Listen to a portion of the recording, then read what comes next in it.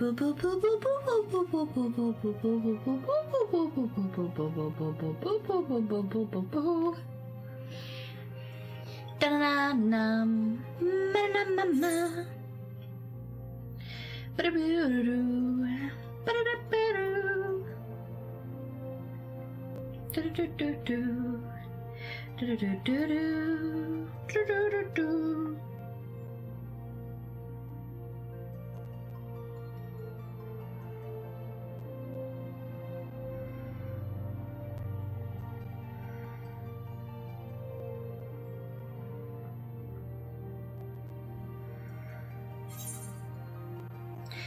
dun dun dun dun dun. Love now.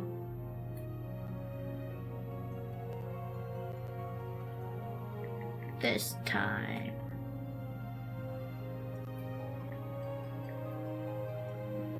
on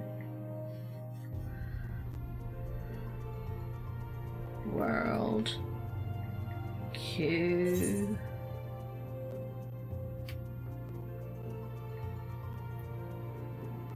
Unreal. Why did I put a space between that? I don't need to do that. Oh god, it's gonna be a long time going today, folks.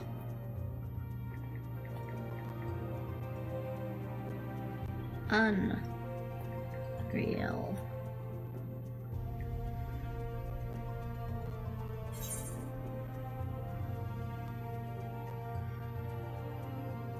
Hashtag cyber show. Hashtag user said welcome, welcome.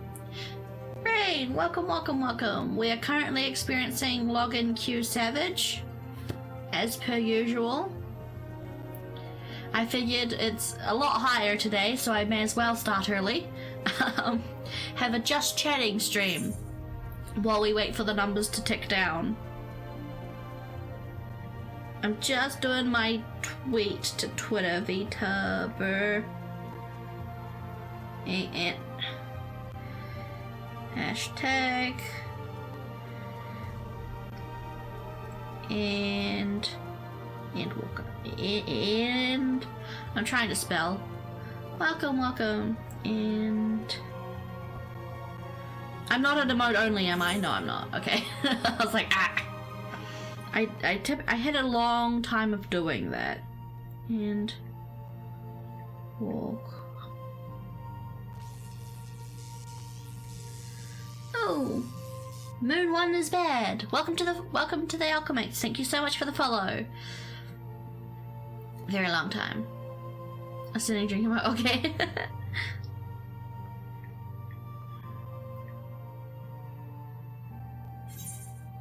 Ffxiv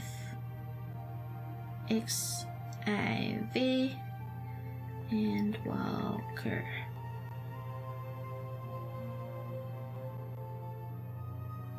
There you go. Hello, welcome to the stream. We are currently in a just chatting stream, technically right now, while we wait for login queue savage to end.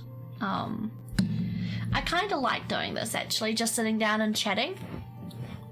It's queue sitting simulator, pretty much. But I kind of like doing this because it allows people to filter in slowly over time, and it allows me just to sit and chat for a bit. Is a Lord and Savior Nugget? I'm not sure. Ava's doing a community night in half an hour, so he probably might be joining that. But he might show up. Maybe, maybe not. I'm sorry, I know you two are best friends. But yes, hi, how's everyone? Moon, new face today. Welcome, how is everyone? How's everyone's days going? I wasn't intending to stream today, but I saw a tweet from Shenpai, who is a Twitch streamer I follow, and I'm not entirely sure. I think she uses both. I'm not sure. I'll use they for just in case. But they have finished. They've finished Endwalker, today, and their tweet just triggered my I need to play now feelings, so that's why I'm playing now. I wasn't going to stream, but I obviously see how that went. Look, you can see how that went. But yeah, it is apparently very good, and I will be crying in my room like a baby once we get to the end of Endwalker. So I am both scared of getting to the end. I mean, we're not going to get to the end today, we've barely started, but I'm scared of getting to the end, and I'm also excited to get to the end. So yeah, it is 2:38 p.m. for me. Sounds like me in Persona 5. I know, right? Oh my god, Persona 5. I played Persona 5 Royal first. I played Royal first, and well, okay, I watched a Persona 5 vanilla Let's Play, and then I got the chance to play Persona 5 Royal on my partner's PlayStation account, because he logged into my PlayStation and his account was there, so I was like, hey, can I use your account to play your copy of P5 Royal? And he was like, yeah, sure. So I did, before I eventually purchased the game myself for my own Let's Play. But oh god, Persona 5 Royal is so fucking good. I cried so bad. I purposely got the bad ending because, okay, what is quote unquote the bad ending is my best ending. I like that ending. Well, okay, the true ending's good as well, but the game is just good. I'm very looking forward to next year when we're probably, because there's a Persona event going on. Well, event, it's a celebration where they're announcing a whole bunch of stuff, and it's going into next year. I think it finishes in March next year, and I'm pretty sure, I am fairly confident, I am 90% confident that I'm 90% correct that the last thing they announce, or at least one of the last things they announce, will be Persona 6, and I'm very, very excited to see what Persona 6 looks like. I have Royal, but I've only finished the vanilla story. Yeah, Royal, if you've finished the original Persona 5 game, it is a big undertaking to start playing Royal, which is the same length plus a whole other semester. It's longer than the original, so I can definitely understand any hesitation of like, I'm not sure I'm ready for this yet kind of feelings. Is Persona a turn-based game? Yes, but it's a good turn-based game. I personally probably can only yeah, I've played, well, no, okay, technically Persona's the only turn-based game I've ever played, but I was very unsure if I'd like them, because I was so concerned about finding turn-based combat boring, because it seems so like not action heavy. It's like, it's turn-based, so it's, I was so concerned about that. But playing Persona 5 was really, really fun, and I've played a little bit of SMT5. My partner has the game physically, and when he came over, I got to play. I played up until the first boss. I beat the first boss, I think. So I'm really hoping that he lets me borrow his copy so I can play the rest of the game. I'm probably not gonna stream it. I know a lot of people are streaming it, but I've already beat the first boss, and Atlas's streaming requirements are so backwards and broken that I'm just not sure it's safe. Like, bigger channels will probably get away with it because they're bigger channels, but me being as small as I am, I'm just so much easy to target with a copy strike, and their harsh rules. So I'd probably just play it in my own time, and I think that's healthy. I think it's kind of healthy for streamers who play video games, because there are different types of streamers. Streamers who play video games, it's better. I think it's healthy to have games that you just enjoy by yourself, because if you stream every game, that might ruin the feeling. There are harsh rules. They're even worse than Persona. Well, no. In some ways, they're worse than the original Persona 5 rules. In others, they're better because I think you can play longer. You can play more of SMT5 on stream. Like I think that you can play longer. I think Persona 5 only really let you play the first maybe third quarter of the game, first fourth, maybe fifth of the game. I think in SMT5 you can play more, but yeah, I think SMT5 is just something I need to enjoy by myself, and then maybe I can go back and stream other SMT games. Like I wouldn't mind streaming Nocturne, because Nocturne has a Switch remake. Is it a remake or a remaster? I can't remember. But and that also has an easy mode, because I need that. I need that, especially for how difficult I've seen SMT games being. The fact that they're adding easier difficulties for more ease of access to their new games, Atlases, is a very good thing, I think. I'm never gonna say that adding an easy mode is going to be a bad thing. It never is. Anyone who says it is a fucking dumbass, in my opinion. But yeah, I would like to play. I could stream Nocturne if I ever get Nocturne. But yeah, we're just doing a just chatting stream until World Q Savage is over. My day's been pretty chill. I've just sat around, watched YouTube, had a nap, a long nap, maybe a too long of a nap.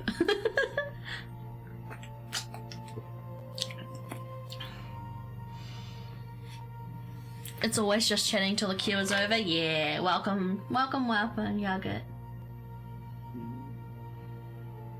Did the nap turn to a sleep? Maybe. Just a little bit. I mean, it was so cold in the morning, so I was like, sweet, it's gonna be rainy all day, because that's what the fucking weather said. The weather said it's supposed to be rainy and cold all day, but out of nowhere, around lunchtime, it just got really, really sunny and really, really fucking warm for no reason. And then it went rainy again, because New Zealand weather is fucked. But yeah, during lunchtime, I for a couple hours, yeah, for a few hours, it became a sleep. And then I woke up as soon as it got cold again, because it got cold and rainy. It was like sunny and warm and actually summer for like a good 4 hours, and then it started fucking raining again, and now it's 12 degrees. It is 12 degrees Celsius outside. And it's supposed to start raining again, which, okay. How many is a couple to you? Because 4 hours is not a couple. I don't know. I say a couple for anything. A couple is not two, in my mind. I know when you say a couple, it's supposed to be like only two. Like, if someone says, pass me a couple of apples, you hand them 2 apples. If someone says a couple of hours, it's an hour. Anything plus 3 hours is just sleeping. Oh god. But, I don't know, a couple, I'm just like... A couple to me is the same as a few. You say a couple and I'll take it as you just saying a few. Even though couple implies 2. Because my English and thought processing is just that bad. I mean, it goes without saying, if you don't have a brain, how can you process things like that correctly? A part of my keyboard is green and not blue. Why? A couple for me is 2 to 6. Oh, there we go. Let's go back. I have an RGB keyboard, and I've got yellow, blue. I've got bits of it chunked up into yellow and blue, but one part is green and it's become green, and I have... Why is it green? I'll have to deal with that later because I have to pull up stuff to fix it. Let me in. Maybe we'll get a better queue time this time.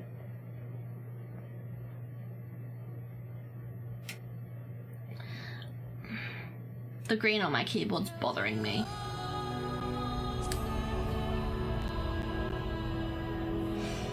But yeah, I just processed the words a couple as a few.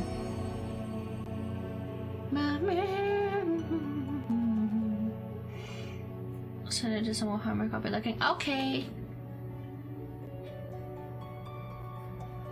Enjoy your lurk.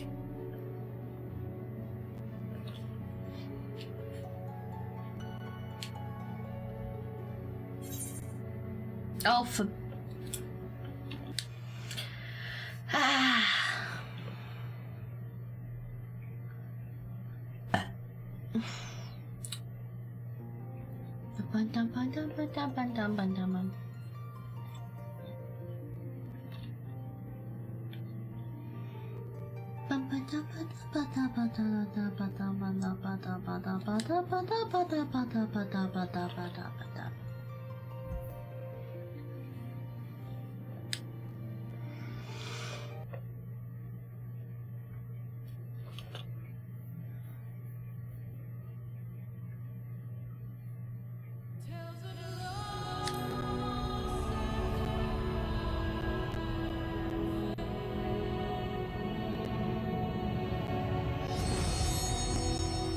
I'm trying to catch this legendary Pokemon. Oh no. Oh man, I need to get back into Pokemon. I did one stream of Pokemon Diamond and I just haven't touched it again. Well, I've played on a different account rather than the one I streamed on, but oh boy. Isn't it like nighttime for Americans? Aren't they all asleep? Go to sleep. You're American, go to sleep. It's sleepy time, isn't it? I don't know what time it is for America, but I'm assuming it's late. Or is it like only 2 for me? Almost 3 for me. Should it be like 9 o'clock for them? 10? Go to sleep. Go away, go to sleep. I can't wait until Oceanic servers open up, man. Although my sub's probably gonna run out before then.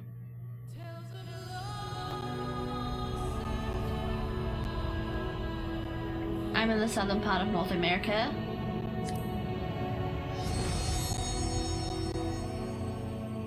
Central time zone? Oh. Oh, hey, I actually see me now. This might work. Okay, here we go. Still in the 4000s, but at least my stuff is, you can see me now. It's 7 p.m. See, it's totally nighttime for people. Okay, I guess that's not too late. That's not too late.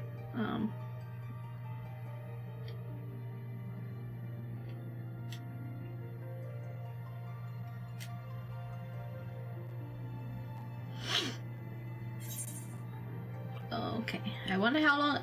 Okay, yesterday it took us like an hour to get into the game. I'm wondering how long it's gonna take today.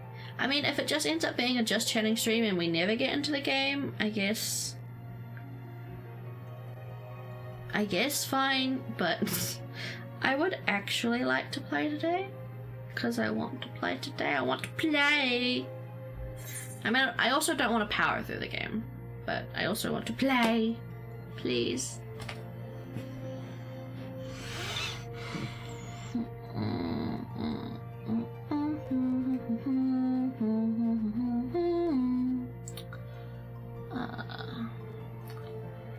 I'm hungry. But it's not much to eat. I keep having bad breakfasts. My breakfasts for the past couple days have been ice cream and banana milkshakes. Yoshi is giving 7 people days free for the disruption. Oh, cool! Nice. Hi, hungry. Hi. But yeah, I've been having ice cream milkshakes with a banana in it for my breakfast for the past couple days, using the banana to justify the fact that I'm having a milkshake for breakfast. It's not not the best thing. I wonder how long it's gonna take. It's probably gonna take a while. But seeing your model, like seeing your character model, usually implies good-ish connection, I hope. Do I have a cold? Oh god, my nose is always blocked, so I sound like I have a cold all the time. I don't know why my nose is always blocked. Like, I don't know why. I don't know why my nose is always blocked, but I feel like I have a cold all the time.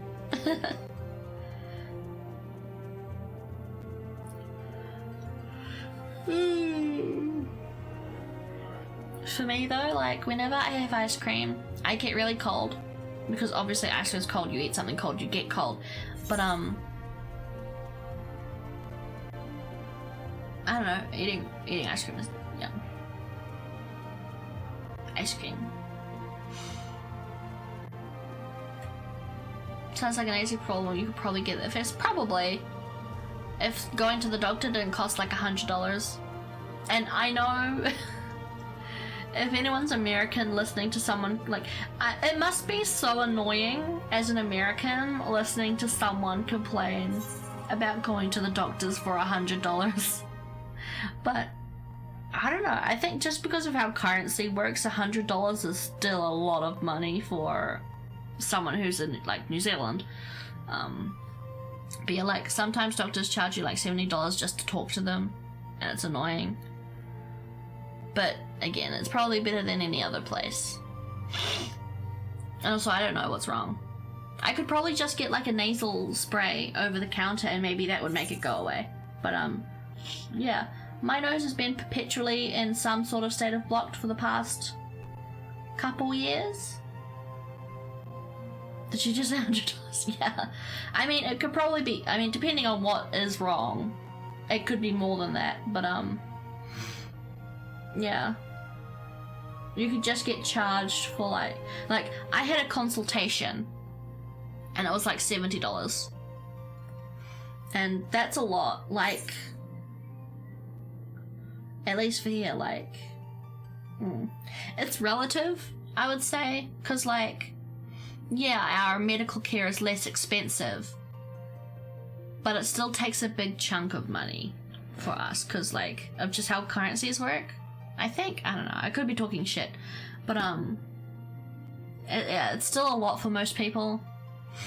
Like my dad's like when you get checked out for like a colonoscopy and stuff, if you don't have insurance, like he has insurance through his work, so it was only about $600, but it's still like $2,000 if you don't have insurance. Like, it's still expensive to get shit like that done.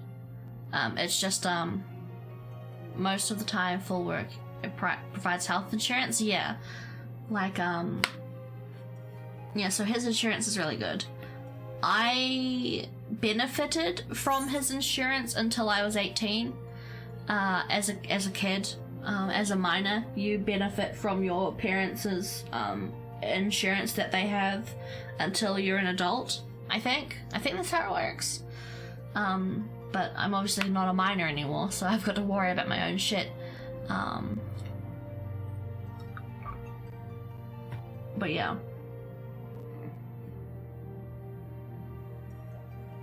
It definitely still sucks. Healthcare definitely still sucks over here. It's not as bad as like it is in America, but it still sucks. Like, I was on 26. Man, I wish. Like, the way I think New Zealand's healthcare works is that any emergency care, like if you have to be rushed to the hospital, it's free. It is most likely free. Like, anything that is like emergency care must be done, absolutely vital to your health and continued living, is free, but literally anything else isn't. So like if it's elective, say like a colonoscopy or a checkup or a surgery that you don't really need,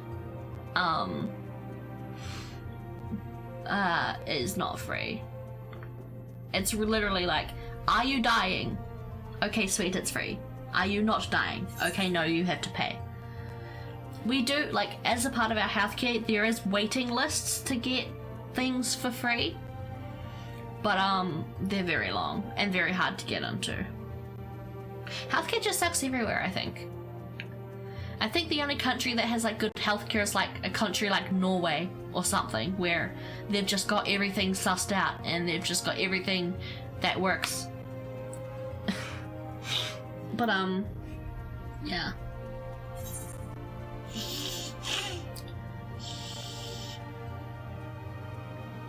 Always pay, yeah. Sometimes as an outsider looking in, it just feels like America's one day gonna implode on itself if it hasn't already done that. And it's sad to see, but yeah, it sucks. My thoughts and prayers go out to any American having to deal with bullshit that their country fucking continuously doles out because the government sucks. But there's things like that everywhere. The entire world sucks. Yay, nihilism. I mean, I'm not a nihilist, but it definitely feels that way sometimes. But yeah, it does. It does. But you know, I want to be positive. There are like good things about the world still. I can't sit here and say that the entire world 100% sucks always, because there's always good things. There's always good people. There are always reasons to continue living. And, you know, continuing to try and make your life better. Always. Always. This is what VTube, like, I'm doing something to better my life right now. VTubing. VTubing something I want to do to make my life better. Have more fun, talk to more people, grow myself as a person, you know? God, I did not expect to have these deep conversations while doing queuing Savage. But yeah. Oh! Join life, finding a partner, visiting places. Yeah, exactly. I just remember, I get to order my model rigging today in a few hours. When I get paid, because I get paid at like 11 at night, which is fun. But I'm super excited to finally be able to commission my rigging so my new model can move, and then I'm going to commission my logo my new logo at the same time, which is also going to be fun. And then I wait until my logo is done, and then once my logo is done, I commission my new screens, my new overlays and panels and alerts, and I am excited for that too. I'm very excited for that.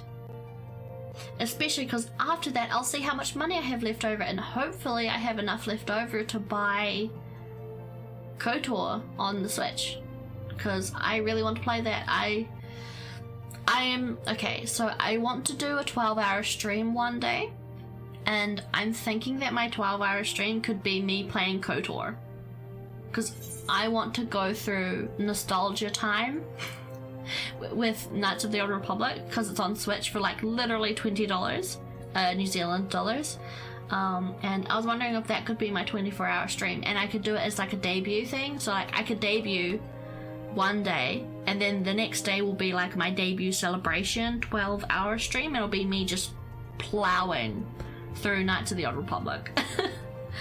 I would love that, because we almost got there yesterday. Yesterday was a 10-hour stream, almost. It was give or take 10, 11 minutes, 10, 15 minutes. It was almost a 10-hour stream. That is 2 hours away from 12. So I definitely think I've got it in me to do it. I just need to take maybe like more breaks, actually have food and stuff. So I could do it. I could probably definitely do it. So that's something I might be planning.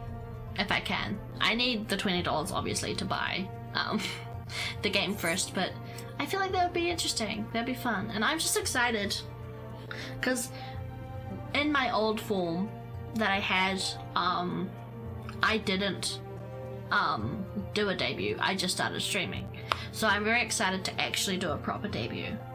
I think I've got everything I need. I think, maybe, probably. But yes, I am excited and nervous. I don't know, like, I'm not sure how you go about marketing a debut. Like, how do you tell people? It's $15 over here. I've not played KOTOR. Is it good? Okay, you are going. Okay, my opinion is very, very biased and very, very, very much soaked in nostalgia and childhood enjoyment and memories. But I will say, yes, it is very good. Very, very good. It is one of my top 5 most favorite games of all time, if not my number 1. Maybe, I'm not sure. I have a general top 5. It is definitely one of them. I have endless nostalgia for that game. It is one of the greatest Star Wars games ever made.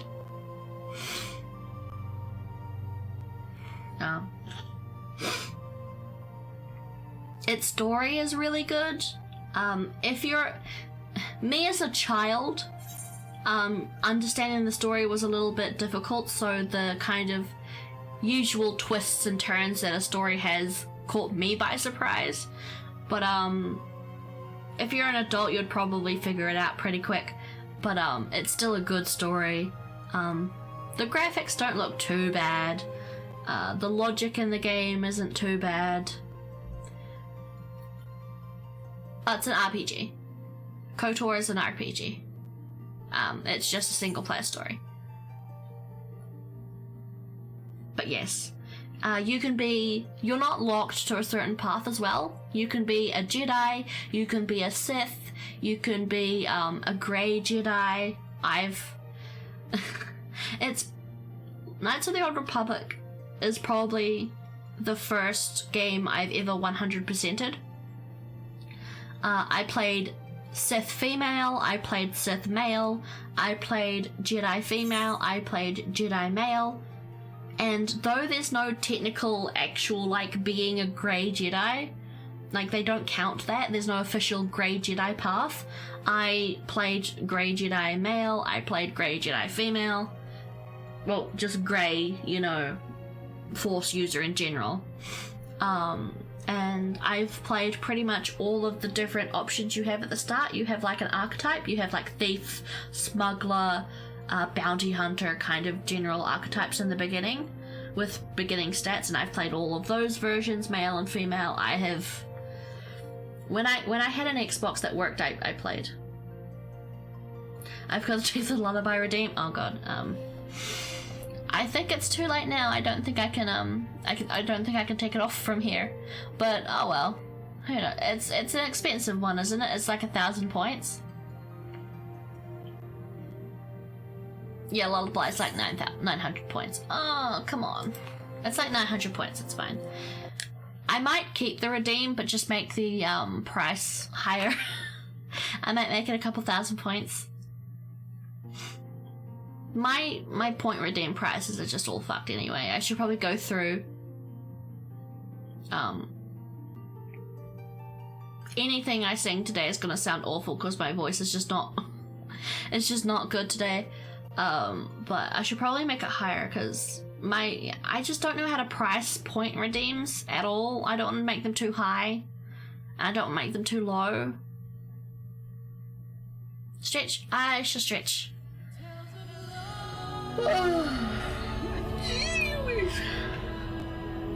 Oh, hydrate. Thank you for the hydration.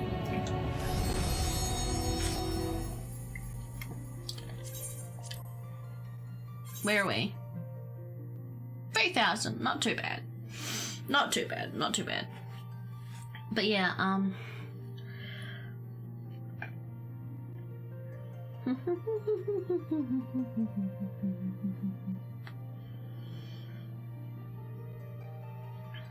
Oh, I might make some toast.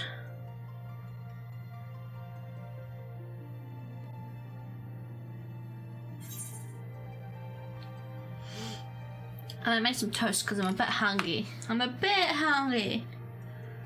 I can just butter some bread because that's quicker, because toast actually takes a while. What should I do? What should I do? Full damage.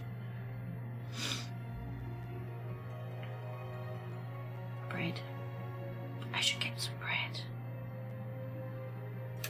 Make some toast. I might just butter bread. That's quicker. I don't want to be I don't want to be away from the screen too much. As a new streamer. Oh, is the bread even out? Is the butter even out? Well, I have to microwave the butter. I might need to microwave the butter. But I can just sit here and eat buttered bread.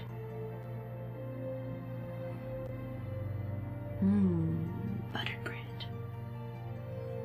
Okay, I'm just gonna check. Never mind. I got a message.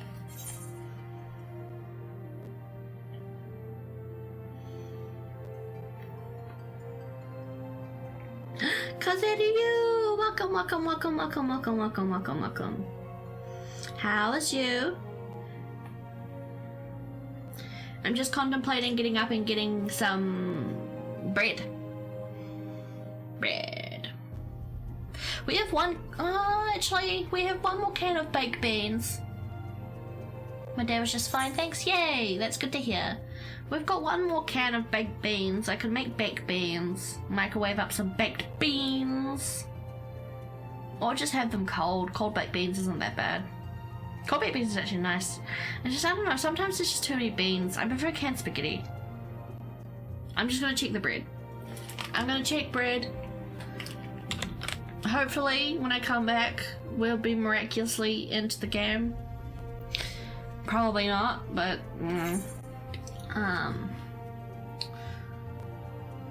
what was I doing? Bread. Baked beans. Like shit. Because they're usually in a can just smothered in tomato sauce. At least the baked beans I have. Google wattied. Okay. While I'm away, Google watties. WATTIES. Baked beans. And that is what I'm eating. You'll probably be disappointed.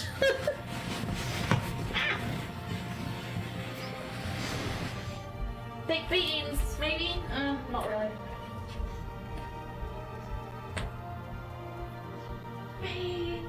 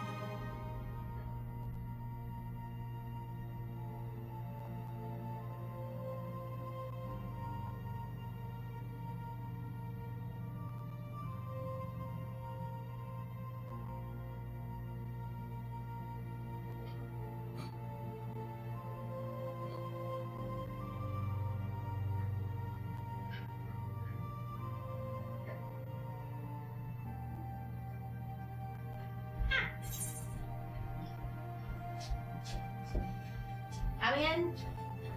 Nope, not yet.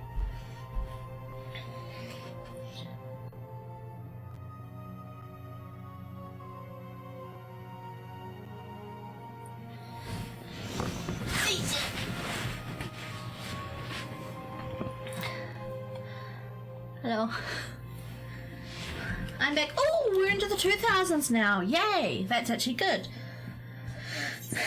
I didn't make toast, I just made Marmite sandwiches. You don't know what baked beans are? Country accent. You must not be around these parts. I know what they are, I've just never tried them before. Google them, they're not too bad. They're not actually that bad. They actually are nice. If you're a poor kid skirting the poverty line in New Zealand, they're the best fucking thing you've ever had. Especially the ones that add cheese. Okay, so yeah, I'm not making baked beans. I couldn't be bothered. I just made Marmite sandwiches. Bush's baked beans. I don't think I have that brand in New Zealand. It's kind of just Wattie's baked beans or budget brand.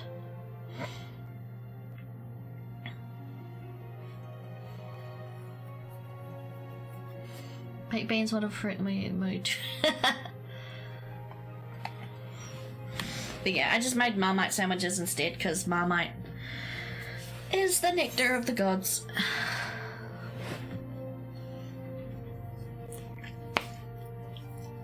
Does anyone know what Marmite is? I'm assuming you know what Marmite is, but you've probably never had it before.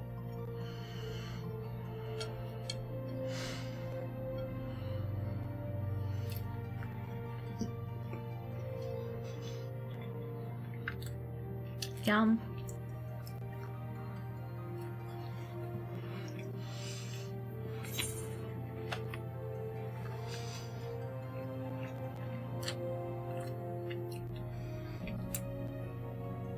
I saw a YouTuber dry aged steak and Marmite.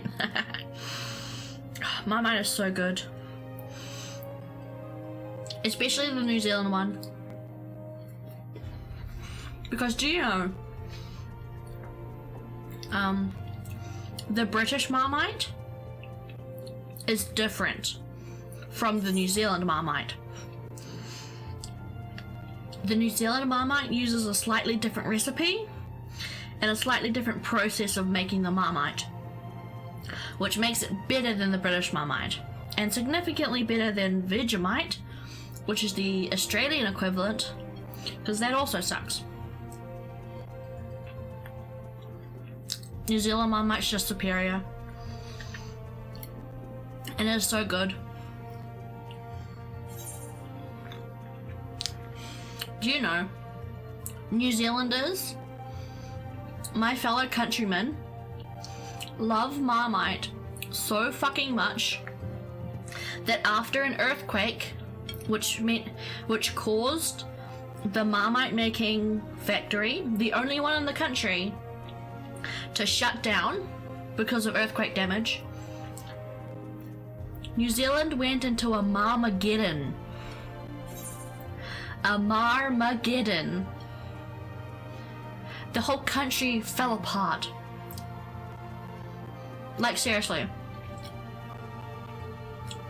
It was on the news. It was called Marmageddon. The stocks of Marmite were rationed to every supermarket in the country. Marmageddon. It was rationed. There were limits placed on one tub per person. It was being sold on New Zealand's eBay equivalent called Trade Me. It was being scalped online. The most expensive tub of Marmite sold for $180 something. And it was people were selling their half consumed Marmite tubs online.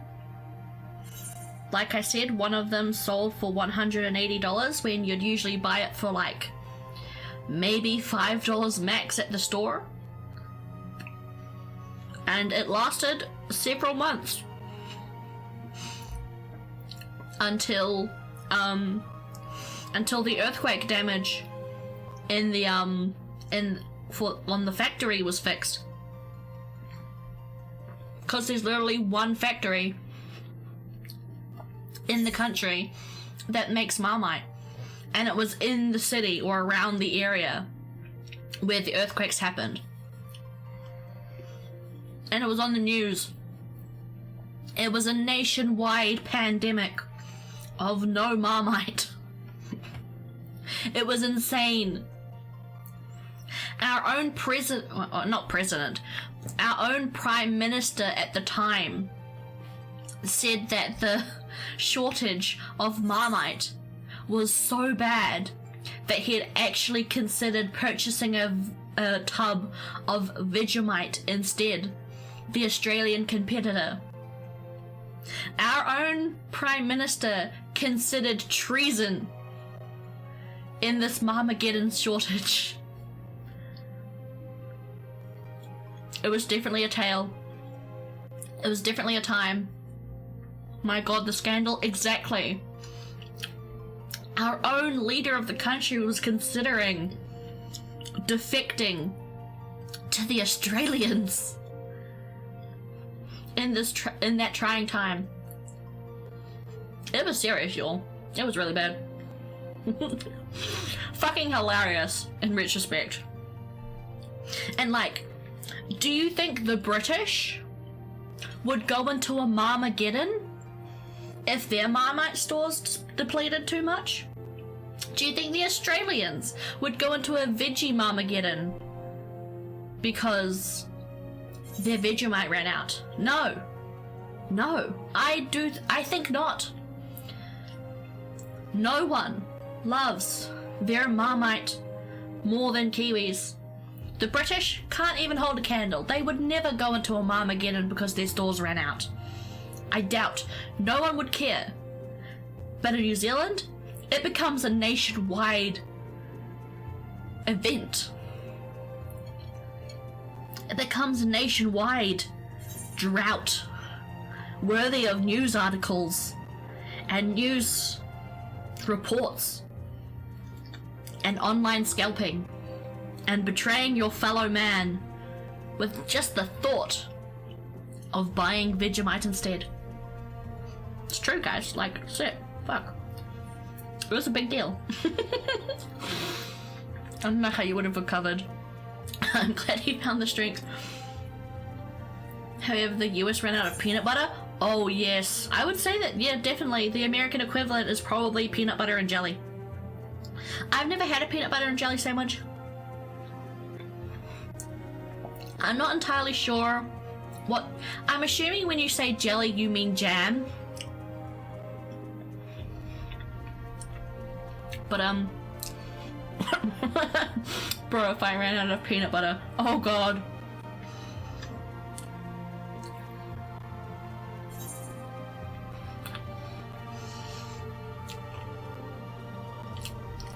No? Do you actually mean, like, legit jelly? Domestic jelly and jam?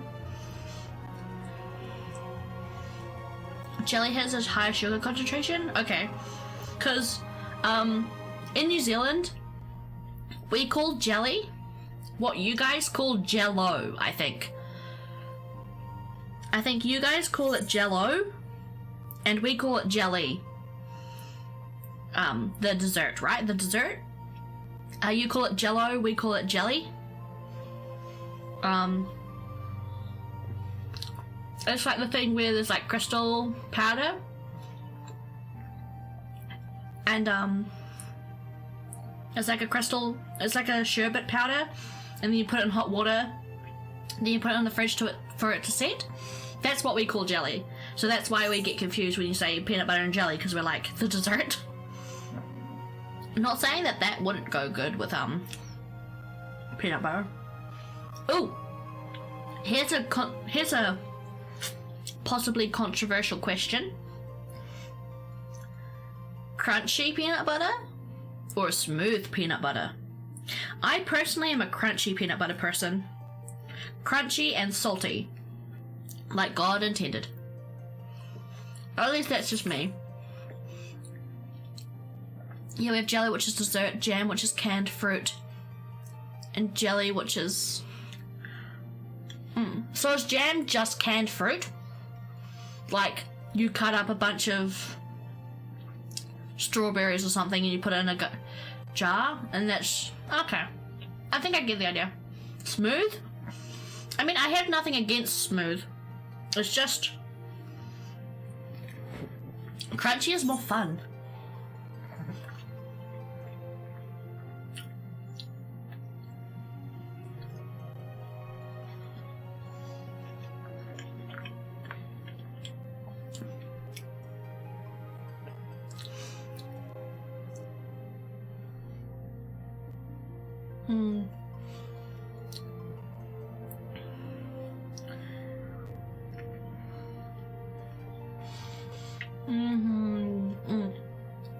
Yeah. Either way, I don't like jam, so... I used to like jam. I used to love jam. I used to love jam on my sandwiches, but something happened. I think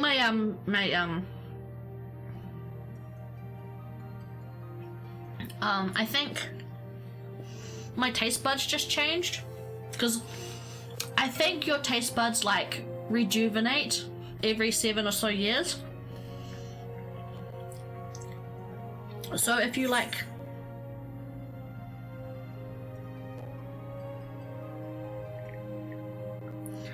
oh, what was I saying? It's like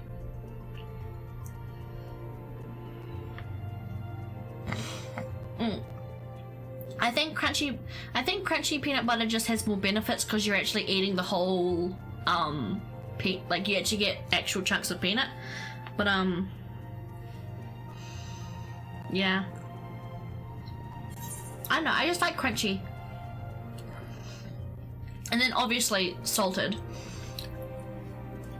My fucking my mum went through this phase of buying unsalted peanut butter because it was cheaper than the salted peanut butter, and I hated it.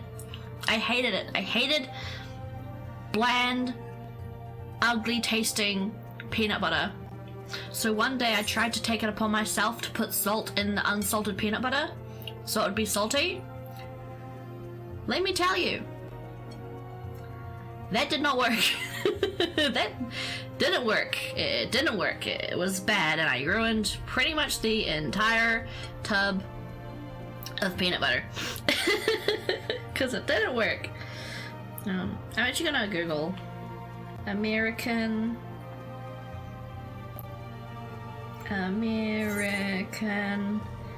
jelly, because I want to see what it looks like.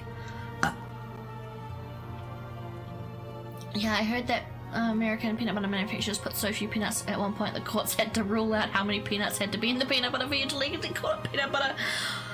Oh god. Okay, I'm seeing what you called... Okay, I've googled American jelly, and it literally just still looks like jam. It still looks like what I call jam. I would still call American jelly jam.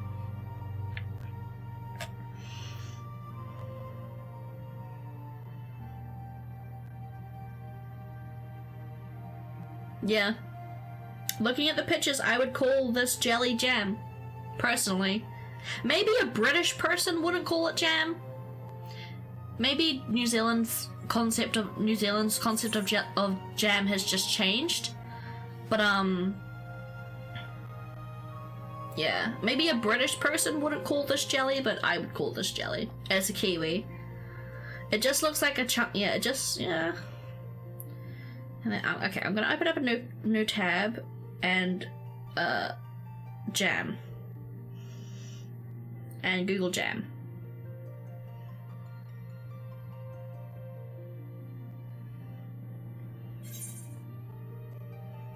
Yeah, I would call them the same thing.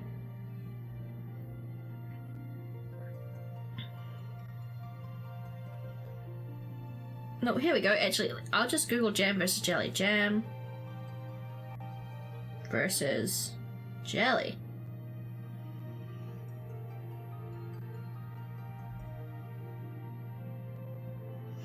Jelly is a clear fruit spread made from cooked fruit juice and sugar, and possibly pectin, which helps it gel and thicken.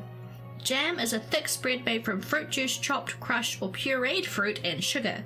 Pectin may also be added to help it gel, but jams are usually looser than jellies. Okay. That's apparently, when I Google jam versus jelly, that is the first definition that pops up. Okay, so I think the difference is that the jam just seems to have actual chopped fruit in it, but jelly is just flavored like fruit? I guess. Oh yeah, jam made from cooked fruit juice, sugar, and possibly pectin, but jam is made from fruit juice, chopped and crushed or pureed fruit and sugar.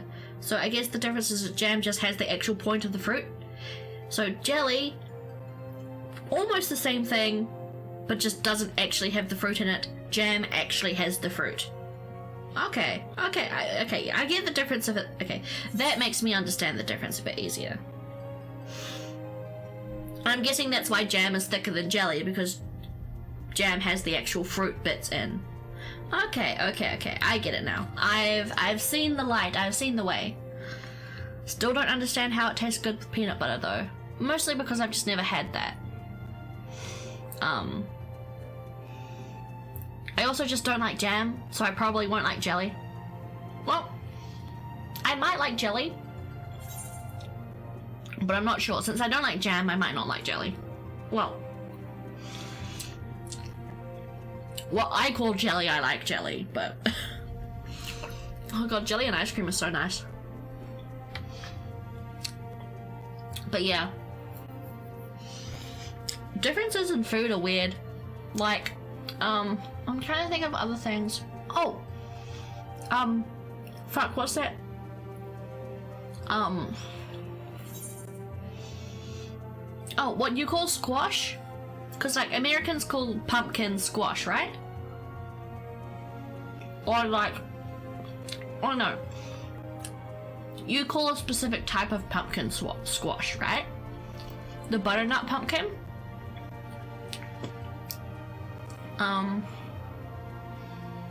It's a little overhyped, to be honest. Peanut butter and jelly sandwiches are easy to make. Ah, yeah. That's probably the same with New Zealanders and, like, fairy bread or something. Which, again, is something we get from the Brits. But, yeah, I think you guys call the butternut pumpkin squash. And then, I think you guys call rock melon something different. I think we call it rock melon, and then you call it something else. I don't know, I just find the shit interesting. Rock melon. I think you guys call it something else. Rock melon. Oh yes, I think you guys call cantaloupe. I guess that's kind of what it's actually called, but we call it rock melon. Where it actually kind of, like, it's called a melon, but it really doesn't look like a melon.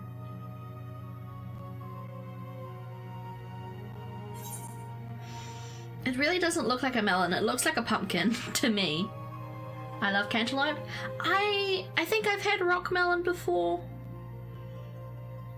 I do like it. I do like rock melon, I think. Or cantaloupe, but I don't know. Whenever I hear cantaloupe, I think of a deer, and I get confused.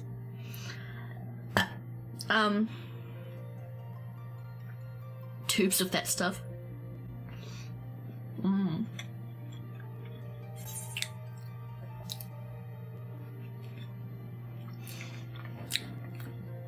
I think I've only had it like once or twice. Ages and ages and ages ago.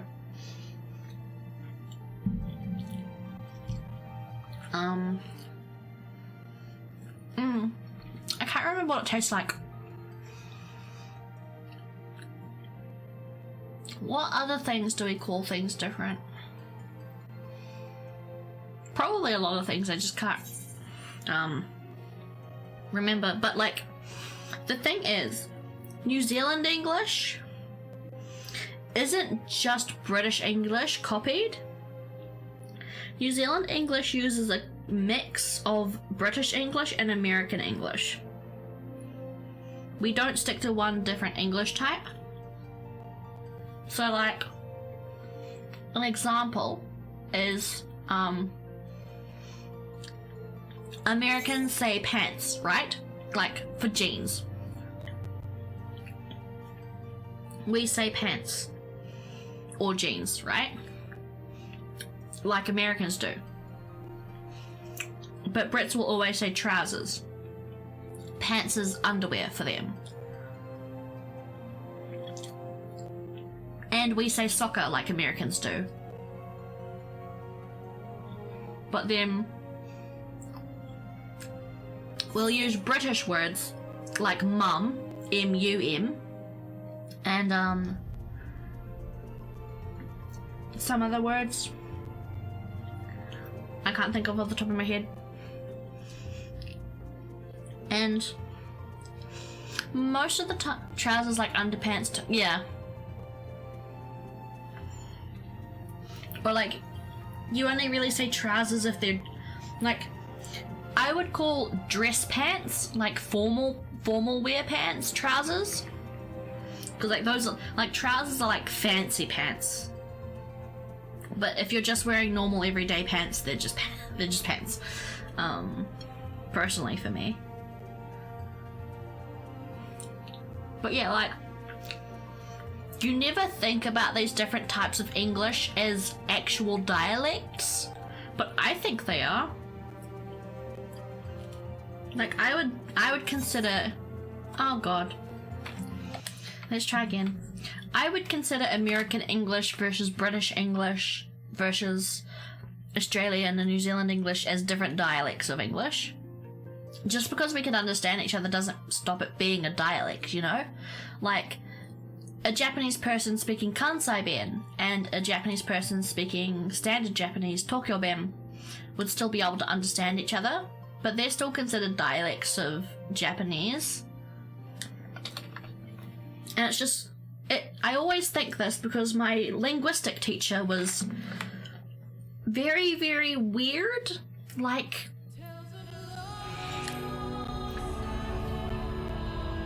she was kind of prejudiced against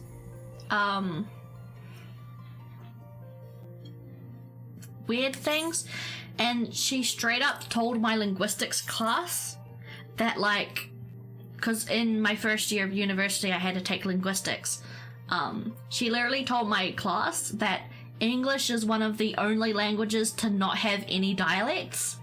And I just thought that was straight up bullshit. I couldn't believe my linguistics teacher was telling me that English had no dialects. And I think it's just because like, my linguistics teacher said that. She also said how someone pronounces a word can tell you if they're racist, which to me doesn't make sense. At least as much sense as she thinks it makes sense. So she said a bunch of, my linguistics teacher said a couple of things that I'm just like, what? I don't think that makes sense. We have dialects in the country. Exactly, there are even American dialects of English. And I'm like, I think she, racist how? The way she explained it, it's, that's political, cause, okay, I'm gonna use the example that she used in class, is that in New Zealand, we have indigenous peoples, much like, America does, right? And it's much the same story. White people came over, they colonized, the indigenous people were treated like shit for the majority of the time, and then eventually they came together and made New Zealand. They signed Te Tiriti o Waitangi, the Waitangi Treaty, which is like our version of the American Constitution, and everything was okay. So some Caucasian people mispronounce a lot of Te Reo Maori words, which is the indigenous language of the Maori people. And she implied that mispronouncing Maori words implied that you were racist. Or implied your political standings And I thought that was bullshit because it doesn't make sense. It doesn't make sense. If you don't... Okay, here's my opinion. My opinion on languages. If you have never actively tried to learn the language, it doesn't fucking... Like, if you have never ever tried to learn the language, then you don't have to pronounce it correctly. It may... I'd be afraid to talk if that's true. Exactly.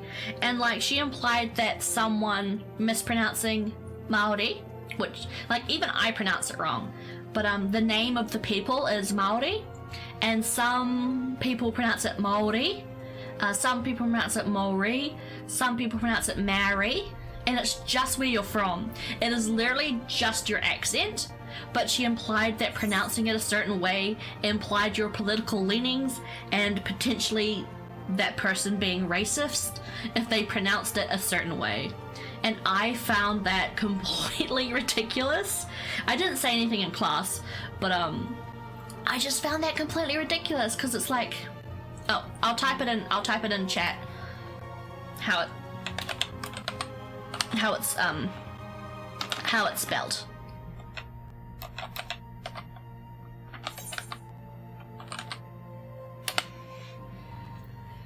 But yeah, Maori is how it's kind of closely pronounced. And yeah, she just implied that pronouncing it the wrong way or incorrectly or a certain way meant that you were Maori. Yeah, exactly. Like, does that mean you're racist against Maori people because you're pronouncing it wrong? No! It just means you literally don't know how to fucking pronounce a foreign word. And I suppose maybe her argument was that New Zealanders mispronouncing...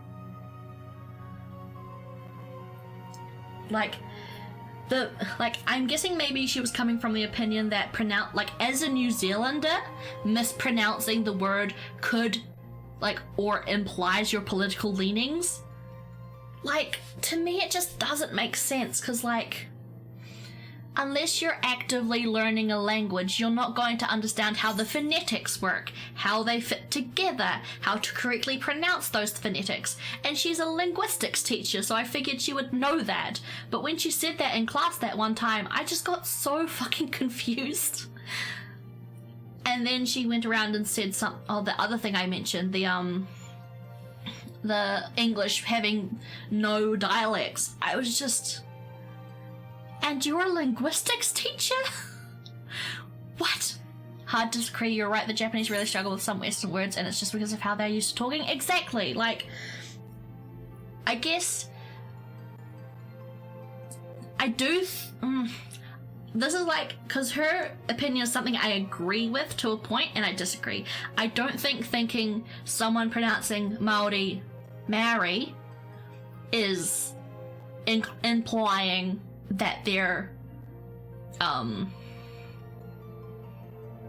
racist or they're right-wing politically. I just don't think that makes sense. It could, possibly, but you literally cannot fucking prove that someone is willfully mispronouncing a word to be racist. You can't prove that unless they're actively being a prick about it, right? And I'm just to me, someone pronouncing it Maori just sounds like they're either from very up north or very down south. It sounds like an accent to me. I feel like she could be right in certain cases, but I don't think it's enough to make a rule of thumb. Exactly. And that's kind of how she framed it. That's how she phrased it. And then after that, she went to go and say, English has no dialects. English is a very boring language. English is one of the dumbest languages because it has no flavor. It has no history. And I'm just sitting in class this person's a linguistics teacher. She has a master's in this field. Why is she saying this? It shocked me. It shocked me. Definitely she could be right. Someone could be deliberately mispronouncing these indigenous words. Someone could be mispronouncing them on purpose. English could maybe be considered a less developed language, I guess, but I doubt that. No history? Exactly, yeah.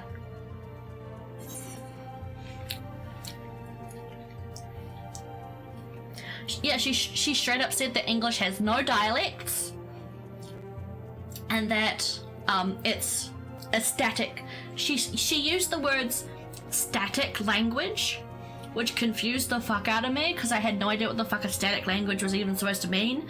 But I take it to mean that it has like no variations. It's always the same. It never changes or changes very slowly. And has no real cultural significance. And like, I don't know, she was weird. She was very weird. I think she was like, English is an amalgamation of like 3 other languages. I know. It's a horrific language history. Yeah, like, but a history, yeah. And like, if you go back in time and read like what actual ye old English looked like, okay, someone from the Dark Ages and someone from today would not be able to communicate at all. At fucking all. You take a fucking, I don't know, yeah, you take like someone from Shakespeare's time, right? Or even before Shakespeare's times, someone that old, you bring them up to today, you couldn't be able to talk to them. You would not be able to communicate. But you take someone's from like around the same time Japanese and take them into today, you could probably communicate fairly well. There'd be some words you wouldn't understand for the most part, but you would be able to communicate. And I think that's unique.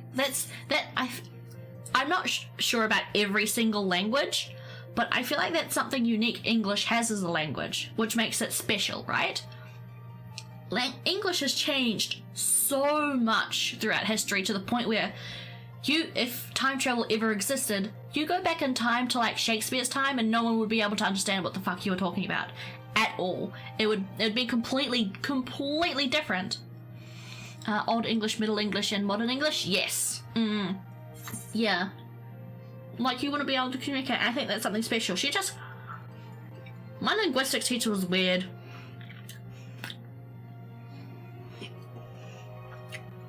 I think, yeah.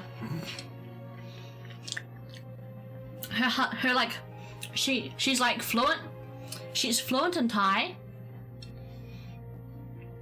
And, she married a Thai man, so I honestly think she just hates being white, which is controversial to say, but yeah, I just think she had some weird, I'd love to know a train of thought. I would too, because I spent a whole year being taught by her, and I still didn't fucking get it. She just has some weird prejudices and weird thoughts that just confused me, because I don't think the way you pronounce words implies or can imply or like gives window into your political leanings or your political feelings. It could, but the way she explained it or the way she stated her opinion made her think that it's just 100% the case all the time. And then she goes ahead and says that English is a static language and isn't important and fucking doesn't have any dialects or variations or uniqueness to it. And I'm just sitting there in class like, this person's a fucking qualified teacher with a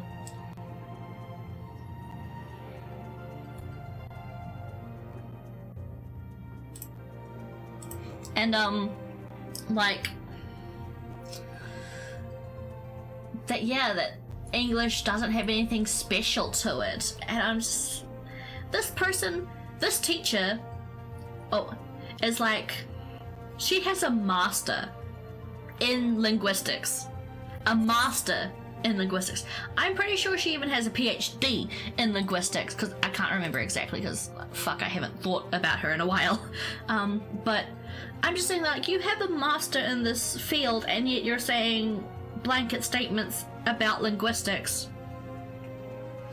when I'm sitting there like, not every person in New Zealand is going to understand how Maori phonetics work. I don't even understand how Maori phonetics work because I only took it for like a term in primary school. I don't know, it was weird. I hate that you're not the you're not the person your ancestors were. I would agree with that. Like, if proper compensation for those times weren't like, I don't want to get into it too much, obviously, because I don't want to get too political on my channel. Like, I don't want to get too much into it, especially American politics. Like, I can talk more openly about New Zealand politics because I am a New Zealander, but overall I don't want to get too political on the channel. But I would personally say yes, like, you can't judge descendants for their ancestors' crimes. You can seek compensation from descendants, like, you can seek proper treatment from then on, you can seek compensation, but never, like, actually charge someone for the sins of their parents. Pretty much don't do what China does and, like, lock up the entire family if one person does something wrong. It's not fair. But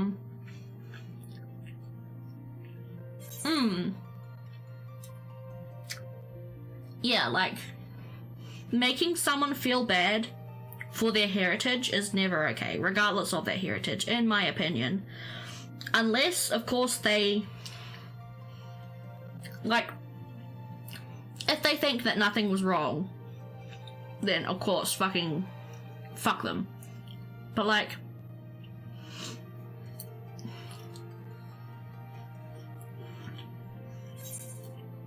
if someone's a prick nowadays, if someone's an asshole, if someone's a racist fuck today, fuck that person. That person's a fucking fuckhead, and they can suck a cactus. But if someone is nice, kind, compassionate, not an evil or sinister bone in their body, don't fucking blame that person for what fucking George Washington did. That's fucking dumb.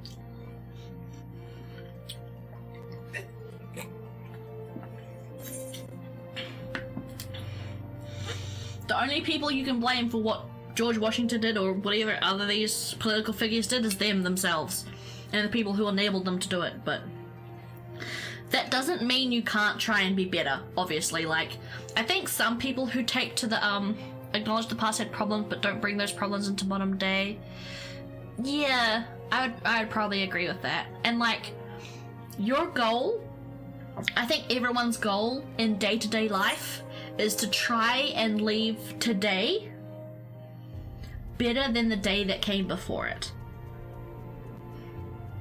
If, like, go out into the world and try and make it just a little bit better and a little bit more positive and a little bit more compassionate than it was yesterday. And I think that should be it. You should never be judged for the actions of a group that you have nothing to do with, that you're not affiliated with, and just take that they made mistakes, they were horrible people, and understand that you are not going to be that horrible person. You're not going to let their actions speak for you. You are going to make your own actions and your own legacy in a way, I guess. And that's why I disagree with people saying that, like, all blanks are bad or all blanks are this. And that extends to religions as well. Like, again, we're getting a bit political and a bit controversial here, but there seems to be a double standard on the internet against Christianic religions, and I'm not religious at all. I am not religious at all, but there's quite a few people online who will hear the word Christian and automatically think the person's a bigot, and I don't agree with that, personally. And it's seen as okay to be that critical of Christianity, and not okay to be that critical or that rude to other religions. Like, you can 100% not go around saying every Muslim's a terrorist, because that's not true, and that's fucking insulting and a horrible thing to say, and it's also highly bigoted and racist. But in my opinion, you could also not go around saying every Christian is a bigot and every Catholic's like a pedophile or something. I feel like that's bad, but it's so accepted online to shit on Christianity and like Catholicism and other variations because they're seen as just okay. You can shit on a Christian, but you can't shit on a Muslim. And that feels insulting. It feels bad. It feels a bit double standardy to me. And I feel like you should just not shit on anyone for their religion, unless it's actively harmful, like a cult or Scientology. Shit on Scientology as much as you fucking want. Like, not to their face, obviously, because they actively believe in that, and some people will find salvation or peace through Scientology, despite their whole religion being pretty much a cult. Like, it's a double standard. Yeah, it's not fair. Because, like, some Muslims will be bigoted. Some Christians will be bigoted. I think it's so accepted to shit on Christianity and Catholicism because they're so vocal about their like, if a Christian or a Catholic is prejudiced or bigoted, they will let you know about it. They are very, very vocal, they are very, very in your face, and they very, very much suck, and they're awful people. And they let you know that they're awful people. Actively, every day. They will shout it from the high heavens. They will gather a church and literally make placards and signs and stand on the side of the street saying, God hates gays. But you don't see that in other religions. Other, like, religions from minorities, because they're not active about it.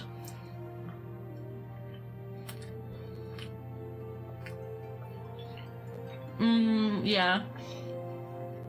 I just don't think it's fair. Like, I went to Christian camps all the time as a child because they were free and my mum didn't want to deal with me during the holidays. And I've had Christian friends, and literally half of the Christians I've met have been gay. Like, just straight up. I've met so many queer Christians, it's funny, because that just laughs in the face of everyone thinking that every single Christian is like cis-het. And then they've also been the nicest people I've ever fucking met in my life. And like, I feel like it's just so much more important to judge people by their individual actions. And like, sure, maybe if a good Christian, quote unquote, who isn't bigoted goes to a bad church, like, if the church preaches bad shit, then I would be a little bit sus. Like, if you join a church that actively preaches bigotry, then, like, if you go to a church that preaches bigotry, then I would be like, okay, then why are you going to that church if you don't believe what your father or person in charge is preaching? But then again, the things you don't know. Maybe that's the only church they can go to because it's the only one nearby. Maybe the other churches are too far away or too, like, you don't know. Maybe it's too far away. Maybe it's just inaccessible for some reason. Like, maybe you're in a wheelchair and that's the only church that has wheelchair access, because apparently in some places it's not made it's not mandatory to have disability access, which is weird, which is another weird thing. And it's just like, you don't know the story. You don't know the story.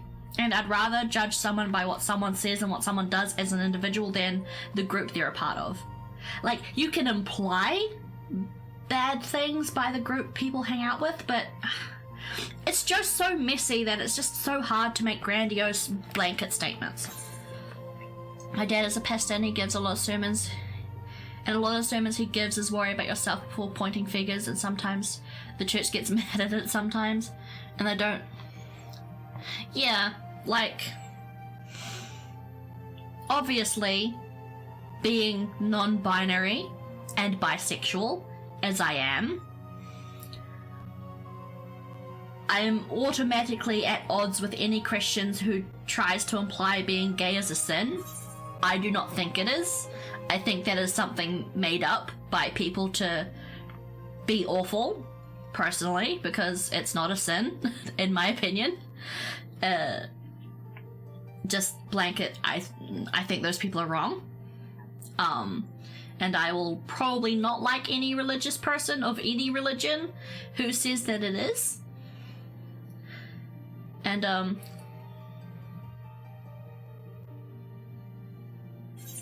we don't call places that practice bigotry churches, we call them cults.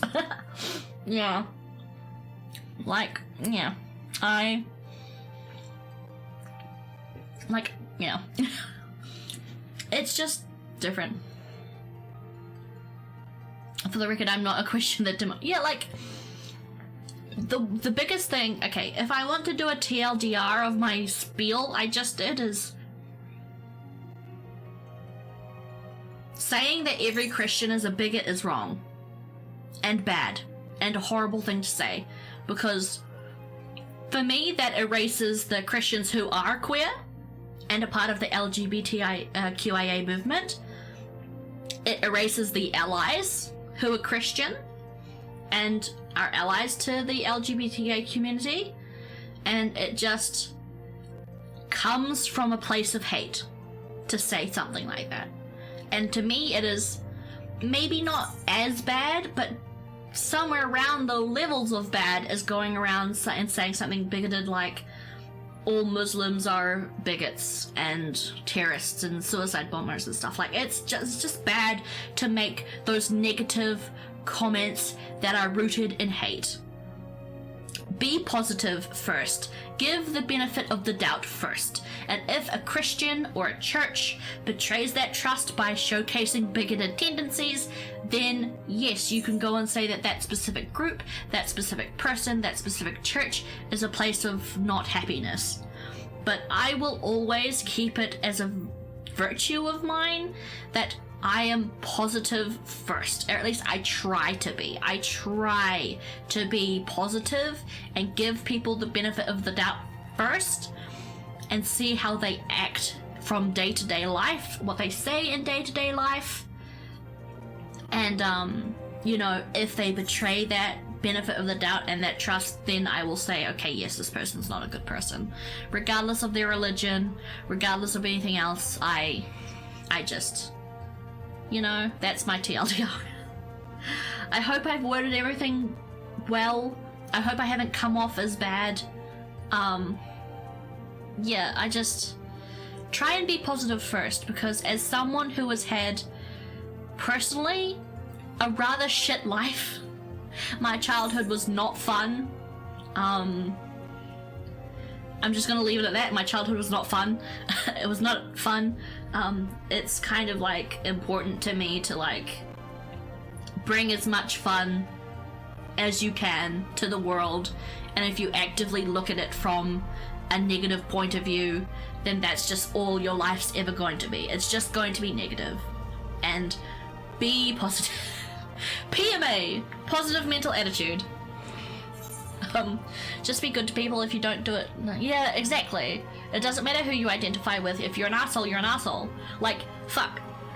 Being bisexual, and like asexuals and pansexuals will share this story, but being a bisexual, you're like, if you're bisexual going into the LGBT community, you're probably like the first person to understand that just because a group is supposed to be good doesn't mean that they're all good, because holy shit, that's another drama.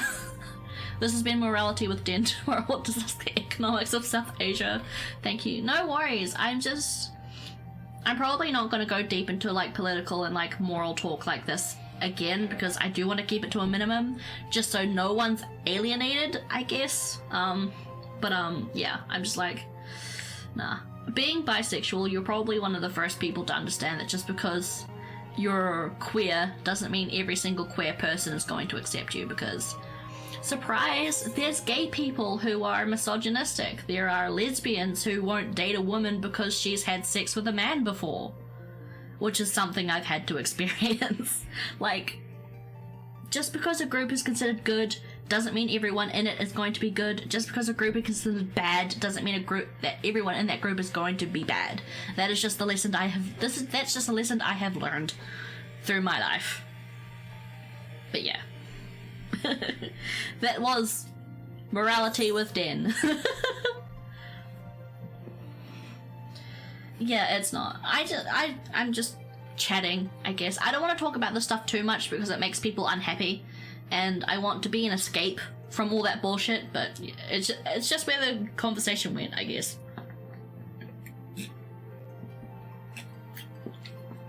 Yeah, you're right, Kaze. But that's kind of where I stand, at least. Probably again not gonna bring up the stuff. But hey, while we were gas bagging away, we got down under 1,000, so that's a fucking good. We've made good progress actually on the queue to get into the game. It has gone a lot longer than yesterday's queue though. But yeah. How do you celebrate Christmas in New Zealand? I guess the same way.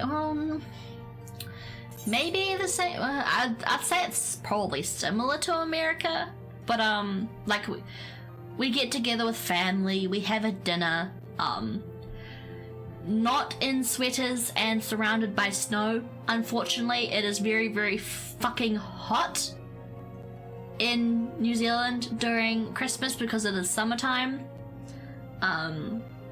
Oftentimes the height of summer, which is pretty much where Christmas is, we're usually getting 30 degrees Celsius weather, which to some people isn't that hot, but for New Zealanders it is hot. Like, anything around or above 30 degrees for New Zealand is fucking scorching and we hate it. But yeah, often it's in shorts and togs, which is swimsuits. Maybe your family will put up a swimming pool in the backyard, you'll have a barbecue. What ice cream flavors do you like? Ooh, I like chocolate orange. Like chocolate orange ice cream. Goody Goody Gumdrops. French vanilla. And I really, really like Boysenberry Ripple. A Christmas barbecue. It's nice. Sometimes if you have time and the weather's okay and it's not too windy, you'll go down to the beach. Go down to the beach in the morning, have some fun at the beach, grab some ice cream, pretty much anything you would typically do in summer, you can also do at Christmas. Pretty much. So yeah, there's no hand-knitted sweaters for Christmas because you wouldn't be caught dead wearing any kind of jumper during summer. That sounds awful.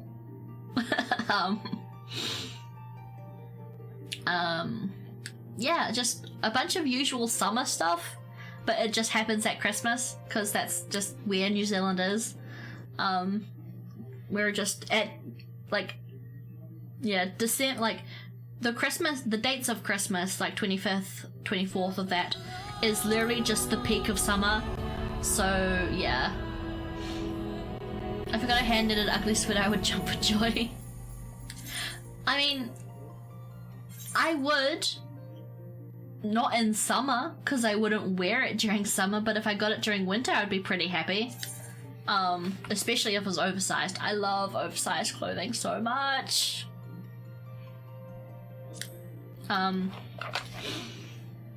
We're about to get in. We're gonna get in soon. We'll get in soon. Do you have a winter holiday? I know Christmas is the winter because winter is depressing in Europe. They had bad things like Yuletide.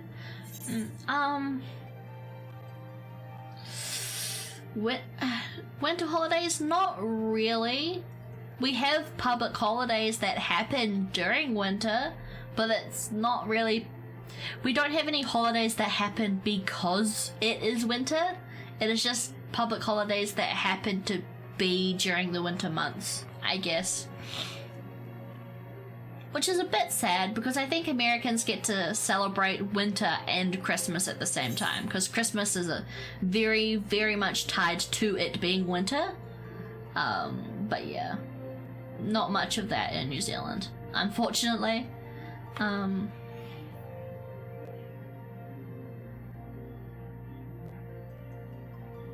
That is true, yeah. Like, it's always so weird to see online ads that showcase winter being Christmas being wintertime, and you just look outside and it's like 30 fucking degrees and you're like, fuck, I wish. Like advertisements where it's snowing and it's cold and cool and it looks so nice on TV and it's just blazing hot outside and you're just sitting there like, I wish it was snowing right now. I would be anywhere but here because it is far too fucking hot. But yeah, you get used to it, I think, as a non-American, or sorry, non-Northern Hemisphere person. It's rather pervasive.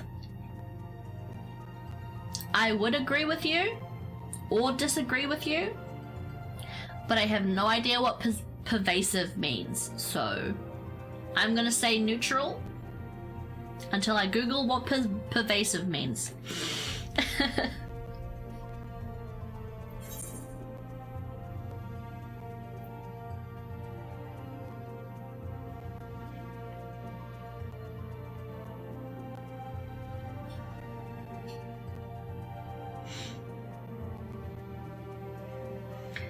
Especially of unwelcome influence or physical effect, spreading widely throughout an area or group of people. Oh, okay. Oh my god. Okay, I know I said no more political talk, but I find this hilarious. When I googled pervasive, the example on Google Dictionary is ageism is pervasive and entrenched in our society, and I find that fucking hilarious because to me ageism doesn't really exist. Japan celebrates Christmas with a bucket of KFC chicken. Yes, I know that. I mean, I'm learning Japanese, so of course I would know that, but yes, you usually have to order months in advance. That, actually, do you know why that is? Do you know why Kentucky Christmas became such a big thing? It is specifically to do with advertising. A lot of very, very successful marketing. It is also one of the first ways Christmas was even brought into Japan as a concept. So KFC not only introduced the idea of Christmas properly, but yeah, it was just very, very strong marketing because it was presented to Japanese people as experience an American-style Christmas with Kentucky Fried Chicken, because Japanese homes typically don't have ovens at all, and those that do have ovens aren't anywhere big enough to fit a turkey, which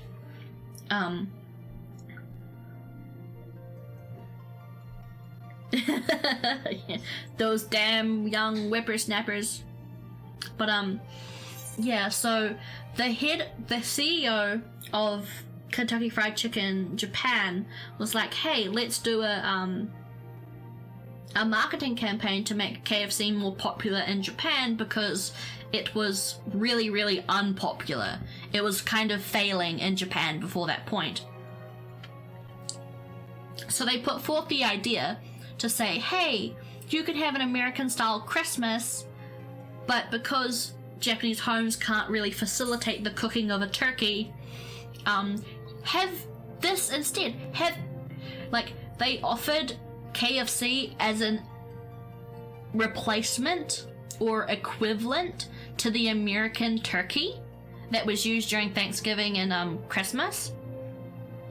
And ever since that very, very successful marketing campaign, it has just never, ever died down. Because again, you have that image of American families sitting down all warm and cozy around their dinner with a turkey, and you're like, that sounds cool, but you can't do that because you can't cook a turkey. Oh, have chicken instead. And mind you, it doesn't even have to be KFC. You don't even have to buy KFC now. Japanese families will just literally make fried chicken. It doesn't even need to be KFC. Look, have fun, go get your ice cream. But yeah, like, Japanese families will just make fried chicken. They don't even need to be buying KFC. They will just make fried chicken anyway. Like, when I went to Japan during Christmas, a couple years ago, and there was no KFC really anywhere nearby. So I figured, oh, they're probably not going to, like, I just figured, oh, there probably wouldn't be fried chicken, but no, they still made fried chicken. It was still the centerpiece of the big spread meal, the meal spread. It was just homemade fried chicken because it had become so ingrained to have fried chicken instead of, turkey or anything else, that the family I was staying with just still made fried chicken, even though they couldn't, was there a food theory about that? Or was that a Christmas? I can't remember. I think there was a food theory about that. I do think there is a video of, I do think there is a food theory. But, just give me 1 sec. I'm gonna go and put my plate back into the kitchen and I'll be right back. We're very, very close to getting into the game, so maybe when I come back we will be in. But yeah, I'm just gonna put my plate into the kitchen again. I'll be like 2 seconds.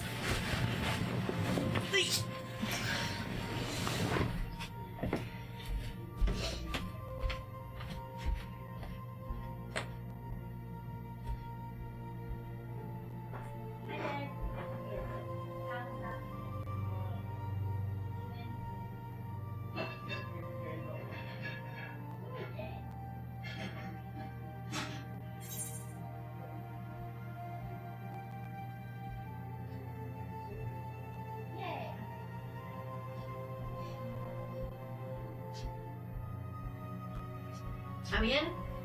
Oh, not yet. Almost.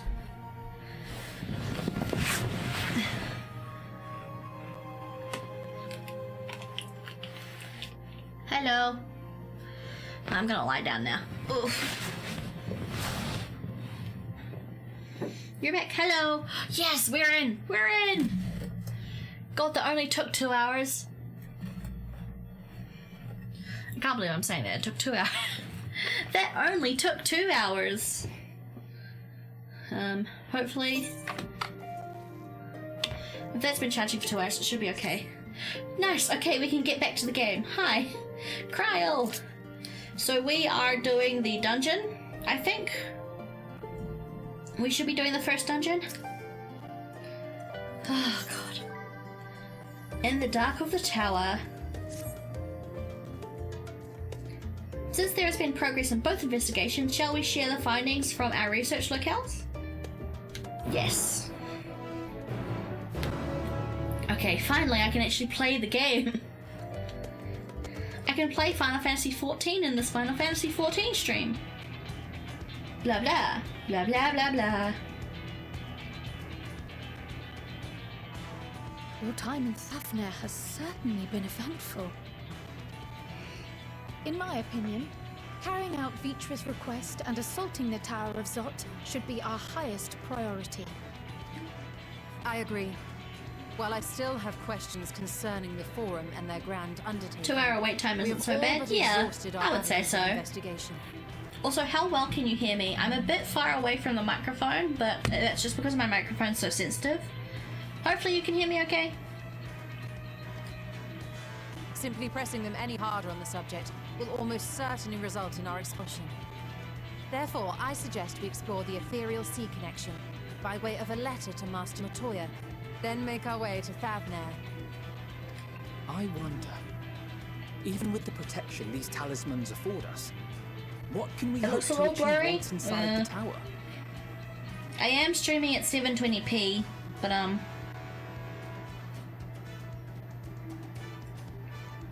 the quality won't be so good because I'm streaming at 720p, but it looks fine on my end. I'm not sure, sorry. According to Orenvold and Fodola's report, Actually, they were unable to free the Emolja. Worse, their attempts triggered the tower's defenses, which led to a summoning of Luna Ffxiv. I'm gonna check.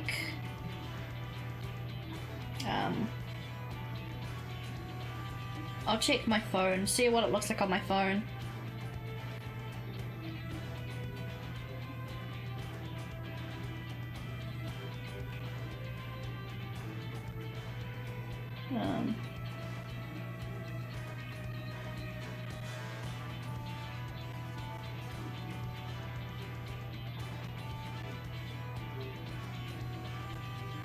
It was on my end? Oh, okay. Yeah, I've got Twitch up on my phone just to see what it looks like, and it looks fine.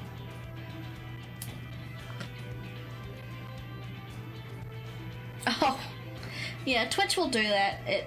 Yeah, Twitch. Ooh, it's not any better than YouTube, but it's still not as great. What does it tell us that the Spires even have such defenses? Simply pulling a prisoner from the wall is fatal. Thus, the direct approach is doomed to failure from the outset. Any further measures to dissuade such actions seem Was it 160p? Oh my god. Yeah, I would assume that would be blurry. That would be pretty blurry. Unless, of course, there is a way to free the prisoners without killing them. Then it stands to reason that any intruders would be met with overwhelming force. The towers appeared throughout the world in but the twinkling of an eye. 'Twas by magical means these structures were raised, I surmise. A spire thus conjured must needs be maintained, and I suspect an arcane catalyst, some manner of core, doth lie hidden within. And then if we destroy that core, down goes the tower. I assume. Destroy the core, and the tower ceaseth to be, thus liberating the captives without harm. So we can hope. And I would prefer to enter the tower with a working theory than with no Twitch plan is at all. very, very picky with their qualities. Like, as a streamer going through their like recommended quality settings, it's just like, oh my god. Even YouTube isn't that tight-ass with their fucking like, you know, requirements and stuff. Assuming Ishtola's reasoning is correct, the chances of the defenses remaining dormant are small to none. Any primals will have to be dealt with, and defeating one will likely only lead to the summoning of another. Our every victory will only compound the prisoner's suffering. May we not then divide our forces? Those proficient in healing will focus on sustaining the captives. That duty can be covered by Urianger, Kryl, Yostola, and myself. The remaining scions will proceed with the search for the core. Admittedly, this strategy puts both parties at greater risk, but it should bolster our chances of saving the Arcosodra by a considerable margin.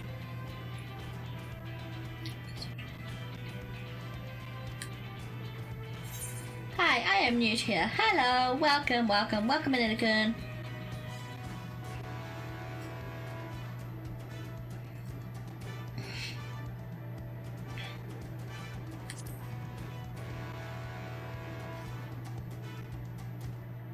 If you're to fight primals, then you'd best have at least one healer with you. Welcome, Nanny-kun. Welcome. How was your day? And I am more than happy to fulfill that role. I found wielding a sage's armament to be rather intuitive, and look forward to testing them against a more challenging foe. Hell yeah. It seems we have a plan. All that remains How's is the to stream so carry it far? out. Good. We've I will literally inform Rads at just Harm of gotten our into the movements. game. So let us make We our were waiting in preparations queue and for regroup near the 2 tower. hours, and we have just gotten into actually playing the game. So I'm pretty chuffed right now. A military post in what's left of the Hamsa hatchery should serve as a convenient staging point. That sounds perfect. And remember, the experimental etherite at the confluence is there for those who need it, so there's no excuse for being late. Yeah, we've really, literally only been playing for about 10 minutes.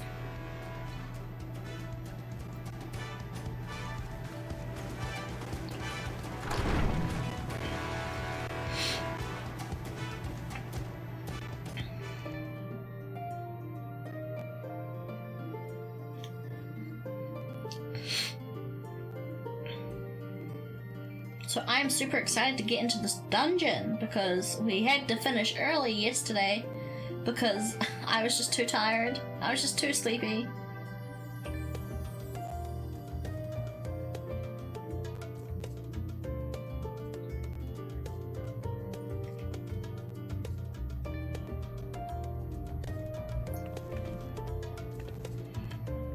Okay, I think I can teleport.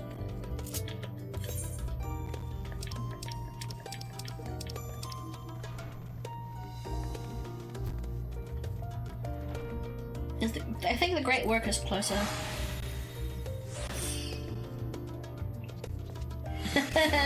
Yeah, we streamed for almost 10 hours. I think the final total time for the stream yesterday was 9 hours and like 48 minutes. But yeah, I say finish early because I had intended to go until I wanted to finish the dungeon. But I couldn't finish the dungeon because the dungeon was so far away.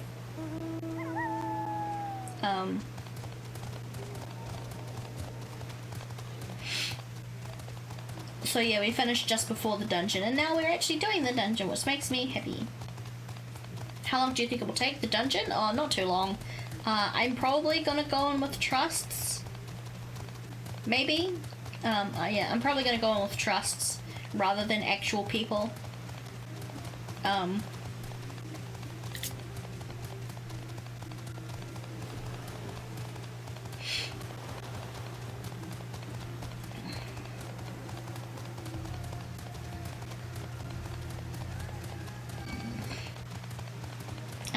But it shouldn't take too long. I'm pretty much gonna go with the story for as long as I can.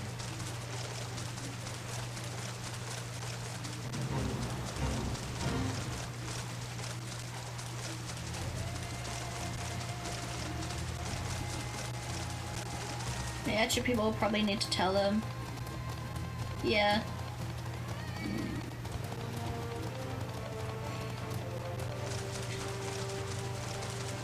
I don't know, I didn't intend to stream today.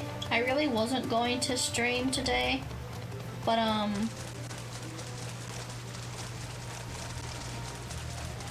I wanted to play.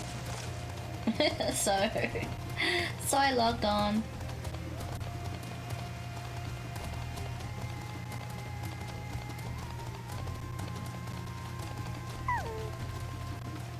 Hello, Nubdeen. Good a reason as any? Hell yeah.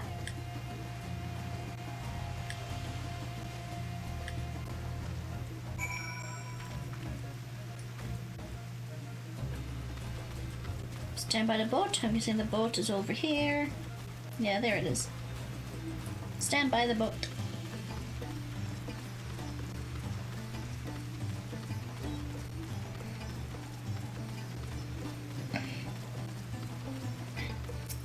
Also, I think I'm not gonna have a schedule for a while. With a 10-hour mark. Yeah, that's all good.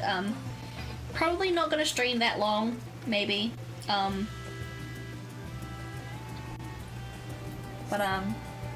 Yeah, I don't think I'm... Who needs schedule? Yeah, like... I just feel so free being able to, like, stream whenever. Like, obviously I will stream throughout the week. There won't be a week where I just won't stream. But I think I'm just gonna stream whenever and give myself a little bit of freedom, because I've just finished school, which is one giant schedule.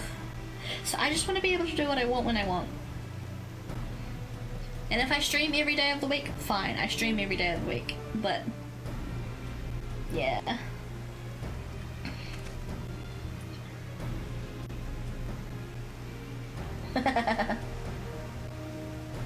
Yeah. And I kind of wish we were a little late, but fighting fit mostly.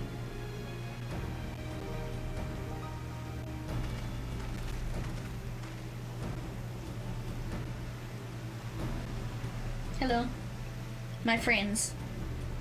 Let me thank you for accepting this mission. You must be...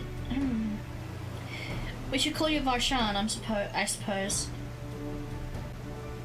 Indeed, it would do not to confuse our soldiers. Very well then. For our part, we are humbled that you should see fit to entrust us with your warding scales. Please convey this much to His Excellency.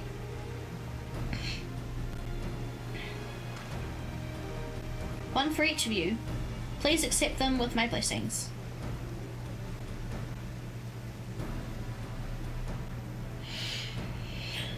Our thanks. With these we can go anywhere with those with the blessing of light can go.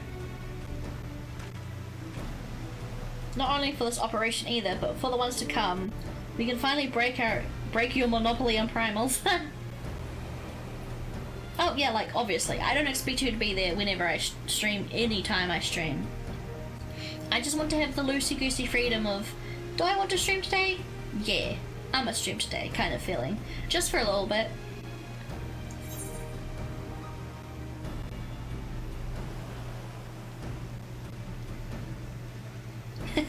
I've been waiting for this day.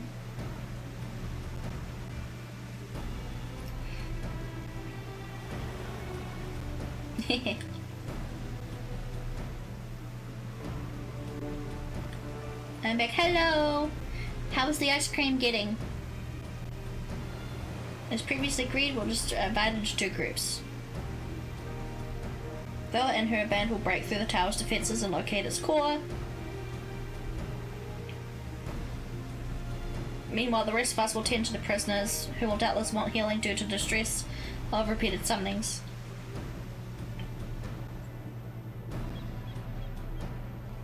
The primers with the tower brighten. I hate. I'm probably never gonna read out Urionje's lines. Reading them are too. Hot fudge sundae. Ooh, yum.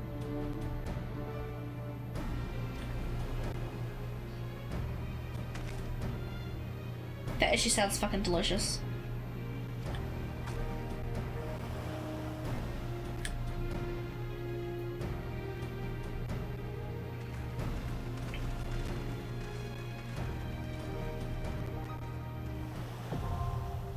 Yay! Dungeon!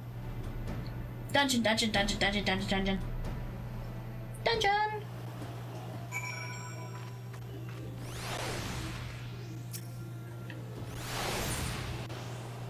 Form a party. Oh. I think I want to take a Stinian in. Right then. Right then. Right then. Right then.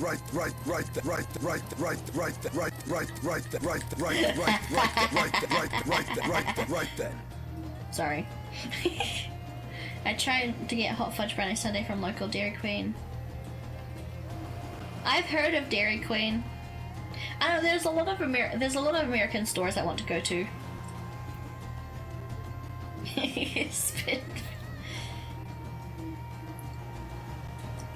Yeah, just because this is Estinian's first time.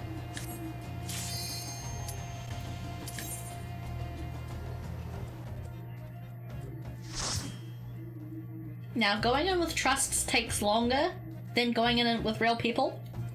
So this might be longer than usual, but I just don't want to deal with real people right now.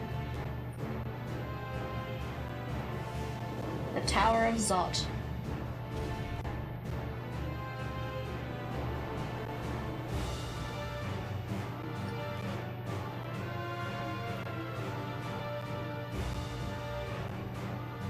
It's a mood year. A bit of ice cream. Dairy Queen's just close. Oh, okay.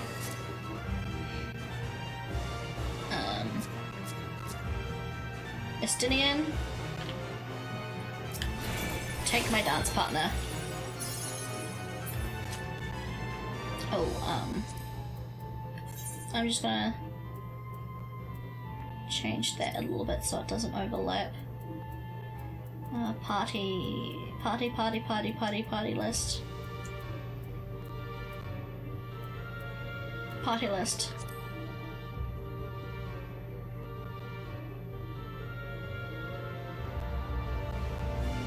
I'm just gonna move that over to here a little bit and then move my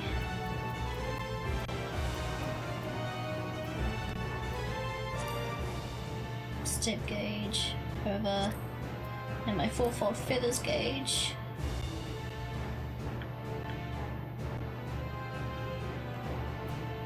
And then save that. There we go. Okay. Let's go.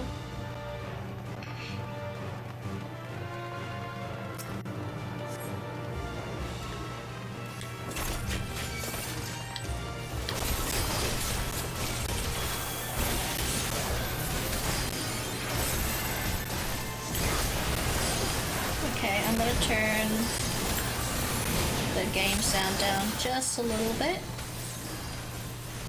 Let me know if that's too quiet.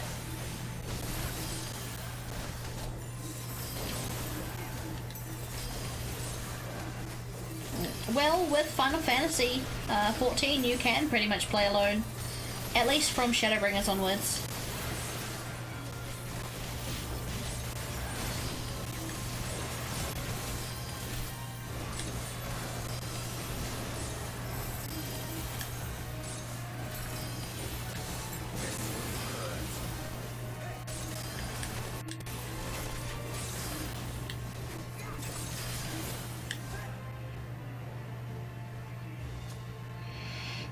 Okay, let's go.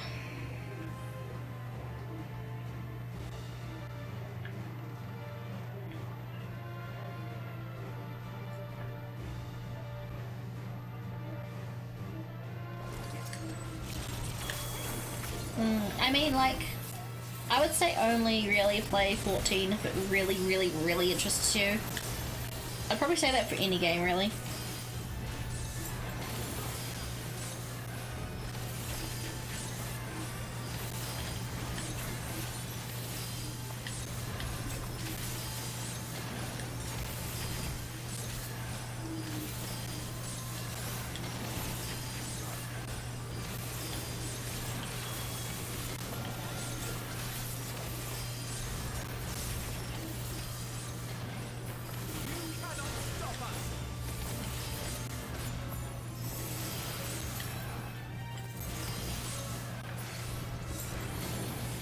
VR games? Yeah, VR games are nice. I probably can't play them though.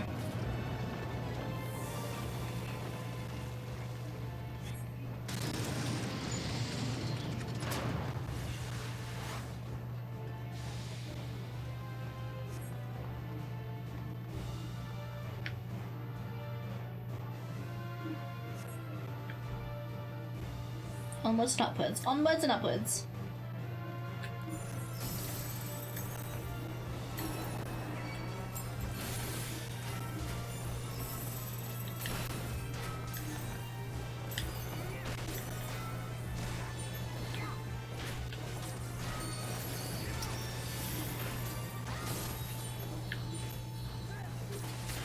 It's expected to start and then... yeah.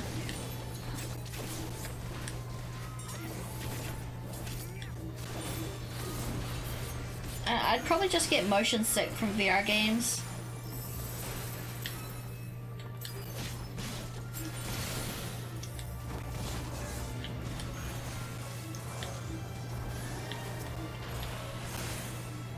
Oh god, I can't remember a lot of my stuff.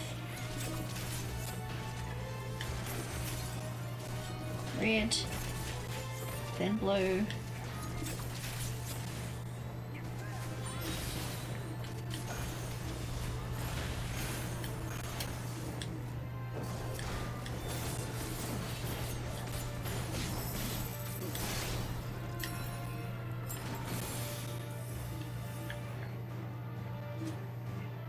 Depends on the games, if you get a headset. Yeah, I probably couldn't ever afford a headset, but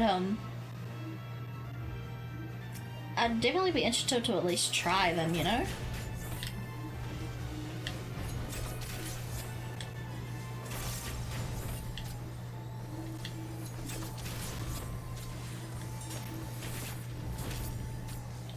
This will hurt.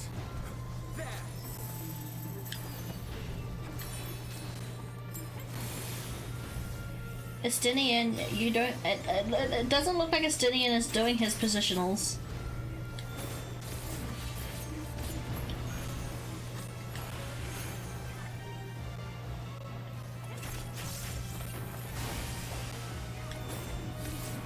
In a few years, yeah.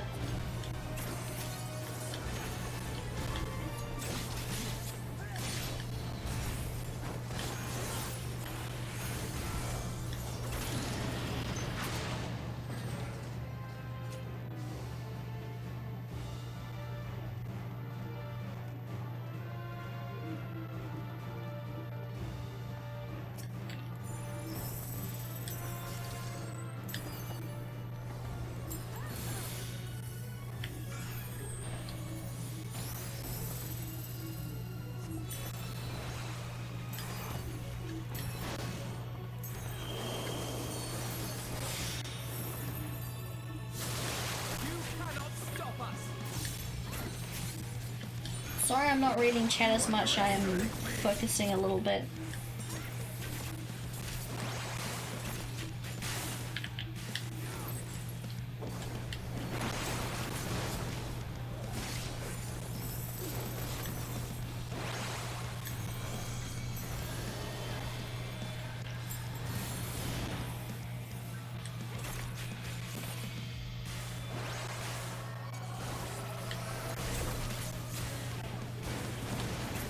Oh, gosh.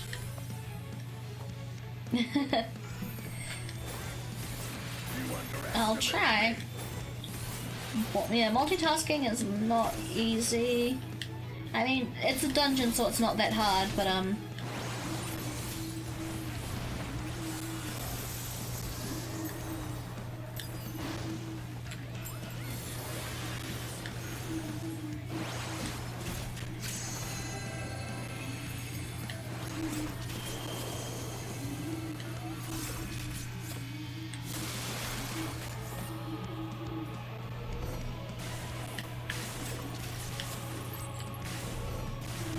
oh, fuck. Alpha, no, you're supposed to heal me.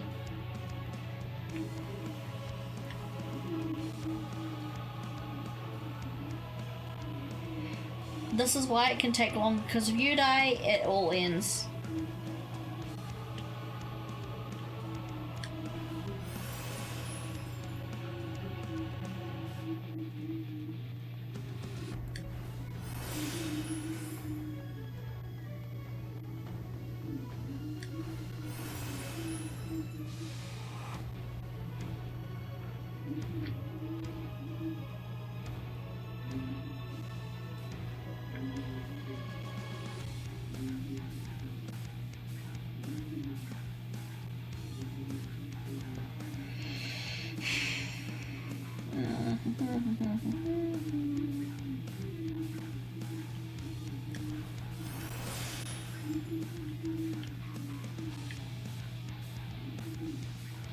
I think I've got a hold of the mechanics.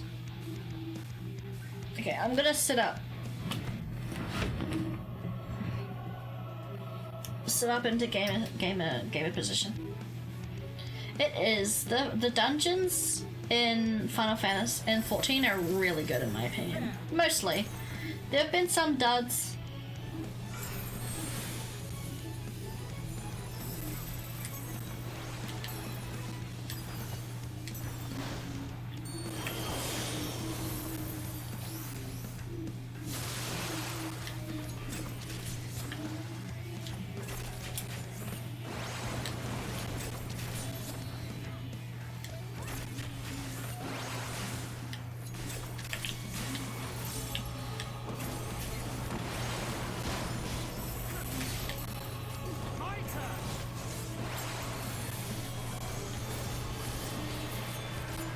Ah, my headphones fell off.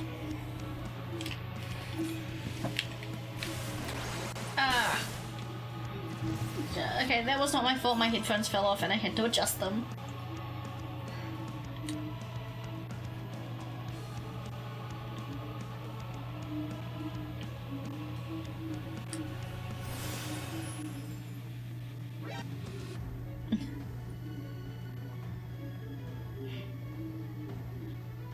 Thank you for the redeem.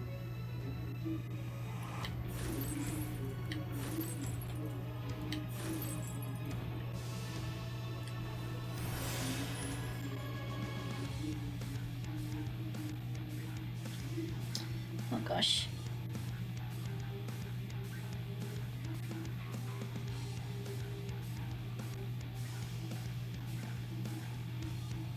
I will succeed this time.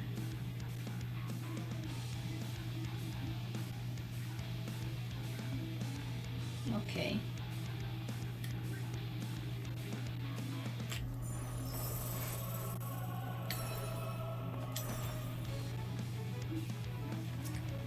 I believe in you. Thank you, Kaze.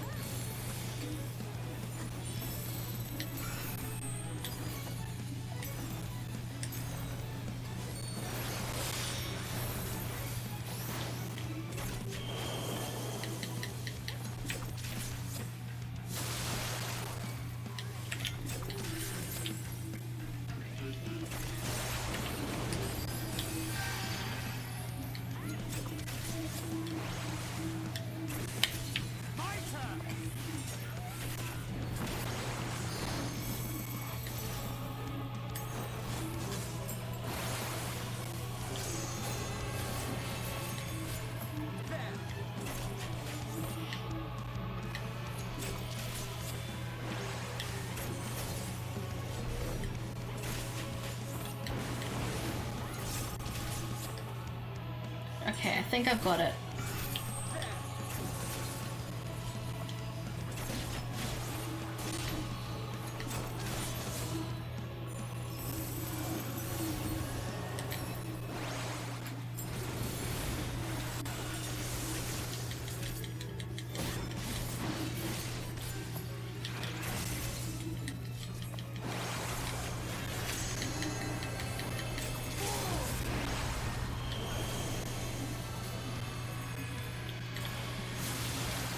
Ah, fuck.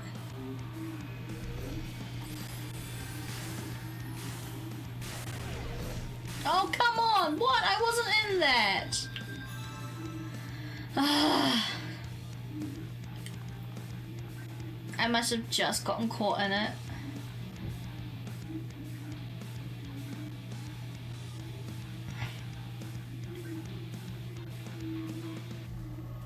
I think I was doing better then though, that time.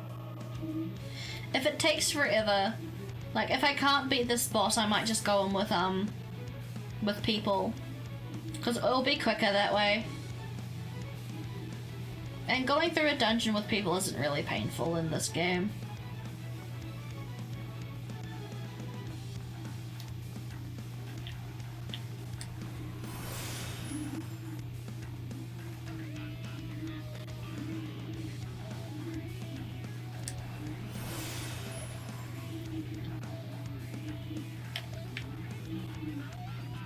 Actually, let me check.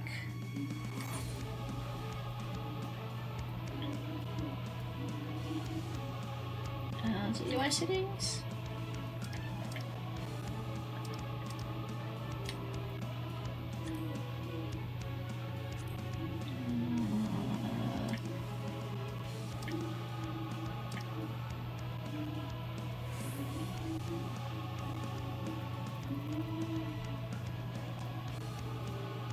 go show limited for me as well.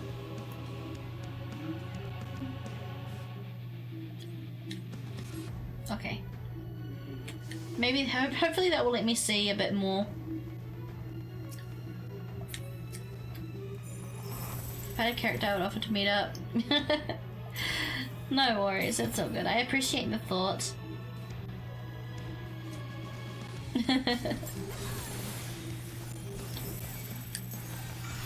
Rude.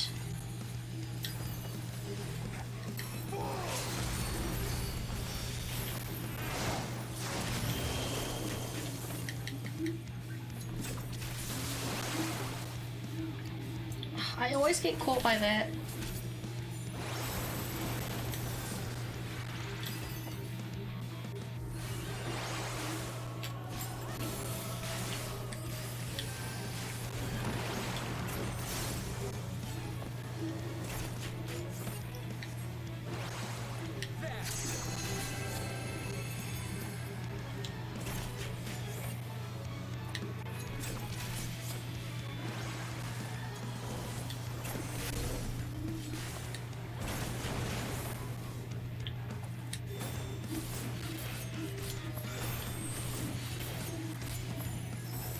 Okay.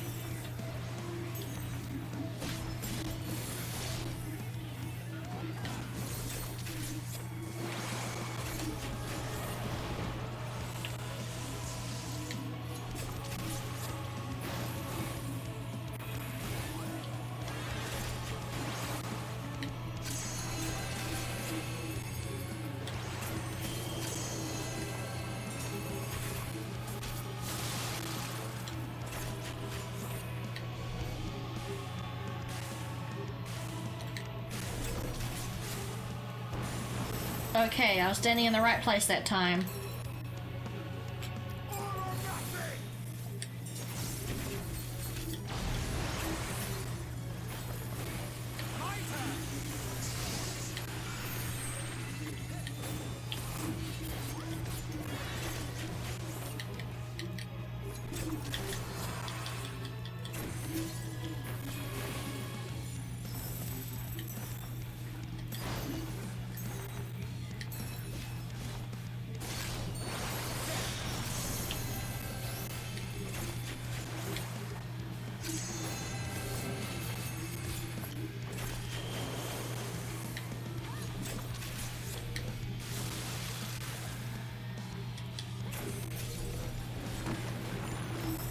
Ooh, I was standing in the right place out of luck that time. It's okay, I think we got it this time.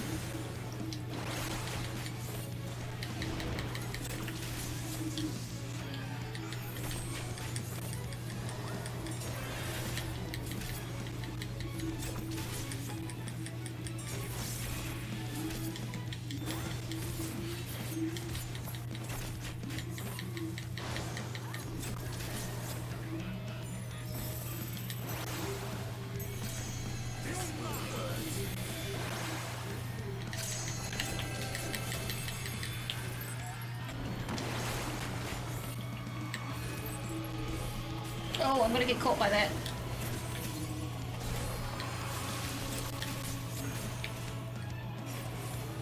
Oh, okay, that was close. That was very, very close.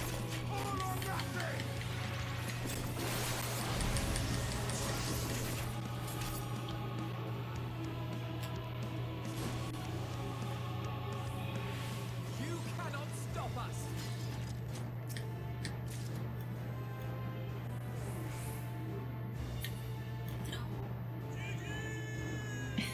Yay! Oh boy, okay. Let's go! I did it! I didn't get gear I could wear though.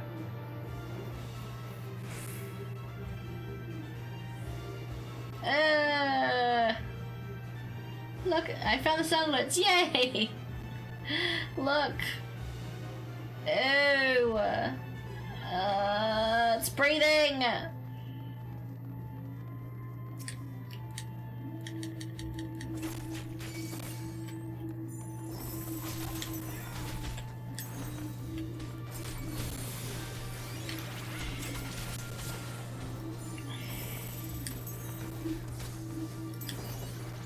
I don't want to look that deep.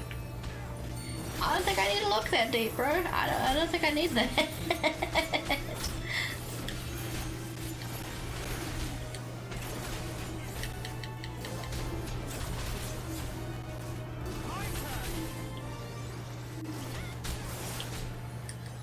Oh, okay.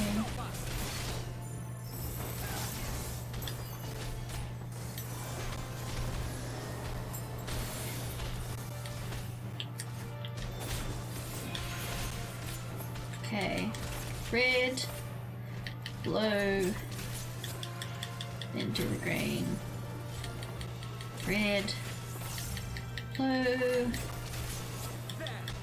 green, yellow. Okay, I'm slowly remembering my rotation.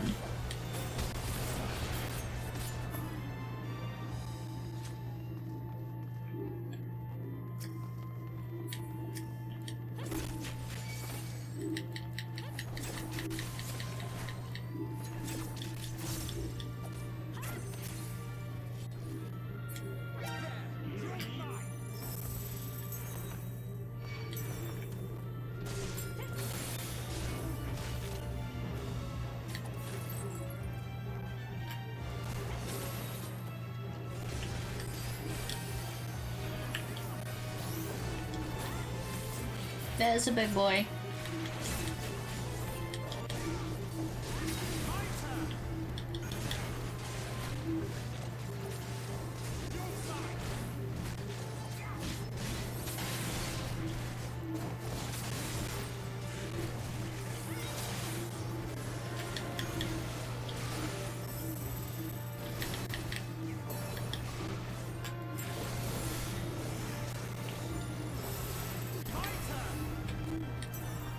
Wrong button, fuck.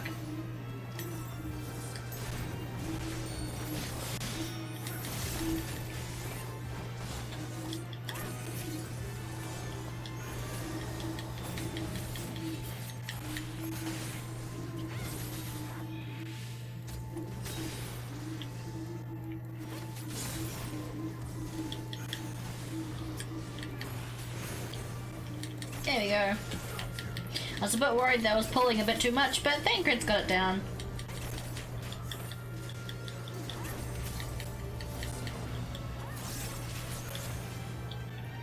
Nice.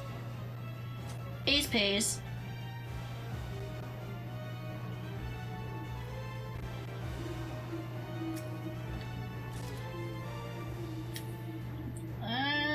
No, I use aiming gear.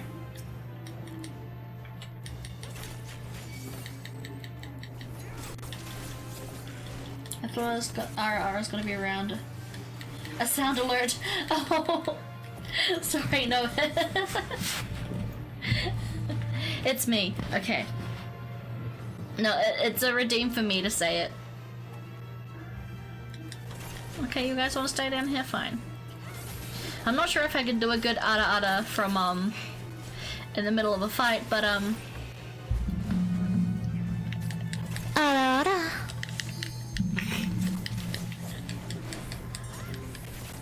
Kill the dudes, then redeem. Nah, I like the challenge.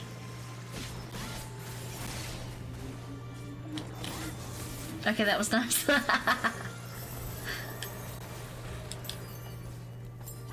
Blessed. My adas aren't... I wouldn't say they're good, but I would say they're fairly decent. I'm gonna turn on my well, I think my heart just skipped a beat.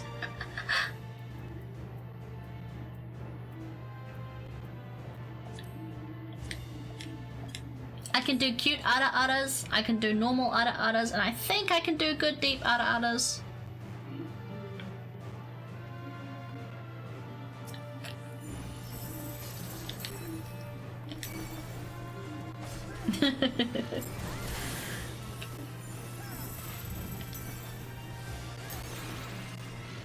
And then green.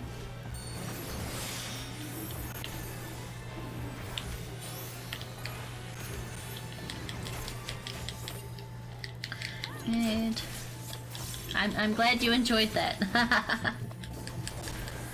underestimate me.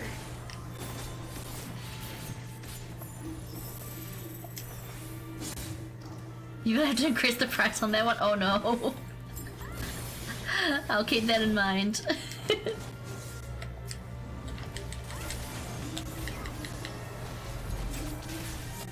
You're gonna get real tired of saying it. Oh no. Have I only... Oh god.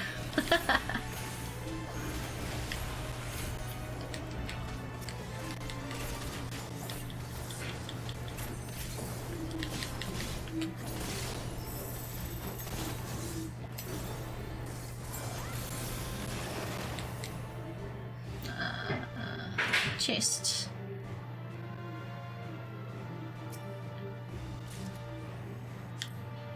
What way?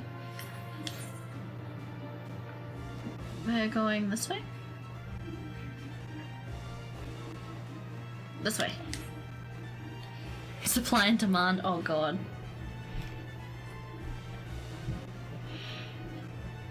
Who knows, maybe I'll just purposefully make it bad and you'll never want to request it again.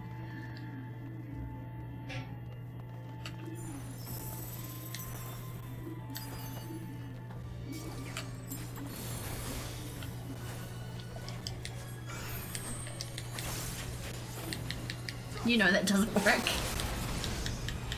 I don't know, I could purposely make it sound really horrible so you guys just don't want to touch it. Too late, stream kids will already know. Oh no.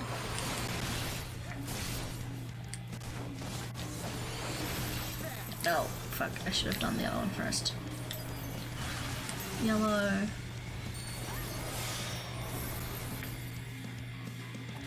Follow the NPCs.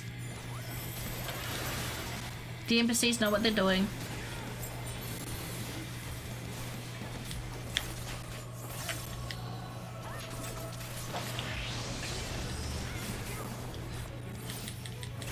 Blessed to blurst, not full cursed. Oh no.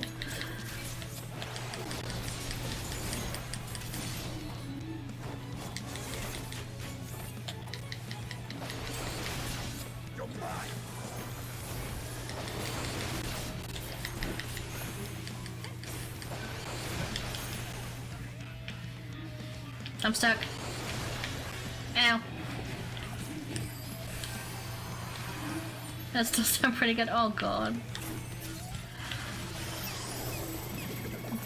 Okay.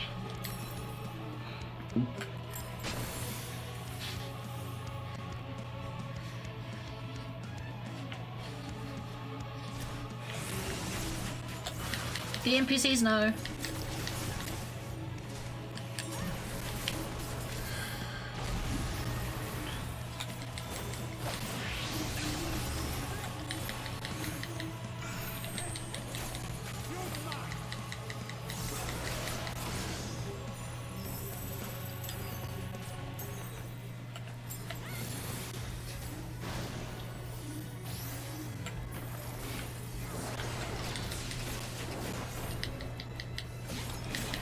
I'm just gonna stay by the NPCs.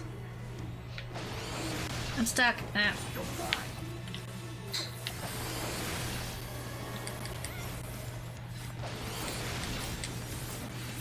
Ah! Stop moving! Okay, red, blue, green, go.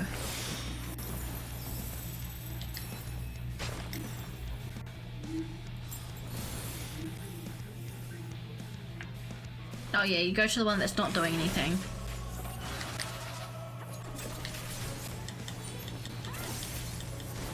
Okay.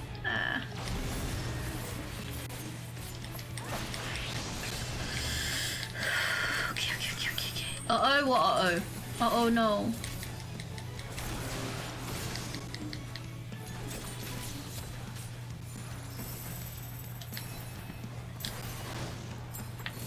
Oh, you bitch.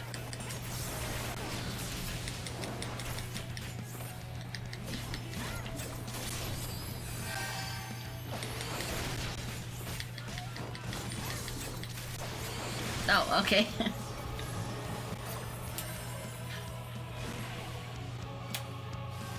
Yeah, I think the final boss fight will be all of them together.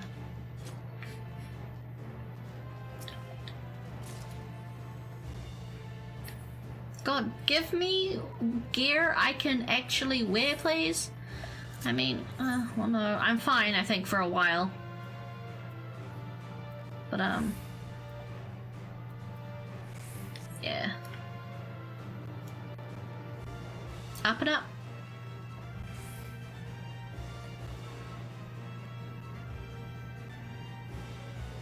Uh-oh, uh-oh. Oh, whoa, whoa.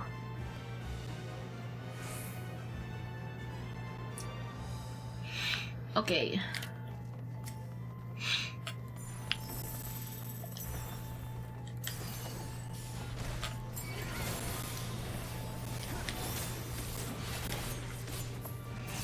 I miss when my attacks did like 130k damage. Oh well.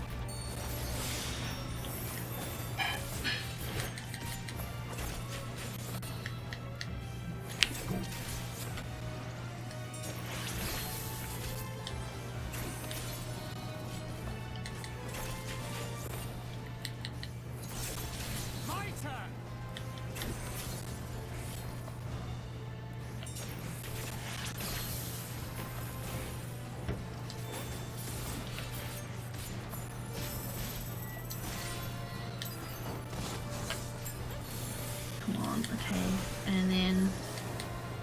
Oh no, I did them. Haha! I know that feeling. Just you start screaming slow.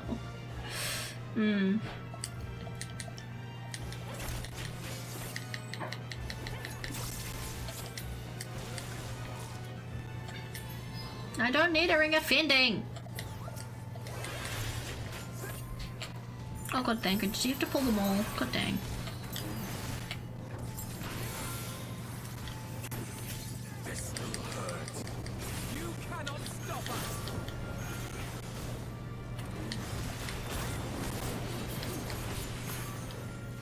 I'm just gonna do my AoEs.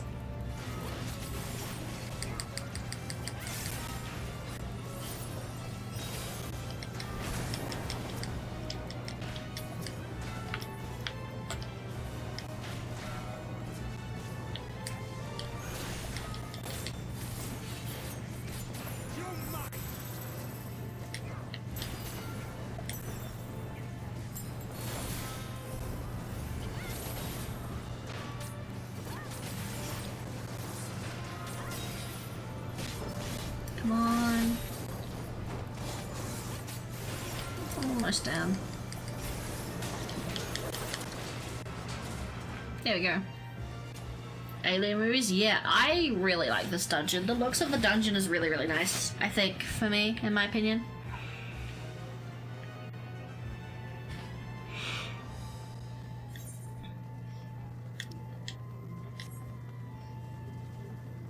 Give me something. Okay, well at least I'm getting good gear for an alt job. I can use that casting on my red mage.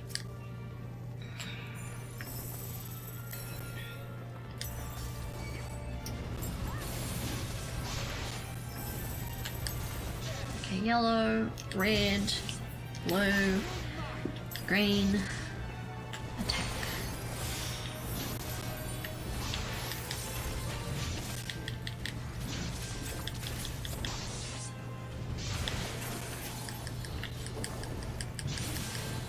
Oh gosh, okay,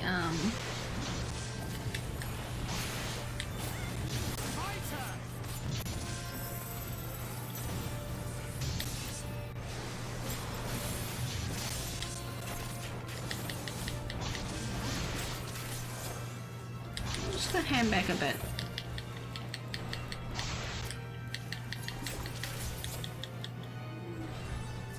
You cannot stop us. There we go. Blue.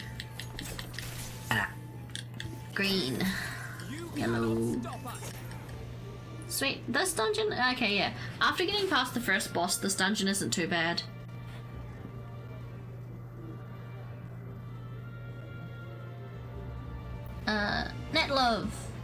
Netlover. The gear here is just 520. Crypt gear is better unless... Yeah. I mean, I have mostly, best in slot anyway, but yeah. Having new gear is always nice. But welcome to the stream. Welcome, welcome, welcome, welcome. Oh god, Kaze. I'm in the middle of a dungeon.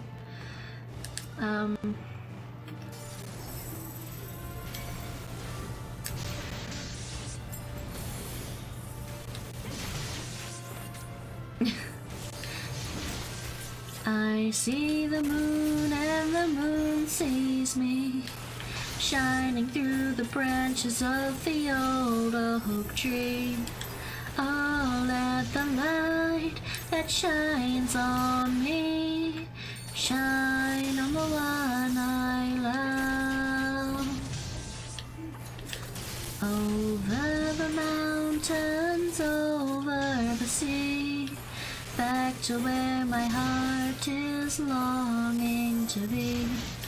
Oh, let the light that shines on me shine on the one I love.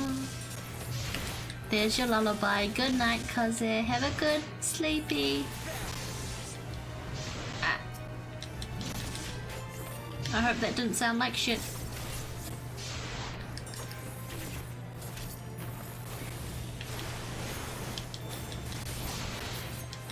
Come on, Steven. There we go. Haha. Scene. Good night. Thanks for the stream. Of course, no worries. Have a good night. Have a good rest of your night. Thank you for coming by, even for a little bit. Thank you for sitting through Q-Savage for me, with me. Harbingers elect. Good night, good night, good night, night, night. Have a good sleep, Kaze. Good night, good nighty. Where am I going? This way.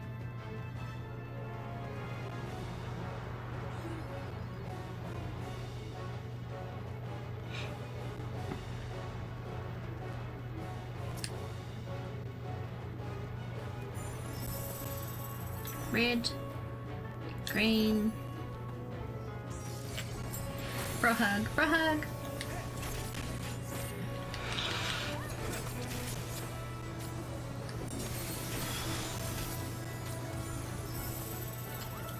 Green, yellow, blue, red.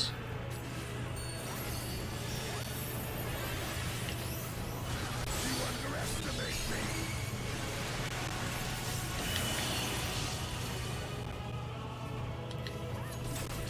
I don't know what that did, but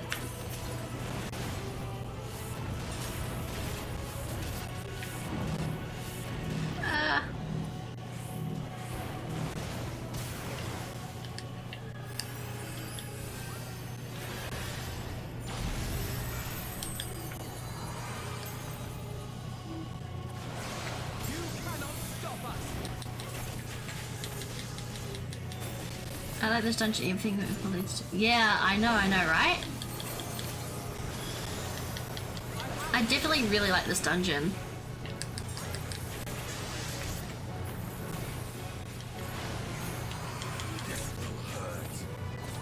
Stay with the NPCs. The NPCs know what they're doing.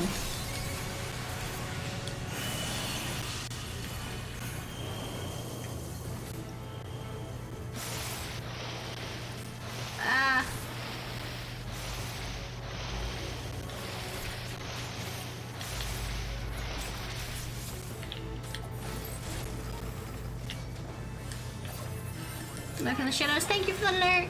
Enjoy your lurky. Thank you, Alpino.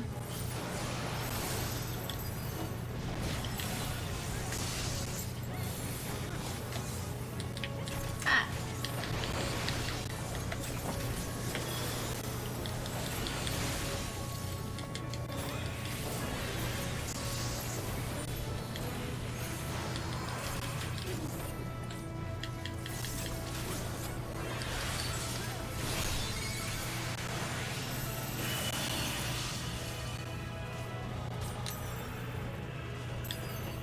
Oh god. Ah, no! Yellow. Blue. Release.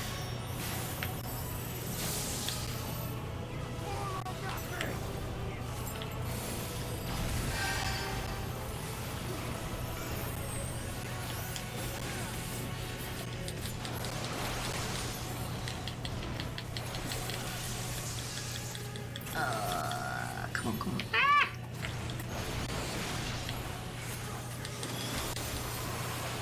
What? What did I die to? Did I oh fuck, okay.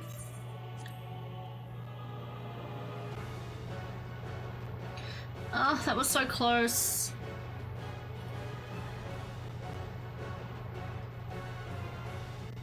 A seize? Oh, for fuck. Okay.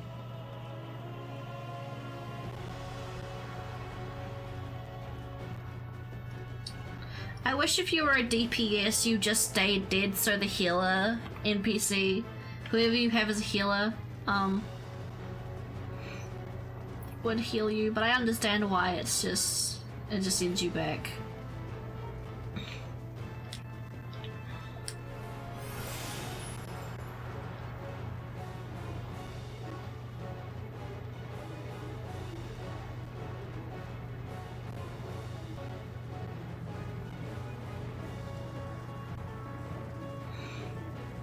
Okay. So do I just need to have full health for that? Or just be out of the way enough?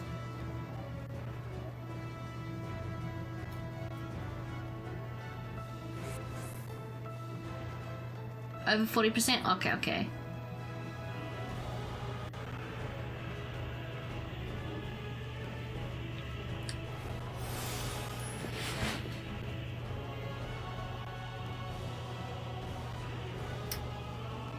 I keep forgetting about improvision.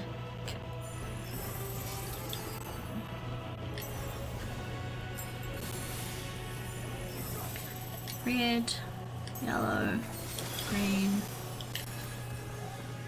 go.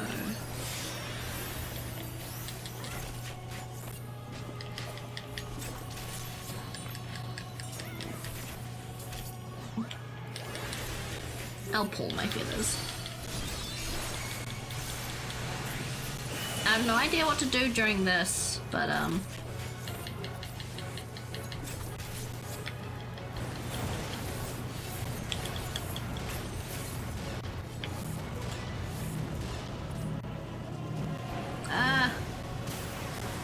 for fuck's sake.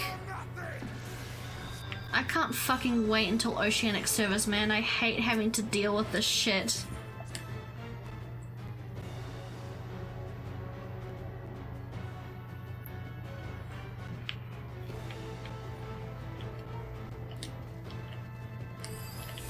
Ah, shit, wrong button.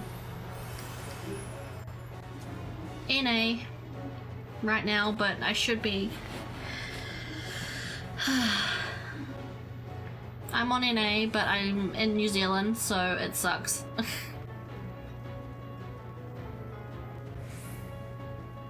Oceanic servers are gonna save my butt.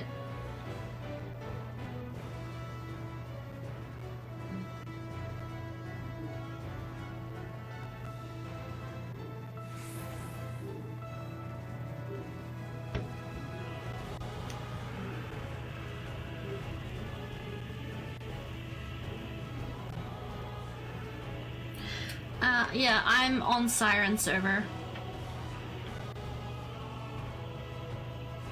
But yeah, I kind of like going through with trusts for like the immersion, my first go around, either that or with friends. But yeah, the next dungeon should be a bit away anyway.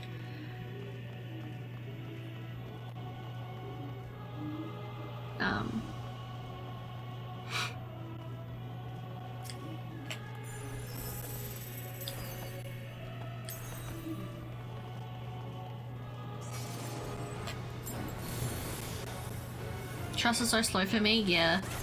It is slower, but I like the immersion.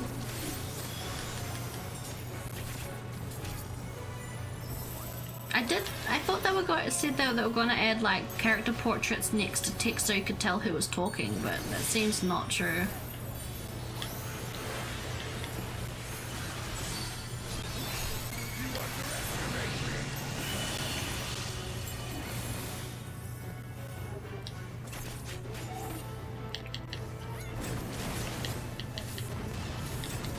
Stay with the NPCs.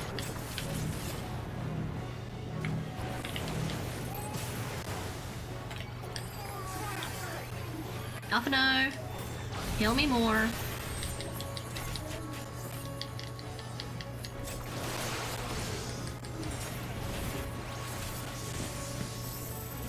Read.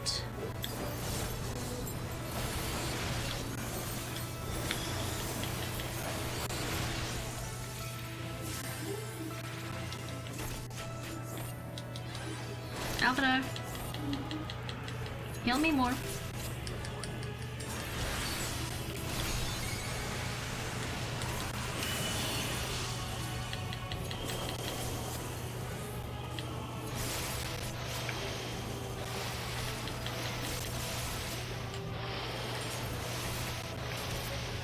Stick with the NPCs.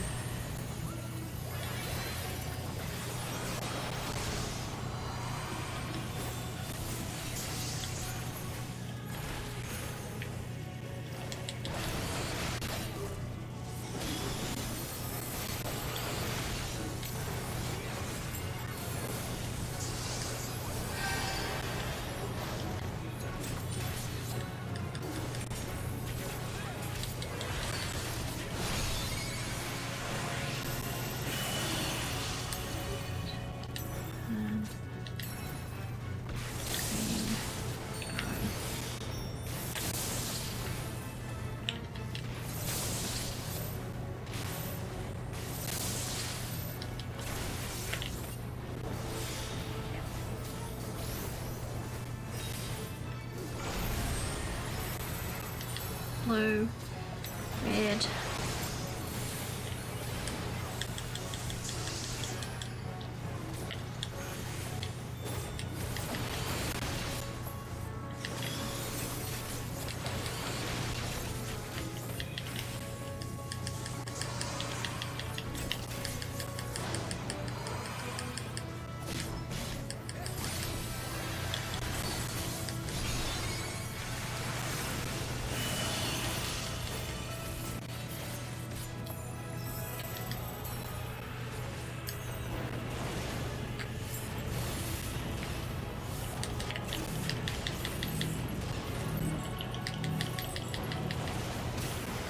Ah, come on.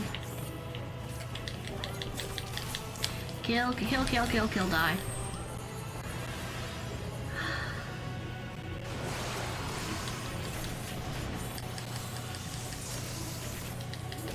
Okay, okay.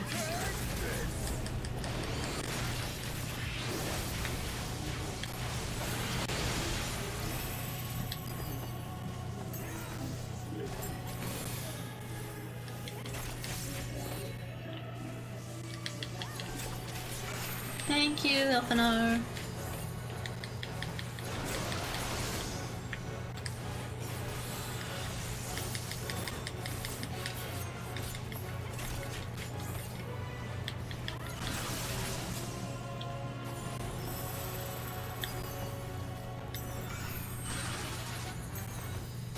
Fuck.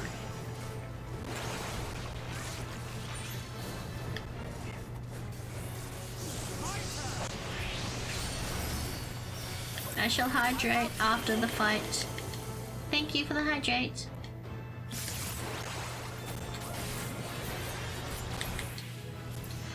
Woo! Okay, there we go. Thank you for the hydrate.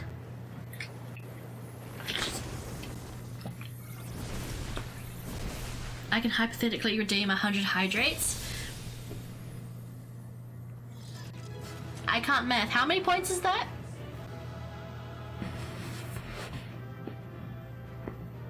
Yay! Ooh, my arm. Woo! You've been lurking a lot. Enhanced tech finished. Nice! I got the gunblade. Nice.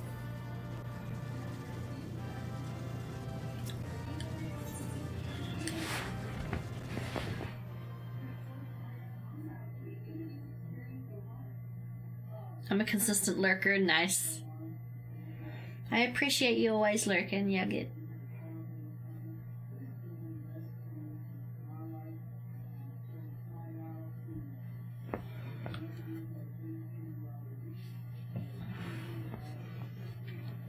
I'm so excited I get to commission my rigging today.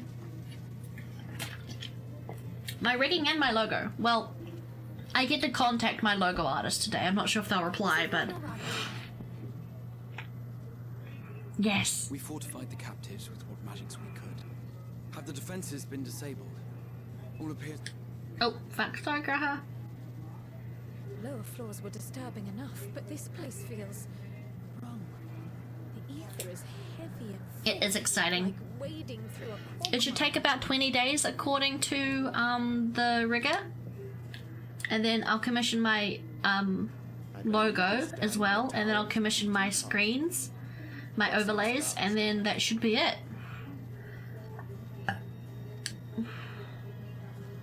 I see it. Ether siphoned from the land runs up through the spire, flowing to a single point. This is the core we seek. Yet something is off. As large as this structure is, it siphons far more ether than is required to sustain it. 'Tis as if the core is feeding on the energy, consuming it. I need to take a closer look.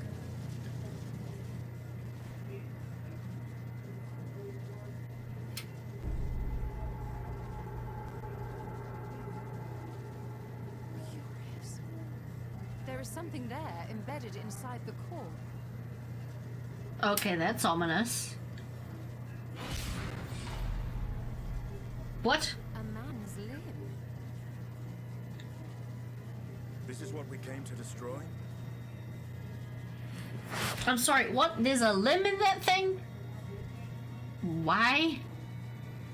Don't worry about it. Sure, it's fine. Oh, yeah, absolutely. If you would be so kind. Can you hear the game correctly, by the way? Is it too loud, too quiet? Just let me know. Just in case.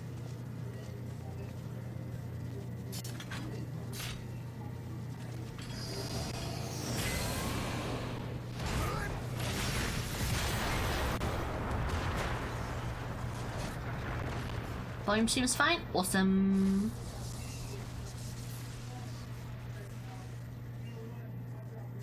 Well, that was easy. Star drive to the face. Should be the end of it. Well, no, I'm pretty. Yeah. Now the tower's gonna come down. What now? Must resume my lurk. My Have a theory fun that the resumed tower might lurk. come crashing down following the core's destruction doth appear to be correct. Lurk. What for Lurk. you? And how are we supposed to survive the fall?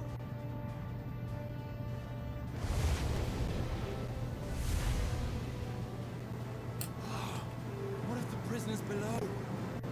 The floor beneath our very feet dissolves. Brace yourselves! I pray I'm not too late. Is he gonna teleport us?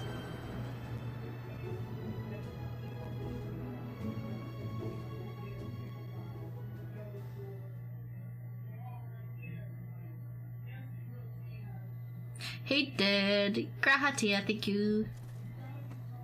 I should actually make a lurk. I should make a lurk emote.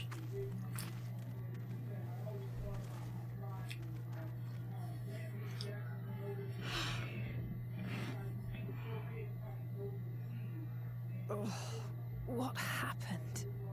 Where are we?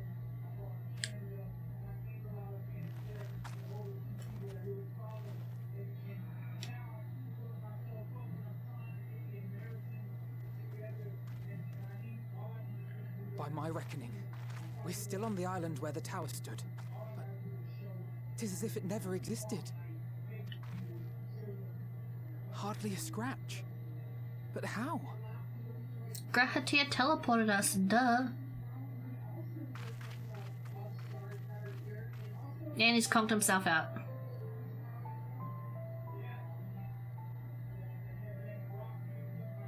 Raha wove a levitation spell at the last moment. Large enough to catch everyone, it would seem.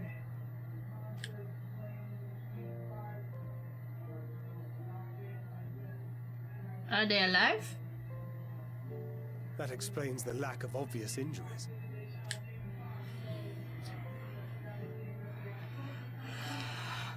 The expenditure of so much ether has taken its toll. He will need plenty of rest, but should otherwise be none the worse for wear. Good.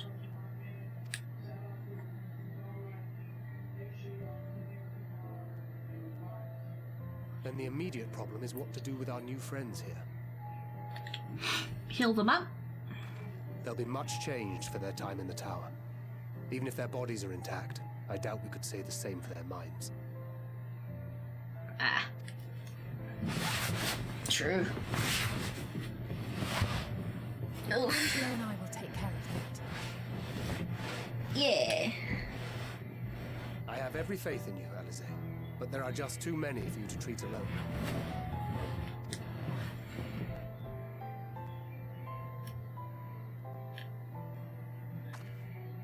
We'll send at once to Eorzea for more Porksies, and call on the local mages to lend a hand. Hail, Scions! Hi. We were watching the tower when it simply disappeared. What happened here? The threat is banished, and thy people delivered.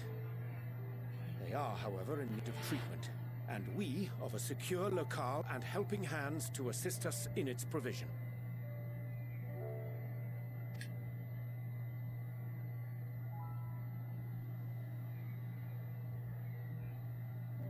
You shall have all this and more. Come, let us convey these unfortunate souls to the city.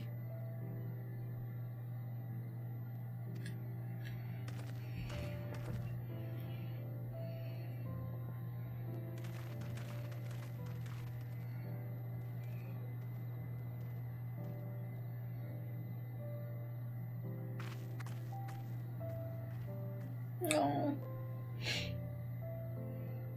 Sit down.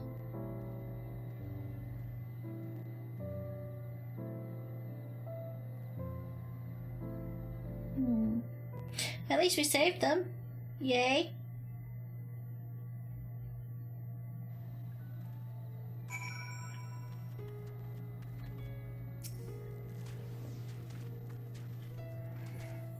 The bred prisoners are being transported to Radzen Han for treatment. Alize and Stoller will oversee the administration of some temporary treatment with support from those who know a healing spell or two. We'll go and join them into the city once we've had a moment to catch your breath.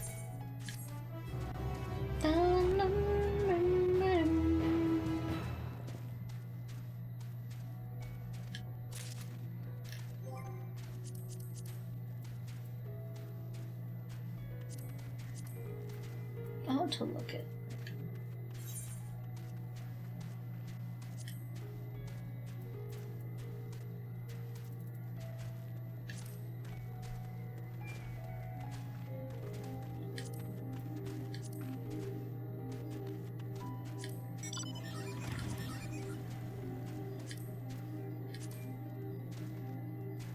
Oh, okay.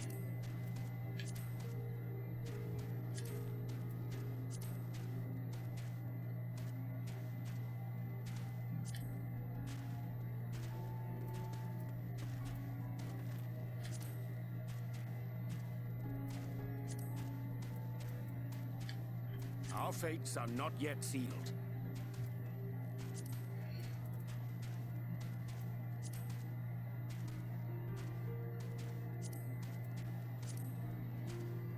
Nice, okay.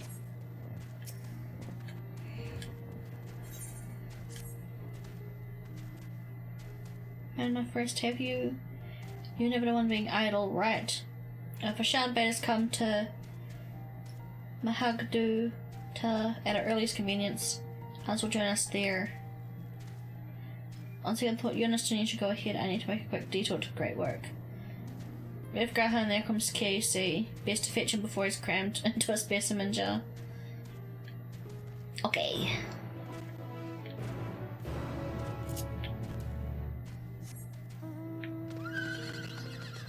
Let's go to the city.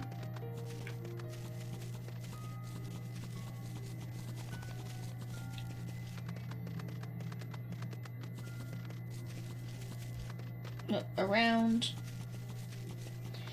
I really like that dungeon. It was pretty good, decent starting dungeon, I'd say. Not like fancy and amazing, but still pretty good, pretty good.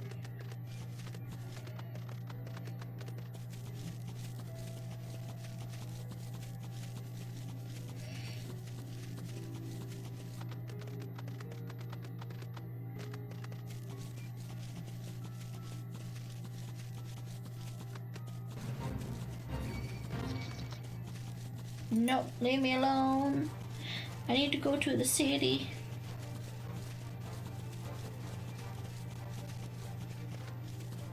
Bosses stole the show, maybe not on the skins. Mechanics, yeah. I definitely would say that dungeon was more mechanically interesting than visually interesting, I guess. The mechanics were hectic though, holy crap. They definitely got hectic for me at the end. But I'm not sure if that's just because of my ping or the mechanics actually just being a bit quick. It probably, I feel like a good portion of that probably would have been my ping, but oh,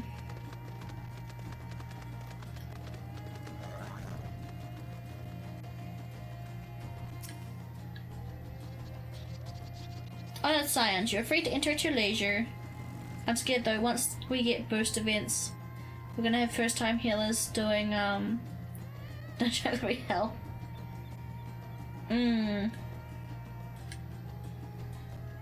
Definitely, I have healers leveled, but I don't play them just because I'm not good at healing. Same with tanks. Like I have a tank leveled. I have 3 tanks unlocked. One of I've boosted tanks before, but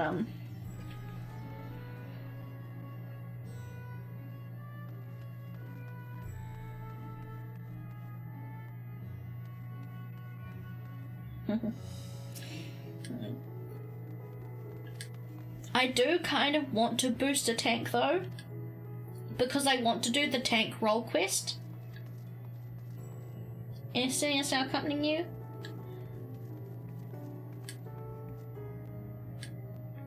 Nice. Okay. Come on, let's go, Estonian. I want to do the role quests. I want to do the role quest events and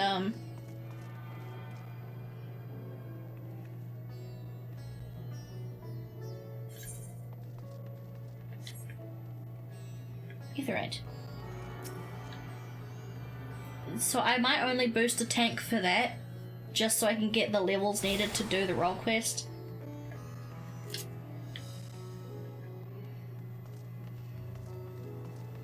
And I'll probably do that for Endwalk as well, because I just want to do the role quests because they're fun, and I want to know the story.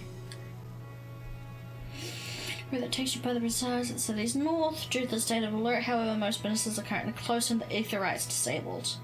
As such, I'll provide you with an alternate path.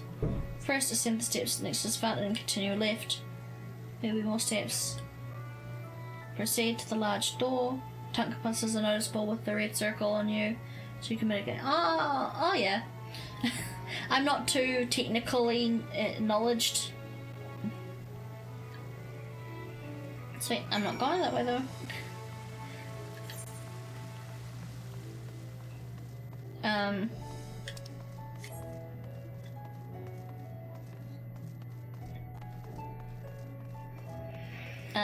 What was I saying? Yeah, I'm not too technically knowledged.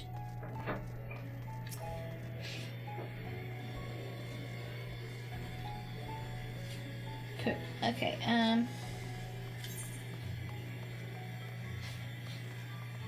okay, fine. Let's just follow what the game's telling me to do for now.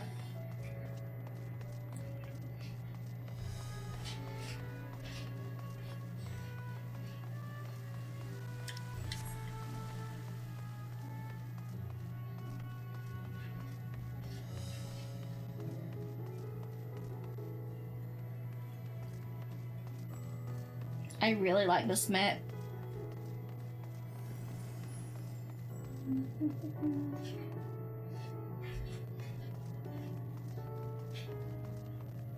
This place is so pretty.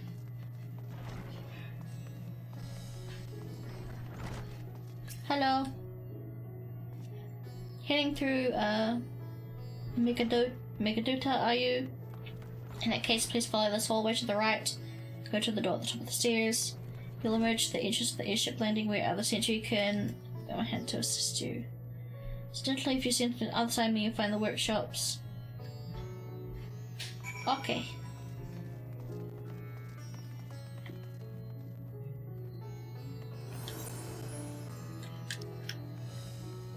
Going straight, okay. Oh yeah.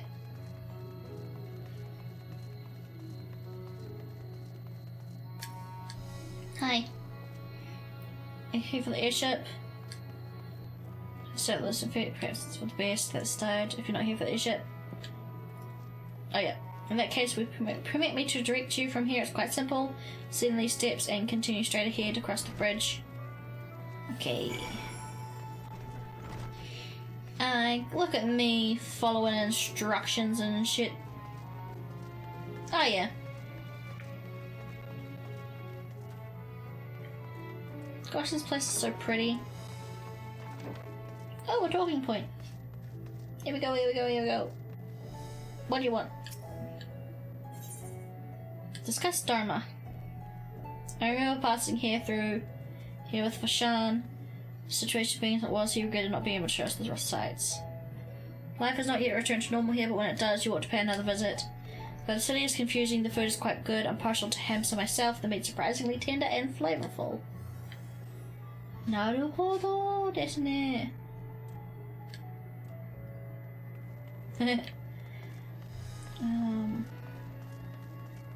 Up here. Yeah, I think I see it. The buildings are so colorful. I wish we did this in the West. Make everything so colorful or bright.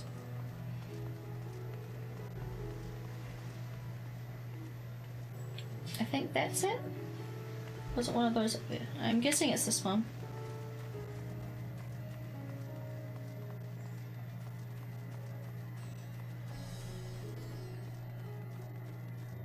I think this town fits the expansion. Well, it's not really about fitting the expansion, it's just this is what Thavnia looks like.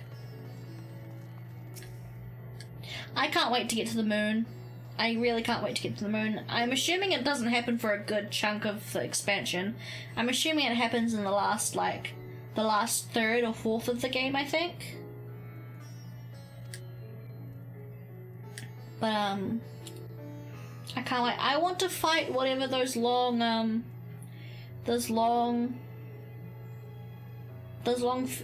widdly things are. The space cactuars. After 84? Ooh, okay. That is not too far away. I'm very, very excited.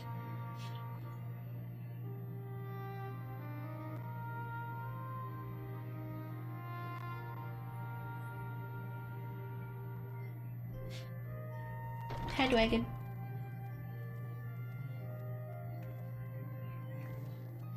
Goldman was just long. Interesting. Don't say too much. Are we the last to arrive? I hope we've not kept you waiting. Don't say too much. Yeah. Not at all. Your comrade is feeling better, I trust. Cool. Yeah. Much better, thank you. Harness remedies are certainly potent in more ways than one. One becomes accustomed to the taste. although I hope you never have cause to do so. Pray, take your ease.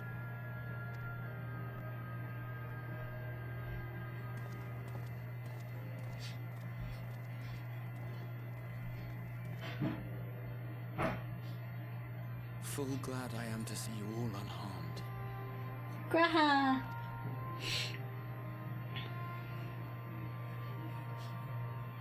Valiant sires, for your heroism, you have my boundless gratitude. You cast down that dire tower and set free its hapless captives. You cleanse their souls of its corrupting influence. No words of thanks will suffice. In place of platitudes, I offer a bounty of warding scales. Pray accept your due reward, along with the goodwill of Radzatan. Yay! Alchemists throughout the land were put to work in the forging of your talismans. The finished ones have been collected, and now await you at the High Crucible of Alchemia. Present this letter when you are ready to take them into your possession.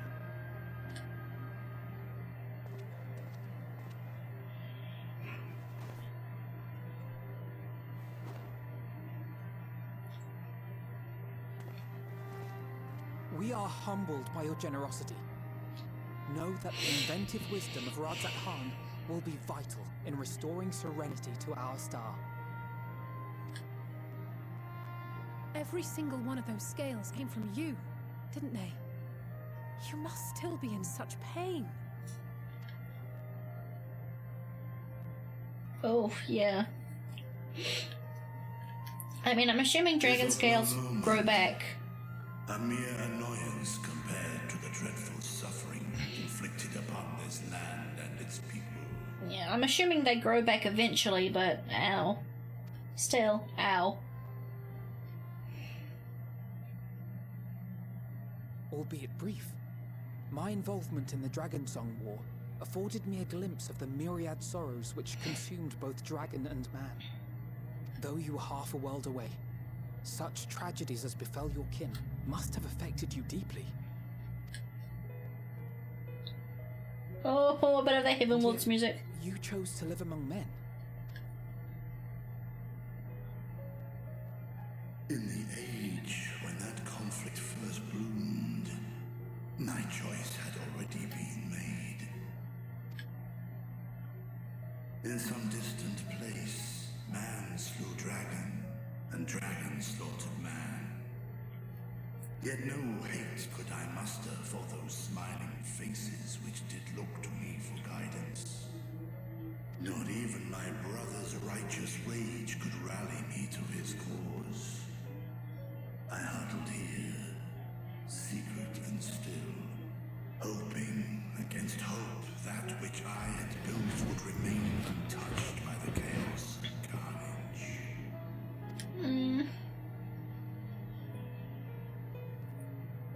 'Twould seem we share the same desire for peace, great Vritra. To that end, I wonder if we might trouble you with another question.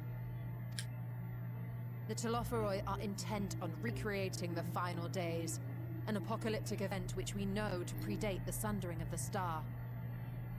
As the longest lived among us, know you aught of this terrible cataclysm? I'm guessing not.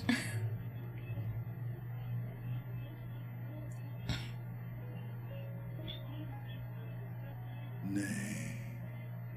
When war and strife drove my sire from his home, he crossed the great expanse with only our unhatched eggs as company. He alighted upon a shattered source, its 13 reflections long since scattered beyond the... Yeah, so even before the dragons came, it was sundered.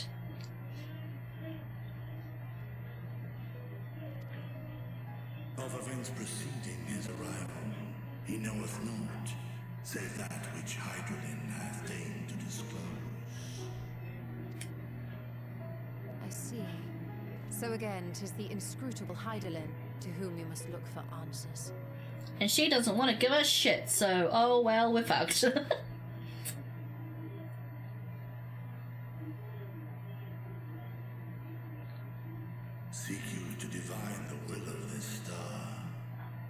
If so, I have a tale which may afford you some small comfort.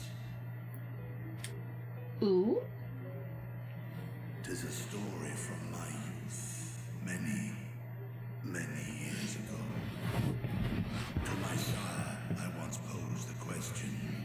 I keep forgetting that dragons are just aliens. Sky, why didst thou settle upon this one?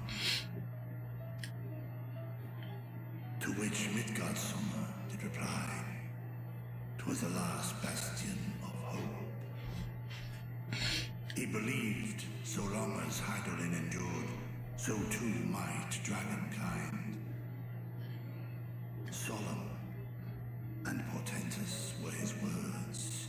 What deeper meaning they held, I could not, dared not pursue. 'Tis a stone I've left unturned ever since. Yet take you solace in the knowledge that whatsoever Hydaelyn does strive towards, 'tis an ideal which hath earned my sire's conviction. Can we still talk to Midgardsummer? He's still out there, isn't he, in his new, like, littler form? Thank you, Vritra. You've given us warm reassurance in a world gripped by cold uncertainty. While I'm sure we all have a great many questions, I think it's time we collect the talismans and be on our way. Our fight against the Telophoroi is far from finished.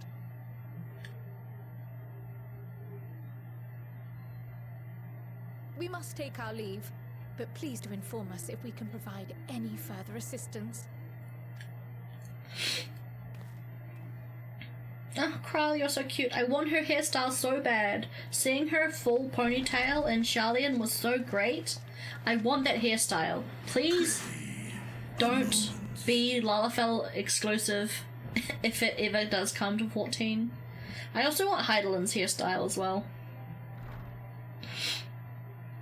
There is one whom my sire hath judged worthy of honor and respect. The one known to men as Eorzea's champion.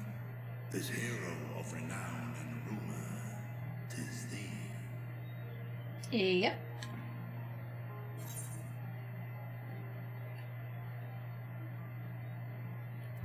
I only wish he could be here with us now. He's not dead, right? Didn't I literally ride him into Ishgard? He is a mount I own. He is still alive, isn't he? Unless, what, somewhere along the way he just died? And the mount I have is a ghost? Like, what? Okay, whatever. Don't think too hard. I only wish he could be here with us now. I know of his clash with Omega and the long slumber which was his price. I can't remember. I can't remember. Yet even closed in sleep, my father's eyes are far from blind. He is watching over thee, watching over this world.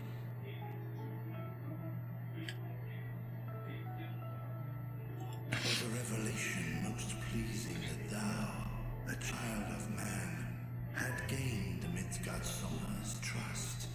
But alongside mine elation runneth a rivulet of dread. Oh god. Don't say that. Why? For upon thy life's wheel wind too many threads of fate, power, wheel enmeshed with woe. Amidst this tangled knot thou shalt know no rest. 'Tis an endless confluence of forces, a struggle without surcease.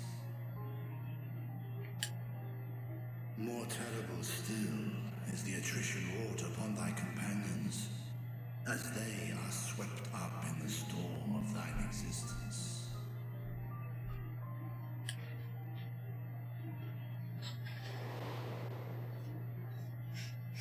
Oh, don't make me remember this.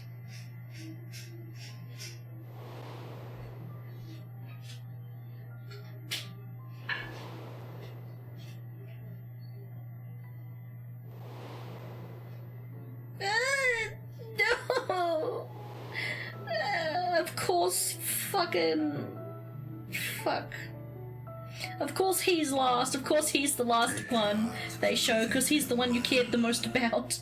They will be your strength and your salvation. The hope thou wilt need come the end. Even cowering behind my curtain, I know the suffering of the powerful. I have watched my siblings driven mad by loss.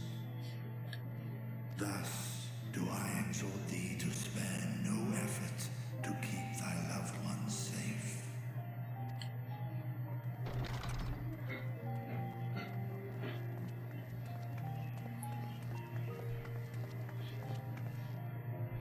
Apologies. We hadn't meant to interrupt. It's just that we do have a history of suddenly collapsing, and when you didn't follow us out... Tis I who must apologize. I have detained your champion overlong with idle chatter. Go. At war's end, I pray I welcome thee back into my hall, where together with thy joyful comrades, you may toast your triumph.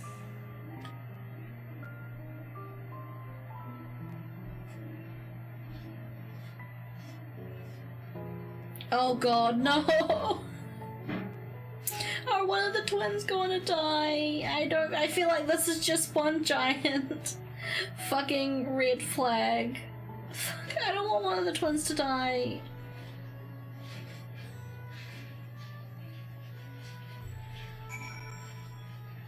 Don't say anything, chat.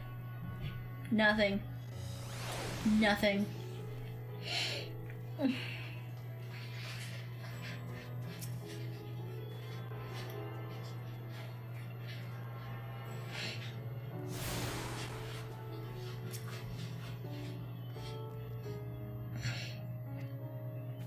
What are we talking about? Nothing? Very well, if you say so. The others are gonna head to the High Crucible. Let's catch up with them.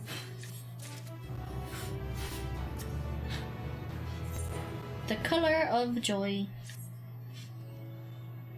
The attendant was kind enough to give me directions to the High Crucible. First, we return to the mulberry orchard. But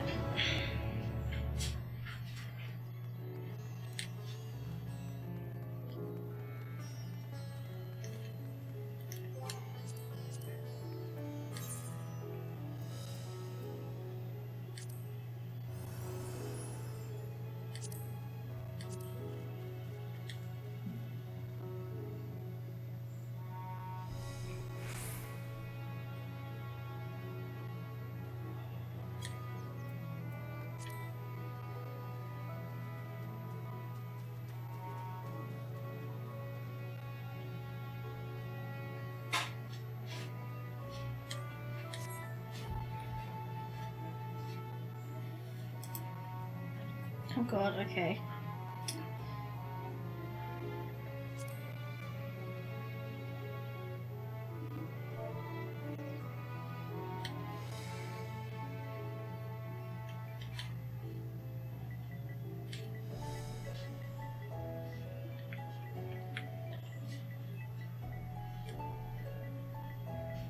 Someone put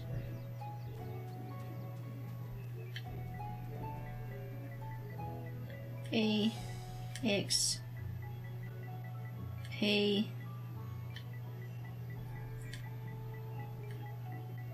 buff on. Thank you. Please do it. Since apparently I can't fucking do it anymore.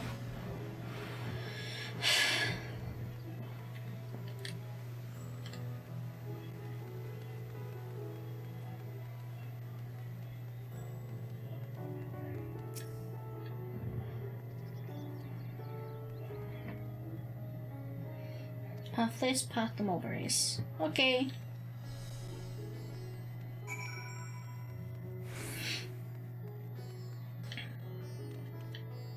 Jump, jump, jump, jump, jump, jump, jump, jump. Jump, jump, jump, jump, jump, jump. God, this place is so pretty. I wish our cities were this colourful. Western architecture fucking sucks.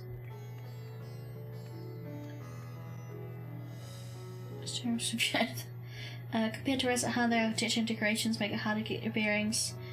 Let's see where this door takes us.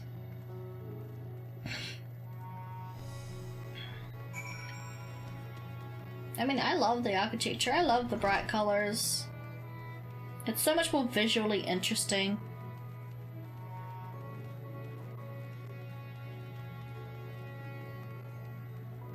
Western architecture is boring as fuck in comparison. Can I attune to the Aetheryte now? Is the Aetheryte Plaza so far so good? From here we just need to cross the other side of the hall, pass through the larger of the two doorways, Crucible lies beyond. Can I attune to it now? Please? Was that not doing? No worries. Oh, come on.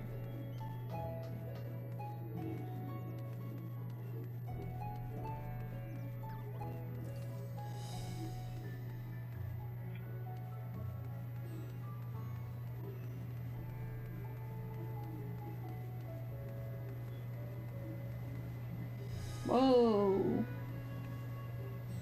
This place is fucking cool.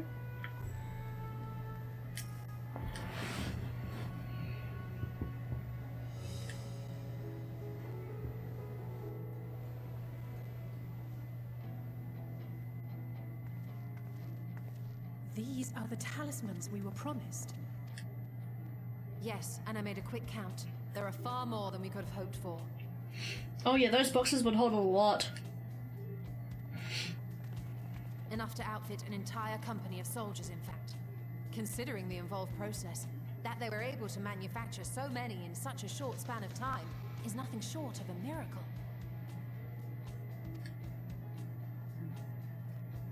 Once we have distributed them to our allies in Eorzea and the Far East, we'll have a fighting chance to bring down the other spires, just as we did with the Tower of Zot.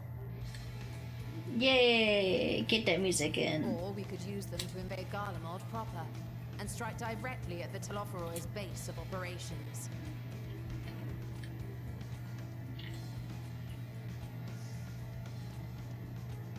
I like your Stolas idea. We would need to consult with various alliance leaders before such a drastic measure could even be contemplated.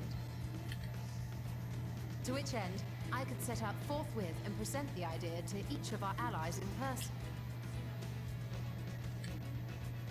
Pray allow me to undertake some few of those journeys. I find myself restless and in need of purposeful duties. I can head eastward. Bosnia and Dalmasca are just a short hop from here. And Doma's shinobi network should come in handy for passing on the word. We shall share the burden then. Yay! Meanwhile, I think it best that you and the others take the talismans back to the Baldessian Annex. We must keep them safe and secure until we've decided upon a course of action. Right. Please, I must speak with you. Nadhana! My girl, how are you? What's wrong? Is there like a side effect or? Nadhana, you're awake. Yes. When I spoke with the carer at my bedside, she told me that one of the Scions, a young woman, had cleansed me of the tower's corruption. It seems I've been asleep ever since the treatment. But when I awoke and learned you were all still here, I knew I had to go.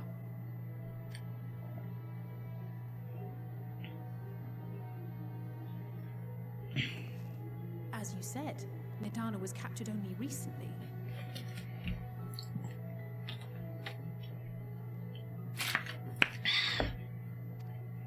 Such a brief exposure is swiftly cured, so I tended to her before we gathered at Megaduta. And I am truly grateful that you did. I cannot thank you enough.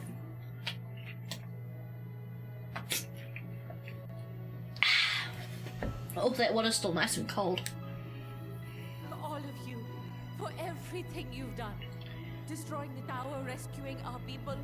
You've saved Havnir from an awful fate.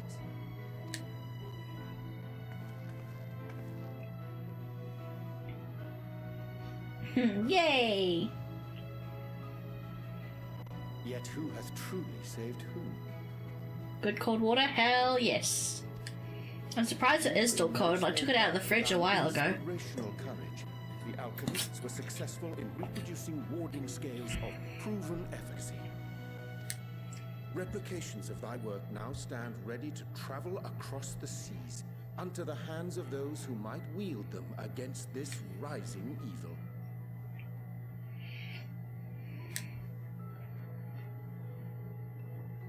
The talisman? Is this true? Yeah.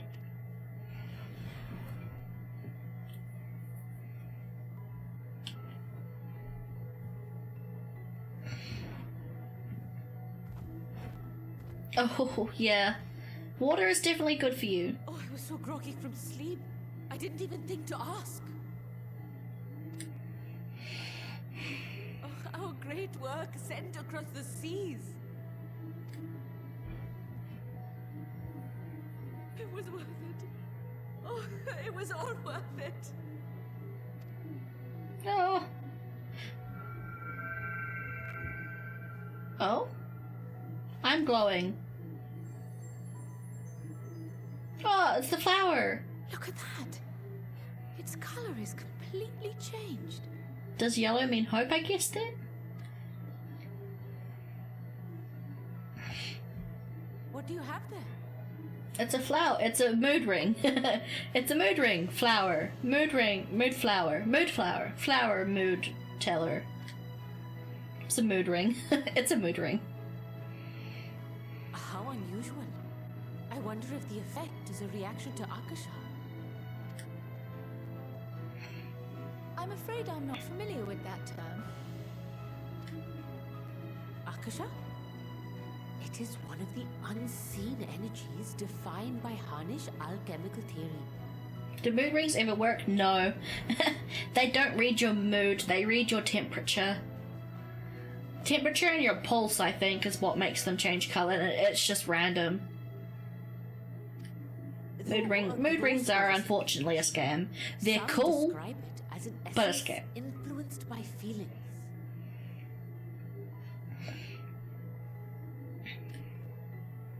You imply that it is distinct from ether? Us foreign scholars often conflate the two, but we see them as separate concepts. Ether is an energy which permeates the land. It exists within animals, objects, even the air we breathe, affecting all through which it flows. Akasha, on the other hand, exists in a domain beyond our reach. A gift bestowed from on high, or torn from the heavens in some traditions. Akasha can neither be created nor destroyed. It is beyond our power to purposefully alter or manipulate. Interesting. The only thing observed to influence it is an abundance of, I want to say, spiritual emotion. As a veteran of the battlefield, surely you've experienced moments of desperation or exaltation when you've transcended the usual limits of your capabilities. That is a manifestation of Akasha, the invisible essence harnessed by heart, mind, and unyielding spirit. I really must hear more about this theory. Our disciplines are based entirely upon the idea that ether is the fundamental form of all energy. I'm glad my haphazard explanation has piqued your interest. But even for us, Akasha is a somewhat abstract field of study. A lack of practical application lends itself poorly to formalized research. Which is why my analysis of your flower can amount to little more than idle speculation. I am sorry. Nonsense. You have nothing to be sorry for. Your insight is much appreciated. I have a yellow glowing flower. Sorry, that's one. Glowy! I have a mood flower. Shall we depart for Charlian then? I will see to it that the talismans arrive at the Annex. And we will be in touch once our talks are concluded. I suggest you rest while you can. From here onward, sleep is bound to be in short supply. I have never seen my character sleep, so that does not bother me.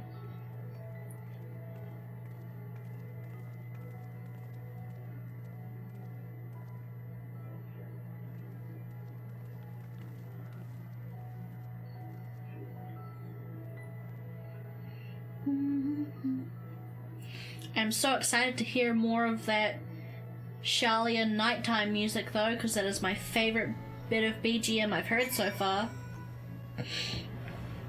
Bye bye, Natana.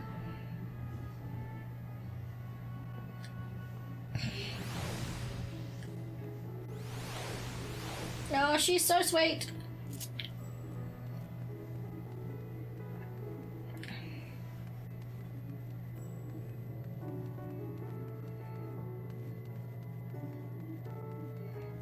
Can I attune to the ether right now? Damn it.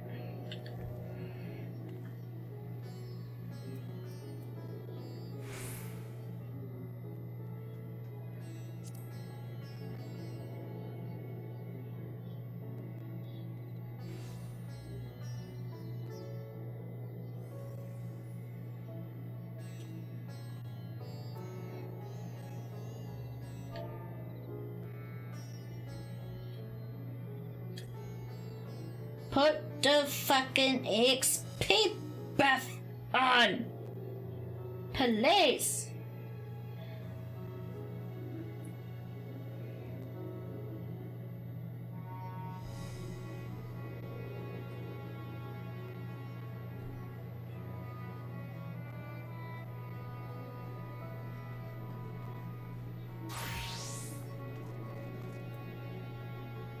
Do not make me ask in the Discord. I will bug you all.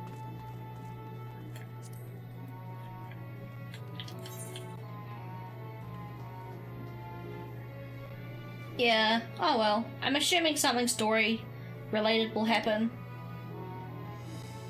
Where am I going? I'm going.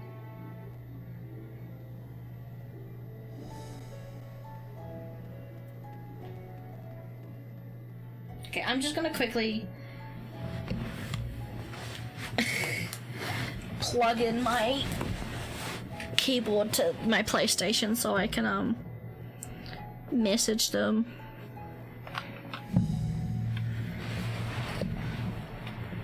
Because I want the fucking XP bonus, or at least the ability to put the bonus on myself.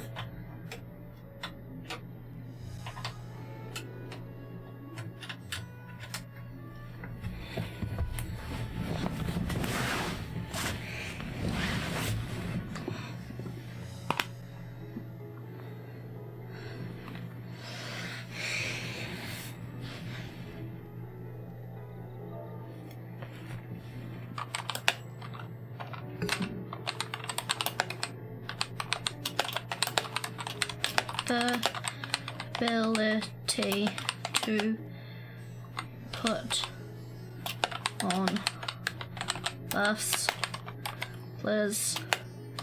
Waiting for others to do it is annoying.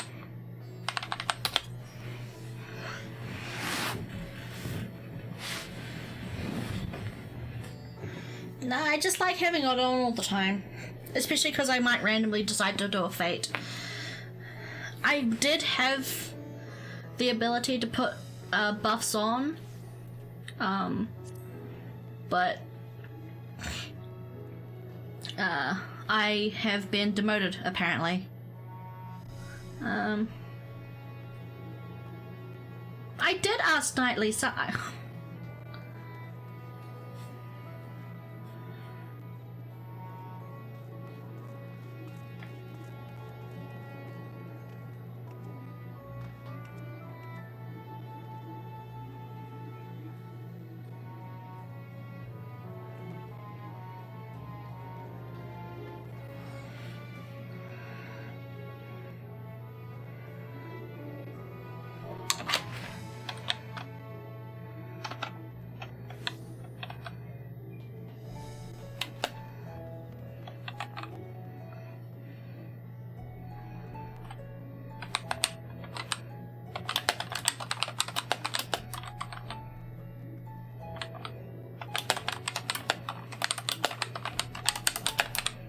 best though.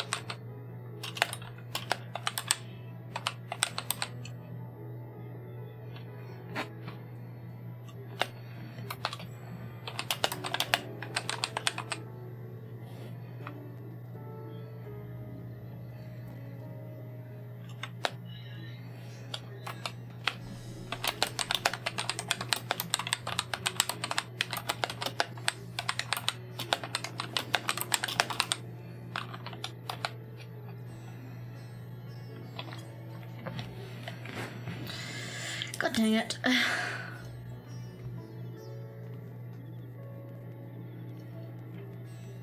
Where am I going again? Shalian.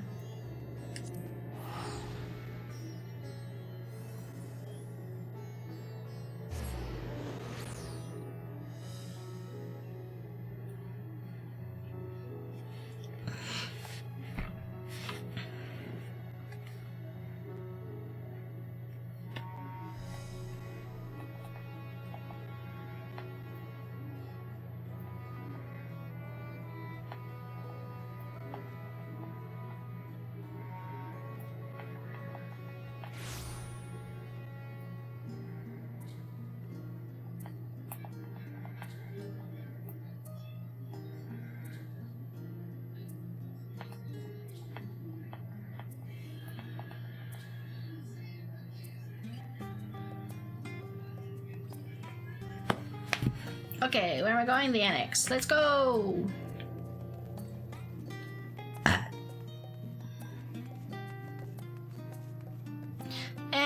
They're just... I know them in real life. We're all in the same area of the city, so we just piss off each other a lot. My free company is literally made out of me, my partner, my partner's brother, and their mates, who I guess sometimes double as my mates, but I'm not really too close with them.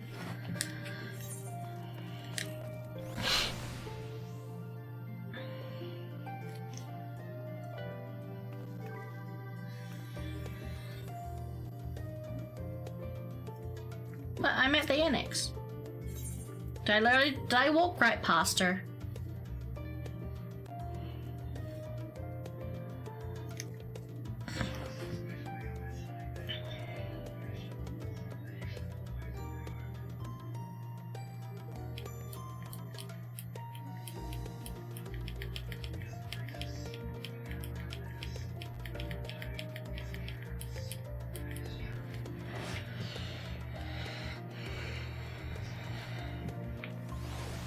I fucking did, oh my god. Hi, Kryl. Good to be back with the fruit of our labours safely in storage. For now, we have but wait till the others to return from their respective meetings with the Alliance leaders. As Thancred suggested, you should get some rest in the meantime. Hello, welcome back, Velvet. Kryl has praised me of your recent accomplishments. What an amazing feat to eliminate a tower and pave the way to deal with the rest. Well, it isn't much. I've changed your sheets and plumped your pillow. After all, there's nothing like collapsing on a nice clean bed after completing a major milestone. I'll be penning a thesis. Yeah. Would you like to take a look at your new improved lodgings? Yes.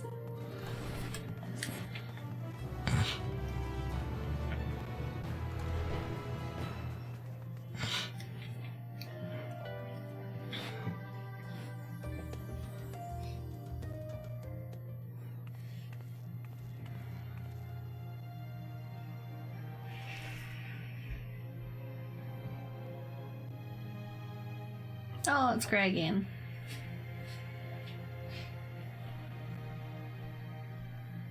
So grey is despair, yellow is happiness, hope.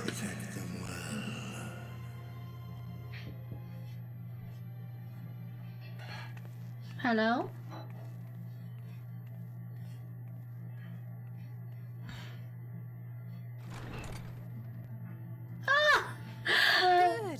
here. You haven't eaten yet, have you? We've bought quite a spread if you're interested. Only the finest dining from the last stand. I want Kryle's hairstyle so fucking bad. Holy crap. It's so pretty. I fucking love her hairstyle.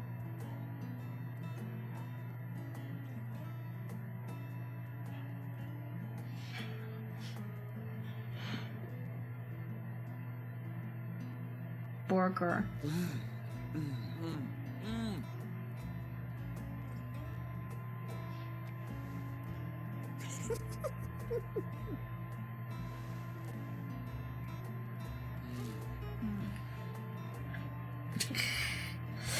Alizé's like me. Hates pickles. Lest you wonder, we invited Estinian as well. But he refused with a rather grim-faced, "No, thank you." I suspect Charlian cuisine is not to his liking. Either that or he's just too emo. Oh, I don't know about that. Perhaps our lone wolf just needed some time apart. Her hairstyle's so cute. What? To perfect his brooding stare? Next time, I'll drag him out by the ear, sit him down in front of a Charlian feast, and see that he eats every last bite. An excellent idea. Of all people, warriors must take proper meals and rest if they are to maintain a healthy constitution. Oh, there's a glamour dresser in here. Nice. Poor Estinian, beset on all sides.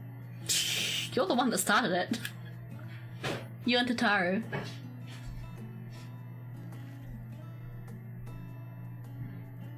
Speaking of one's physical condition, Mistress Cryle, I hear you recently played literal host to Heidelin herself. Oh, did I tell you that? And what an experience that was. Tiring, yes, but no lasting harm done. If anything, I should have liked to speak with her longer. I've not felt a hint of her presence since. Heidelin instructed you to carry that flower, yes? My emo flower? Yeah. Twill be your guide, test and proof of your conviction. And then something about seeking joy in darkness, was it? Come to think of it, isn't that what happened with Nidana back in Radzat-Han? The flower did seem to radiate a joyful glow, as if reflecting the elation we all felt, the relief of a people with renewed hope. Indeed, and in turn I felt buoyed by that radiance. 'Twas akin to spotting a beacon and knowing we were on the right path. I know we've not yet triumphed over the Tlofuroi, or learned the full breadth of the Forum's plans. But even within the midst of our struggles, we find small moments of joy to sustain us. Rare and hard-won perhaps, but it is this pursuit of happiness that gives us the strength to carry on day after day.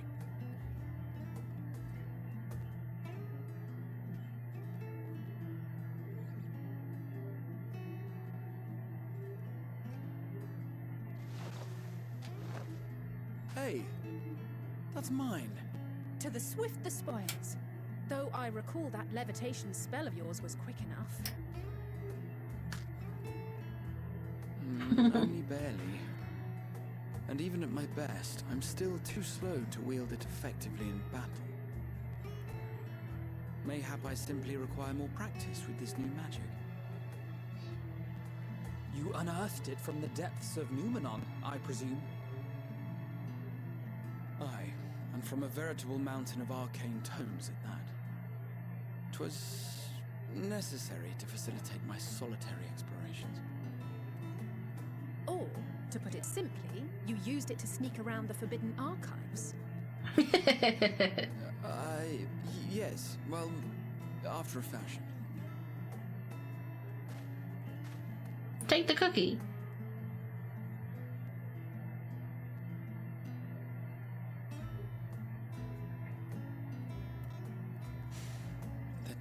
see. The shelves, they're too tall for me. And I could hardly move the library's platforms without attracting attention now, could I? Haha, gravity is short.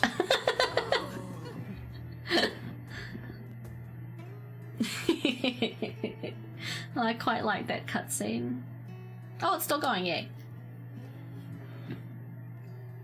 I like moments like this. The NPC interaction so far has been fucking amazing in this expansion.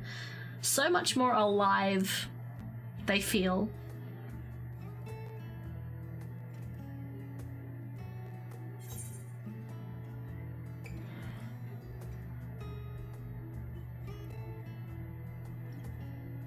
We're pushing on to the door. I'm not that ambitious. But 'tis pleasant to idle away the hours every once in a while.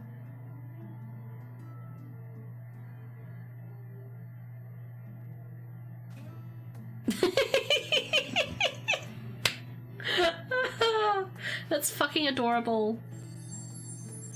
Oh, it's green!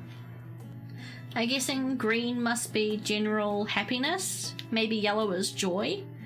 Green is pleasant feeling. I'm trying to understand the colors in these mood rings and what does the colors associate to. Grey is despair. Maybe yellow is hope. And then green is maybe just general cheer, maybe relaxation. I too like slice of life anime. Indeed, right? Oh god. Look, it's our stalker. Ah, enjoying the bracing cold, I see. Do you not own a warm coat or a cloak? Something in fur? Or fashioned from the skins of your enemies? Or... well, never mind that. Okay, now I have to press the button to skip the I come to dialogue. you once more as the bearer of bad news. Our tower in Ffxiv has been toppled, and I need not tell you by whom. Given how many we have at our disposal, the loss of a single spire is hardly fatal to our plans. It does, however, slow the rate at which we siphon the ether. If they continue to preoccupy themselves with the towers, then all will be well. But should our foe prove bold enough to strike at us here, full damage. Then the timing. You're using my emotes, thank you. Questionable. I didn't realize you had subscribed. Sorry if I'd missed that somewhere. I'm sorry. Or is it just not showing up on my stream yet?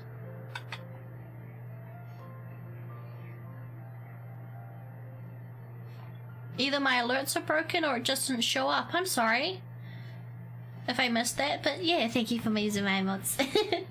I drew most of them myself. They're crap. I'm sorry. I feel bad. Our foe is bold enough. Of that, I can assure you. I unlocked it with channel points because I'm poor. Oh, okay. I keep forgetting you could do that. I'm glad you unlocked that one. It's probably the favorite one I drew. Yes, very well then. I suppose I must prepare a proper welcome. Honestly, talk of your nemesis is the only thing you seem to enjoy. Does nothing else spark your interest?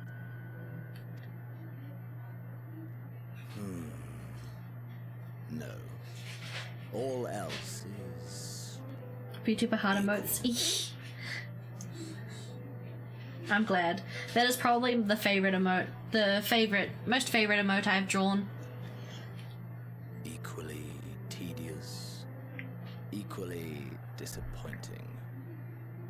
The world is... Ooh, that's a nice collection. ...to which we sink, too weak to thrash as the mud clings to our eyes. Peachy, and fills our throats Mickey, till we blissfully Keimer, choke.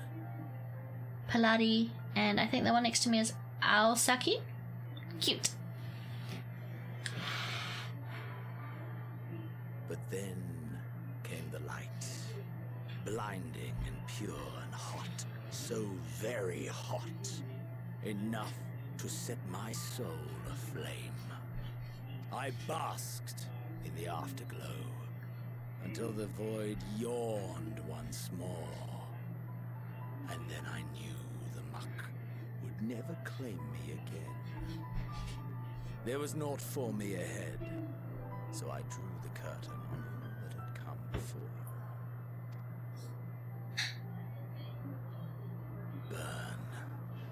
Burn. Let the whole star burn. I will have my contest. I will reclaim my moment. You are so weird.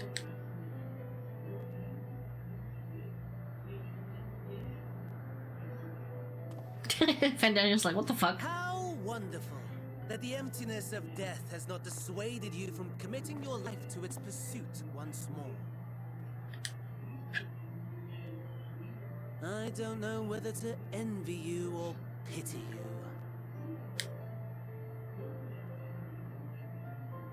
You question my disinterest, but what of yours?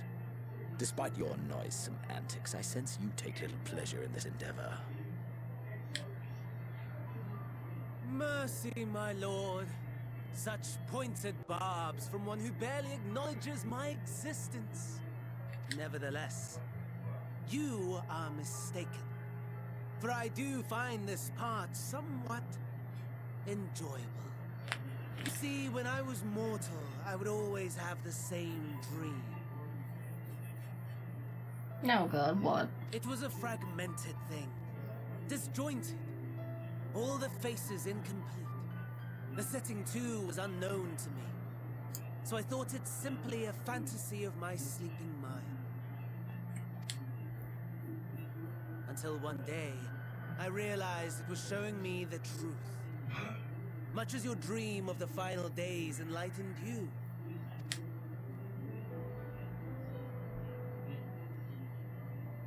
And soon, very soon, the rest of the world will see the truth of my dream, too.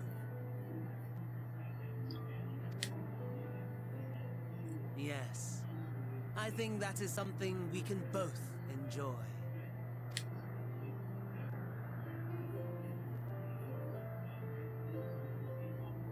I don't understand.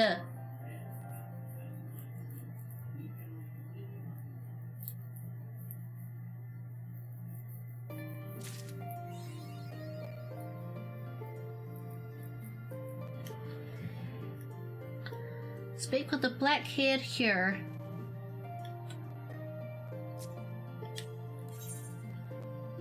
I will repair my gear first.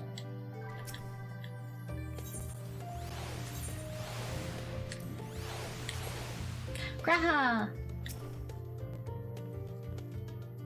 Oh, that's not my main quest. Hope you don't mind splashing to your room late last feast. For what it's worth, it did me a world of good to put your troubles to one side, if only for a moment. My ears are itchy. I need to get bigger headphones. I do. I really need to get headphones that actually go around my ears. Because right now my headphones sit on my ears and it's really... My ears are sensitive, okay? So they get really irritated easily.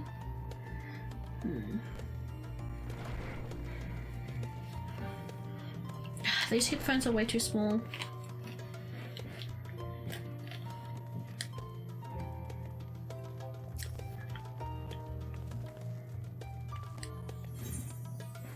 Oh, what are you apologizing for? That's fine, I need better headphones. Feeling refreshed, I was about to make my way to the studium as it happens.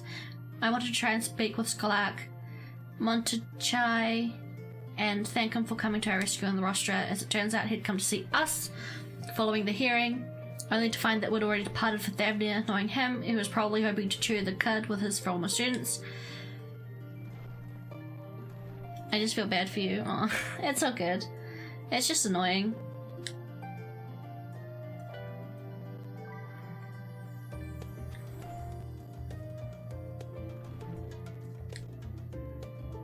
That would be the best. But the other should be fair. Tell them we'll not be long.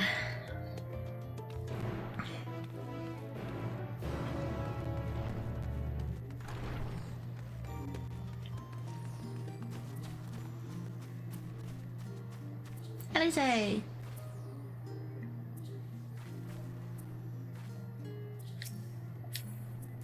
You careful now? My father can master these fiendish contraptions, then so can I. You go, Alphino.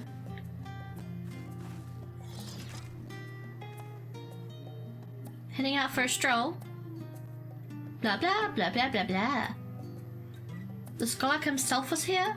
In that case, what are we waiting for? I am too eager to see him, though I somewhat dread the thought of visiting the studium.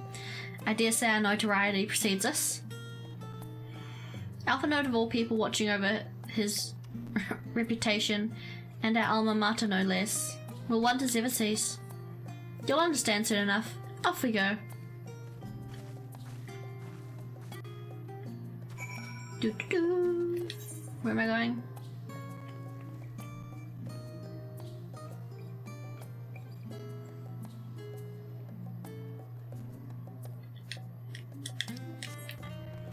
I'm just there.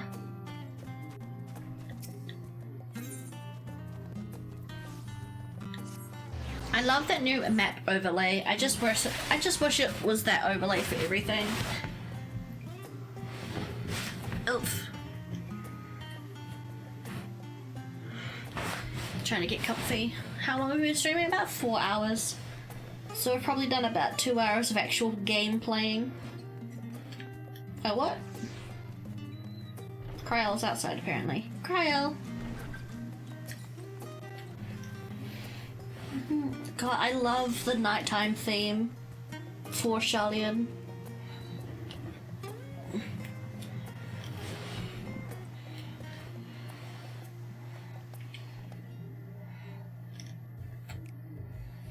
Ugh.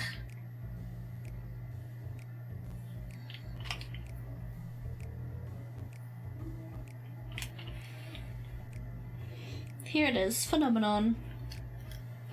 Well, I expect you made a note of it before, one can hardly miss it. It's the first time I've been here on official business, correct? Well, most of the space is taken up by the expensive auditoriums. It's also houses numerous of laboratories, testing grounds for experimental magics, and a host of administrative offices and so forth. As a centre of what would later become the Studium, it was established to promote the study of aetherological phenomena, hence the name. Though with ether being a fundamental aspect of nature, its scope expanded to include every conceivable facet of life and even the universe itself. And then, the 432nd year of the 6th astral era, Phenomenon was decreed complete and the Studium officially opened as a place of learning. With a long and storied history, it was without question the world's leading authority in etherology, the arcane, the occult, astromancy, and countless other fields, standing proud as Sharlayan's foremost educational institute. You always did enjoy giving the grand tour to new students. Alphino's such a fucking nerd, I love it. Indeed, I've long since lost track of how many times he has rejected that same fluffish speech. Studying such his undying love for his old stamping ground.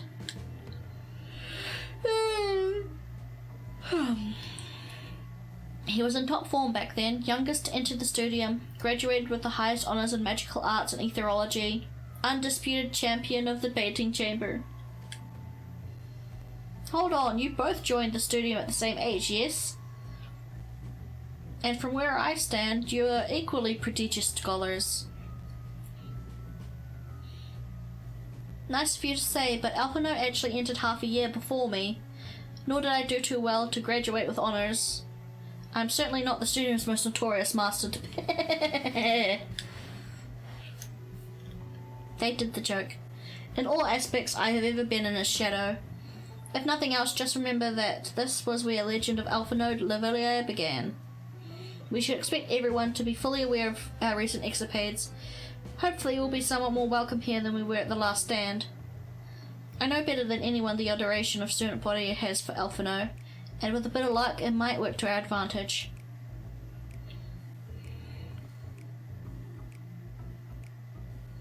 Well, there's no time like present. First things first, let's look for Scholar Montacan and other faculty. Other faculty tend to frequent their offices, but unfortunately for us, he's fond of wandering wherever his whims take him. Let's split up and ask the students if they've seen him.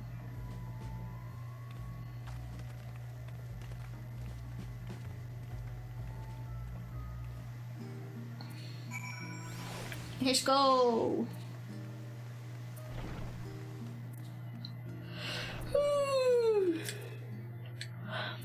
Hello, excitable student. Thus, Alpha No Liveria. The Alpha No Liveria. There's a sister.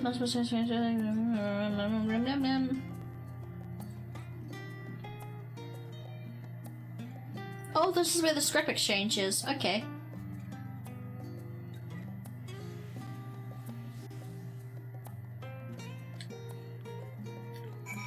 Alapo. Oh god, Alpha No's fucking surrounded.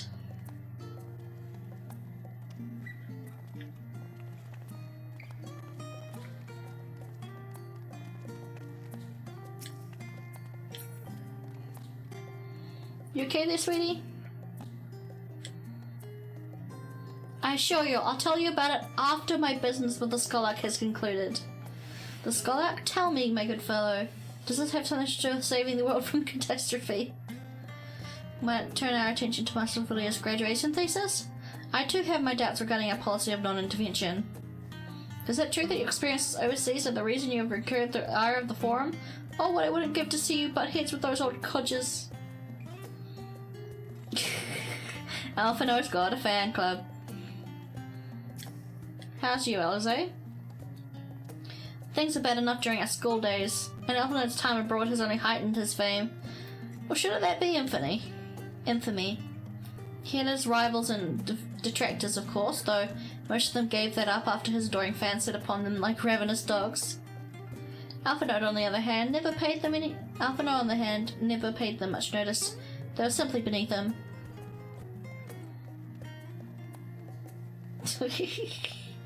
That's so cute. I'm guessing. Bum, bum, bum, bum. Dum da da dum. Da da dum. Dum da da dum. Dum dum. Dum da dum.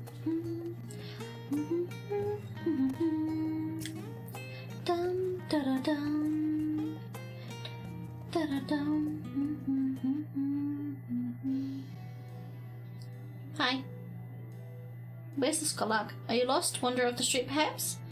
Wait, don't tell me. You're a trainee gleaner, fish off the guild ship. I'm right, aren't I? Oh, how silly of me. Orientation is in order. Ahem. Allow me to bid you warm welcome to the Searchers' Meet.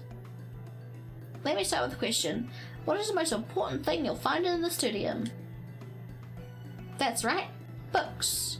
And what's the second most important? Why, that's simple. Everything else. That's what we deal here in the Searchers' Meet.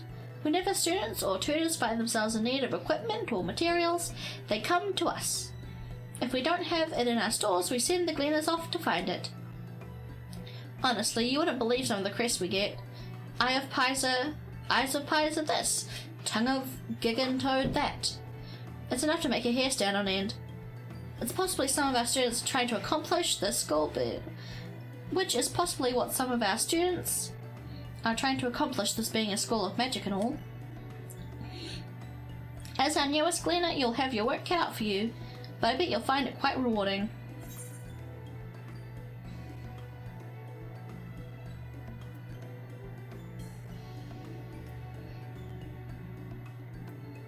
I've tracked down many miscellaneous knickknacks in my time, but I'm not a gleaner. But I am no gleaner.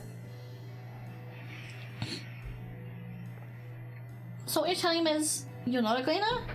Yes, that's exactly what you said, isn't it? You're not. Are you looking for a Scholark? I'm afraid we don't have anyone of those in Stockton. Oh, you mean him?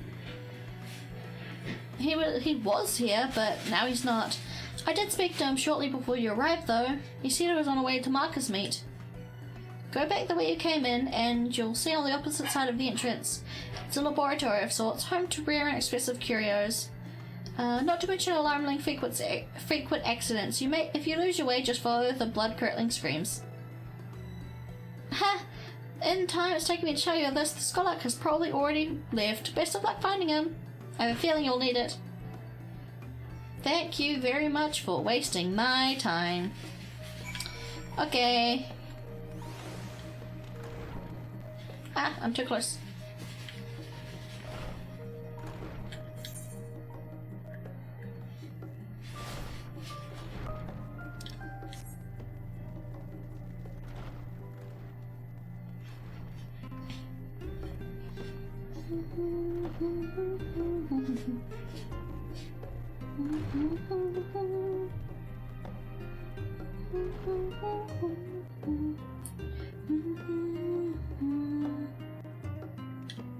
Hey, load in.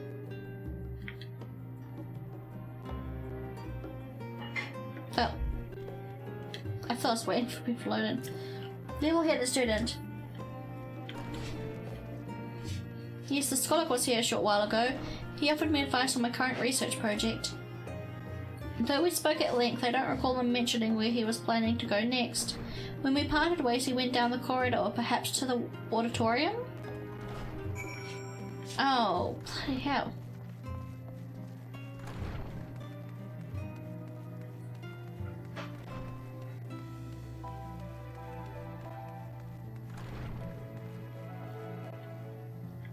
There he is.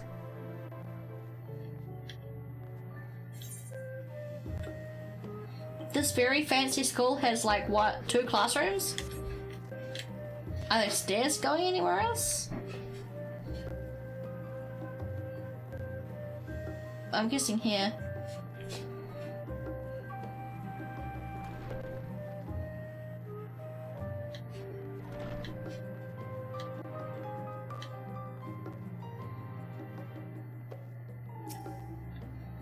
Hi. Why the hell are those doors so big? Archaeology. That's not the right word.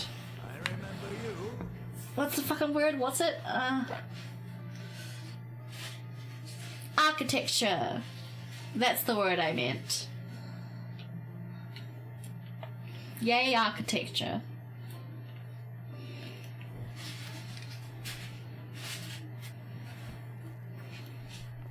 I pray we have not caught you at an inopportune moment. We wanted to offer our thanks for your kind words in the forum.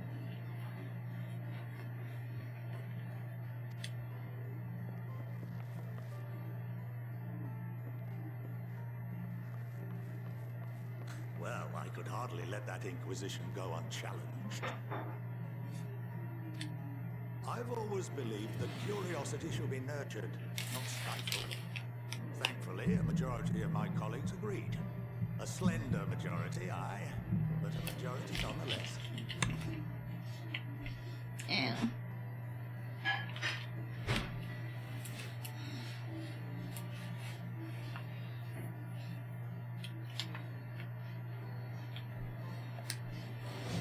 Had the vote not gone our way, we would be having a very different conversation, if any at all. Though I'd like to think you would have not given up on our cause. I'm told you paid a visit to the annex afterwards. Yes, that's right. I was hoping to speak with the grandchildren of my dearly departed friends Galuf and Louisois in a less dour setting. But it seems I just miss you.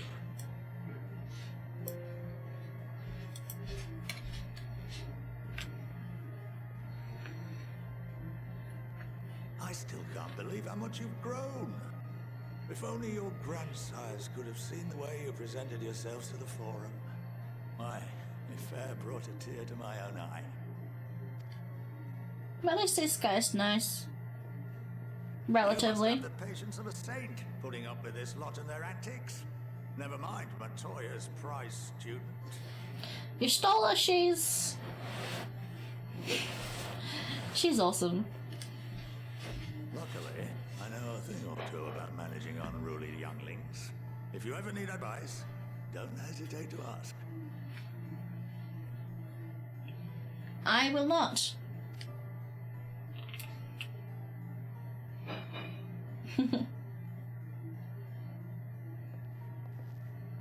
If I may, there is a rather more pressing matter we wish to discuss. What can you tell us of this duty that the Forum must fulfill? Nothing, I'm afraid. Like all humble servants of the Forum, I am sworn to secrecy. Can you tell us where to go so we can see it for ourselves? Or rather, I couldn't tell you if I tried. Yeah. I was right. Back in the last stream, there's a magical gag order that, like, forces you to shut up when you are about to tell the secret. Our duty is of the gravest importance. Furthermore, if the particulars were made public, it would incite widespread panic. As such, those entrusted with this duty have been bound by an enchantment, which prevents us from speaking of such matters without the express permission of the Forum. So you can't even tell us where exactly to go? How is that even possible? It's been some time since I last gave a lecture. Please, take a seat. But I don't want to go back to school.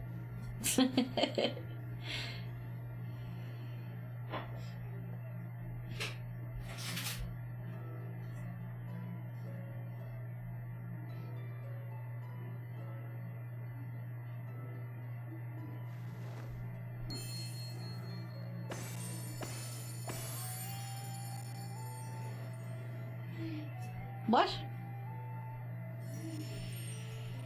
Magic. We shall begin by reviewing the fundamentals of etherology. The ether, which imbues us with life, can be categorized into 3 forms. My character in her canon ran away from in the middle of high school, or Eorzea's equivalent to high school, so she probably doesn't know shit about this. 2 are of the incorporeal sort, the soul and the memory. Can anyone tell me the third? Not me. My character ran away in the middle of her education to become an adventurer. So I should not be able to answer this correctly.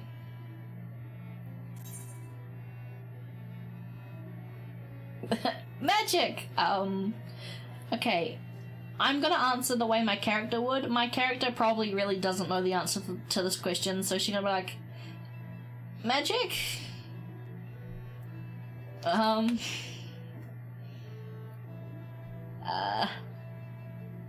answer is corporeal ether. I see. This is the form with which the layman is most familiar. I don't know, Velvet's just dumb. Velvet just knows that she can do magic. She doesn't know how it works. She knows more about black magic and white magic and, you know, fighting and stuff. Consumed by even the simplest of daily activities and replenished by the food and Look at you getting into therapy. I mean, my character has a whole backstory that I could talk about for ages. In contrast, the ether that comprises the soul is rarely subject to dramatic change.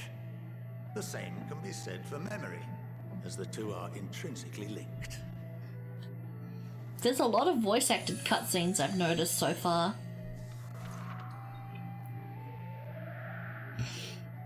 Picture the soul as paper, and memories as words written upon it. Welcome to the something. Now, one of these days I'd happily just sit and listen. paper was doused Nice. with ink, the same type of ether as comprises the memories.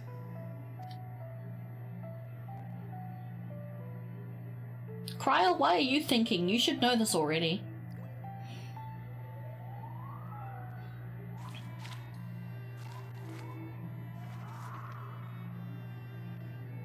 It blot out everything that was written.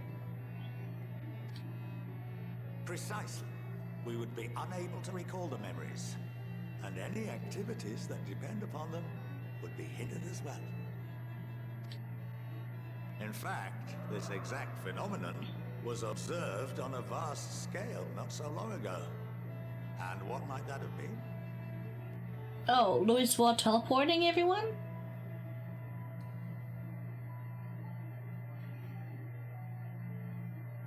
The seventh umbral calamity. Yeah.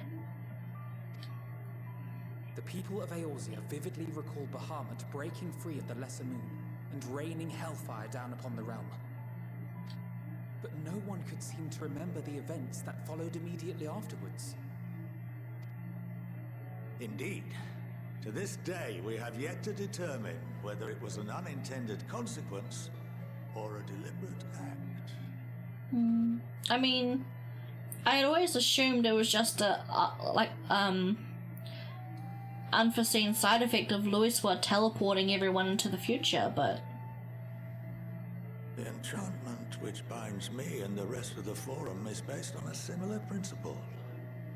And yes, it is a contravention of the Charlian prohibition against the practice of memory manipulation. Only when a new member is inducted and told of our great duty are they subjected to the process. A necessary evil. You have my word that it would never be used to manipulate the populace. I should hope not. But can this enchantment be dispelled and your memories restored? If 9/10 of our members give their approval, then the process may be reversed. Then, and only then, would we be able to speak freely to others of our sacred duty. Barring that, we must wait until we return to the ethereal sea. So, could you still tell us where we could go to find the big thing, at least? Like, can you tell us where the initial research site was? So we could go look for ourselves?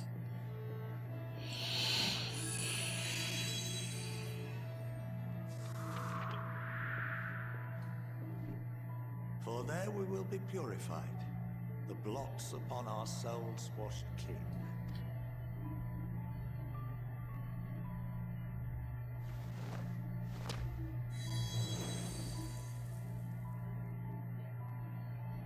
And our memories drift apart and dissolve, rather defeating the purpose, I suppose.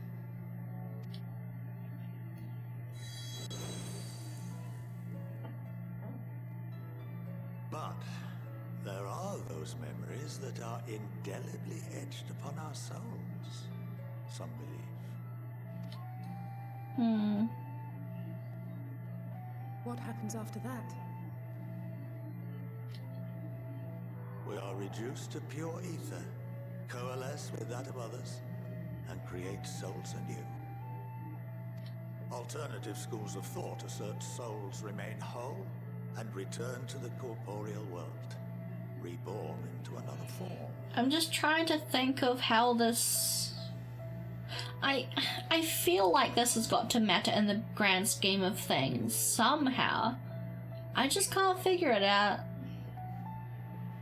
Both theories have their proponents. Personally, I consider each equally probable.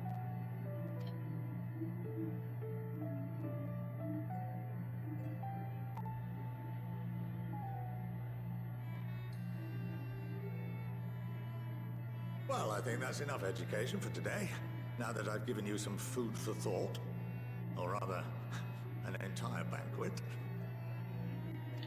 I don't know, I'm still so confused.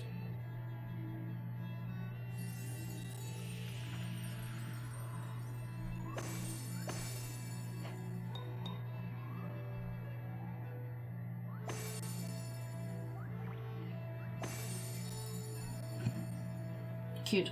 I would remind you that although I'm unable to assist you with certain matters, the resources at my disposal may still be of use to you. Can you tell us where the original research site was? I'll arrange for you all to be given the run of Phenomenon. Of course, as associate to our alumni and the students of Baldessian, this privilege is extended to you as well, my friend. Oh, and I suggest you speak with Ki Aliapo. She's well known among the artisans of Sharlayan, and her network of contacts may prove useful in your search for knowledge. I wish you all the best in your pursuits, wheresoever they may take you.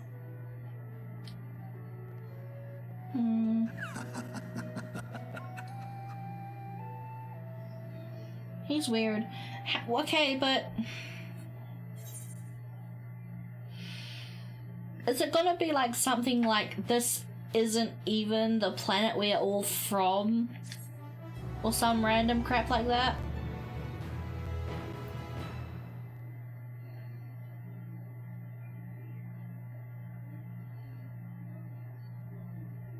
You've been crafted there.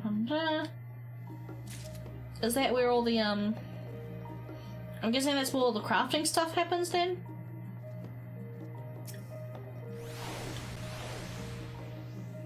Some of my earliest memories are of Skolak Montagain. Actually, he was a close friend of our grandfather, who would come to tea and amaze us with his tricks, much like his demonstration with the paper and ink. He is a huge part of why I wanted to enter the studium in the first place. Oh, I'm talking to Kryl. Sorry. A capital idea. Well, it's given me much to mull over. I feel as though we're one step closer to understanding the Forum's true motives and the mysteries of life itself, for good measure. Funny, I came here with the intent of expressing my gratitude, only to leave me more indebted than before. I have a feeling his friendship and support will be great boon to us in days to come. And on that note, let's head back to the annex. Perhaps on the way you could better acquaint yourself with Ki Aliapo, as Skolak suggested, while I share our findings with Raha.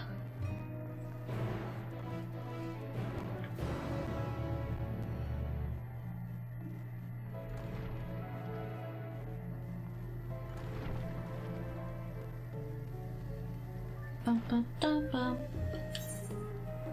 Do we have any more? No, okay.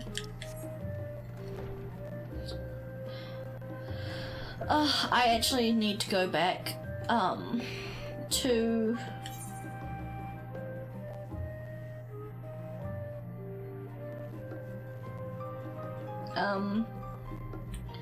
eventually I'll need to go back to Thavnir and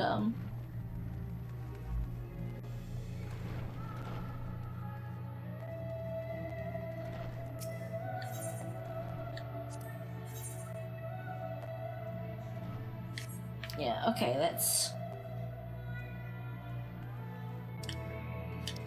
crafting stuff, awesome. I will unlock that whenever the fuck I can be bothered. I'm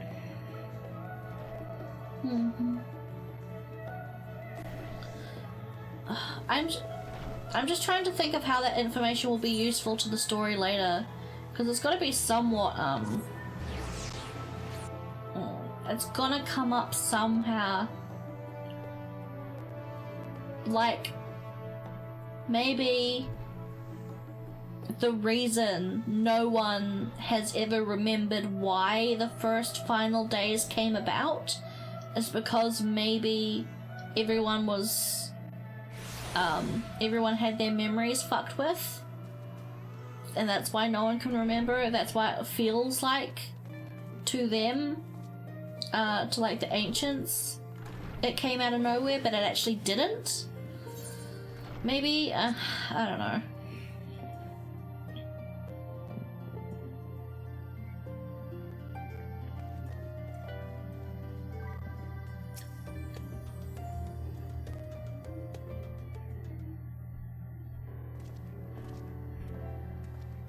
Welcome back. From what I hear, the trip to the studio proved most educational. While you were away, I received word from the Philistines. As expected, news of the awarding scales was met with much joy. Preparations are now underway to bring the leadership of the Grand Company of Eorzea and the Eastern Alliance together to determine a way forward. Our friends have asked we bring the scales in a position to Limsa Liminza. So the time has come for us to go on the offensive. It's too early to say for certain, but that does seem to be the way the winds are blowing. I for one can think of no reason to oppose such a plan, but let us see what awaits us in Vildebrand. Let's start by getting the scales out of storage. Give me a hand where you are sitting in. He seems so unenthused to do fucking anything.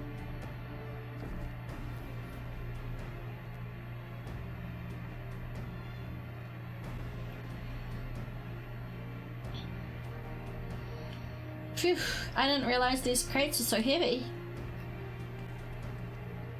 I couldn't complain though. Veteran the alchemists of the great work put their heart and soul into each and every one of these scales, so you must treat them with the utmost care.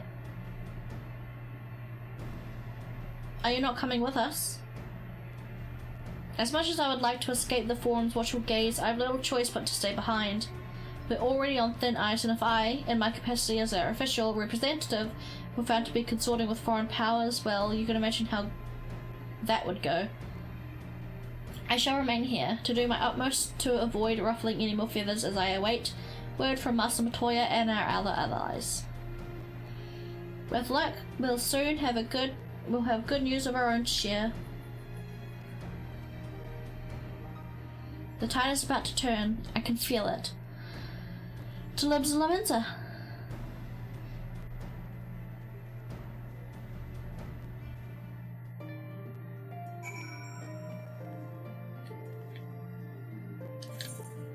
Limsa. Limsa.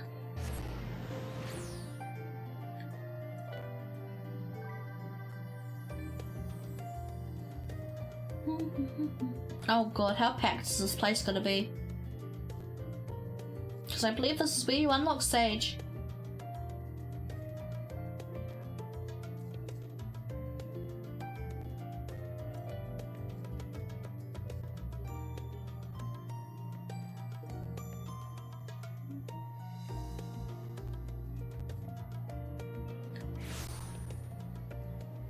This way.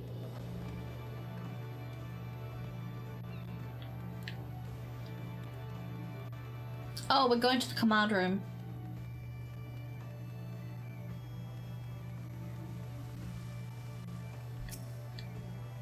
Hi. Yes.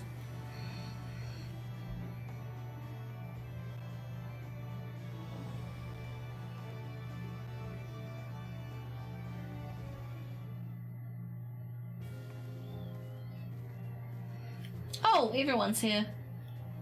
My apologies for calling you away from Sharlayan at such short notice.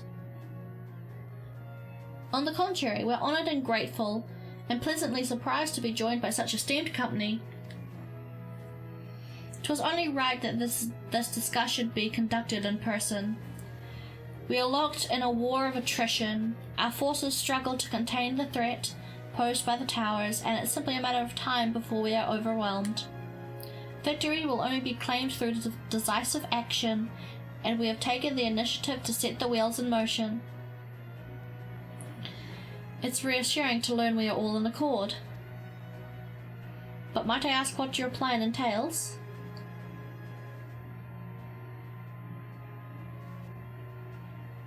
It hinges entirely on the warding scales and our ability to utilize their potential to the fullest. During your time in Sharlayan, the allied nations have been engaged on separate fronts with no end in sight. To make matters worse, the searches and abductions of Kobold, Sahagin, and Ixal and Ananta have given rise to an increasing number of primals as well. But your triumph at Raz Adhan has given us cause to hope what's more. The time has come to free ourselves of this menace, and it is you, Scions of the Seventh Dawn, who have shown us the way. While the bulk of our forces will continue to hold the Trollforoi at bay, we will dispatch our finest to strike the enemy's heart, Garlemald. These brave few will be the Ilsabard contingent. To think such progress has been made in so short a span. Sorry, I can't read. Its objectives are twofold. The first is to provide aid to the people of Garlemald. As previously reported, countless Imperial soldiers and civilians have been tempered, robbed of their free will. They serve the Trollforoi's every whim without question. They too are victims. It is our duty to deliver them from their suffering, not for strategic or political gain, but because it's the right thing to do. I do not ask that we set aside the decades of conflict and conquest, that we simply choose to forgive and forget. I ask only, in choosing to remember, we do not also forsake our compassion and morality.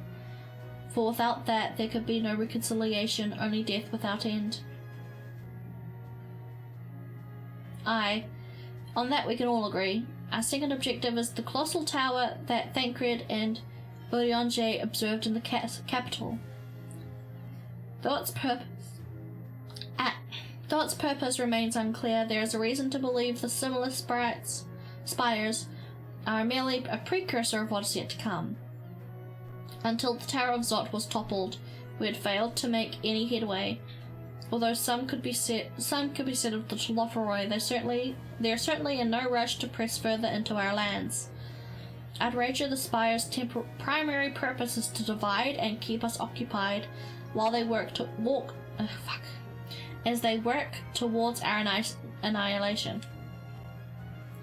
This would appear to be substantiated by Y'shtola's analysis of the tower's influence on ethereal currents.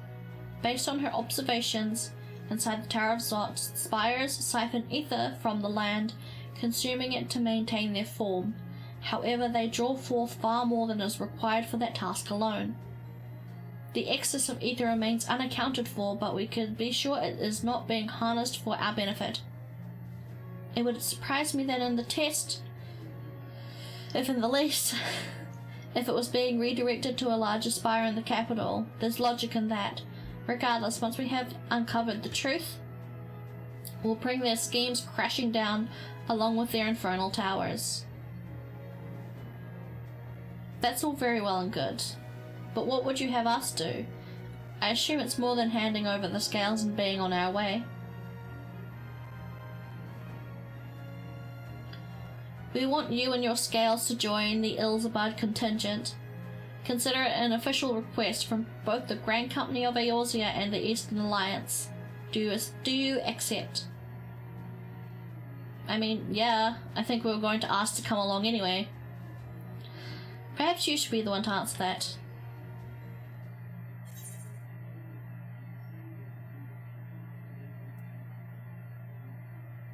For the people of Garlemald.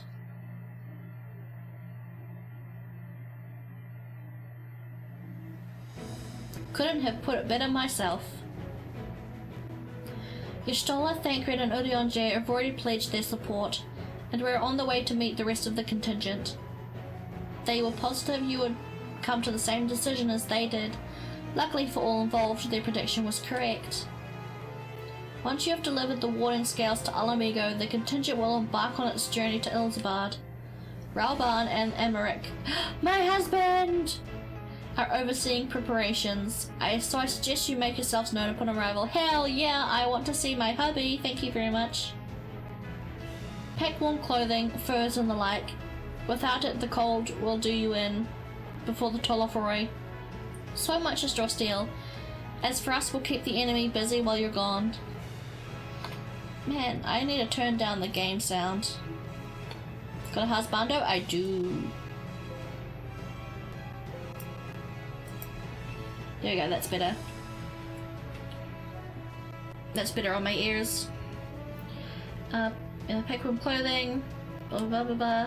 Now go safe in the knowledge Eorzea will be as you left it, or in better, upon oh fuck, I can't read. I'm so sorry. It must be so awful to listen to me butcher every fucking sentence. I just can't fucking read.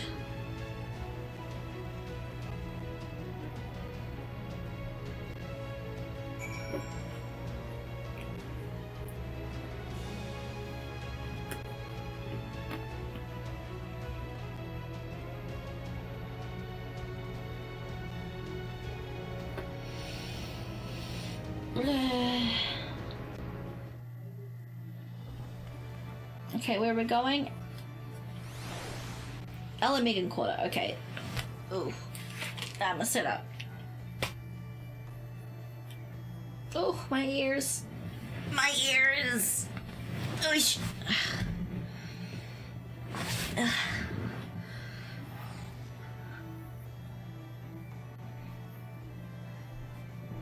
Oof, okay. Oh.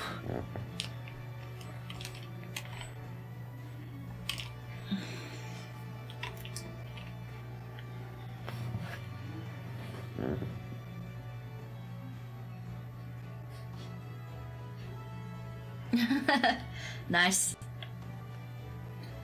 Alamigo. Alamigo. Alamigan Quarter.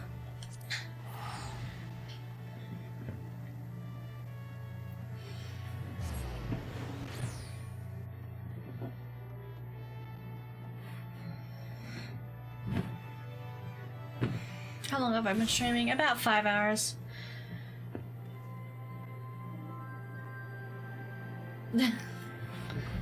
Yeah, I don't have any sheets on my bed. Well, I have a duvet, but that's about it. Oh look! A place I can actually fly. I really don't like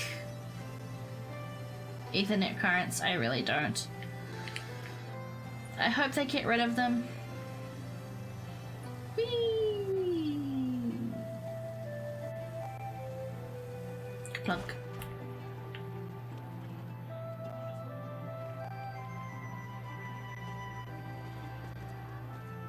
Where is it?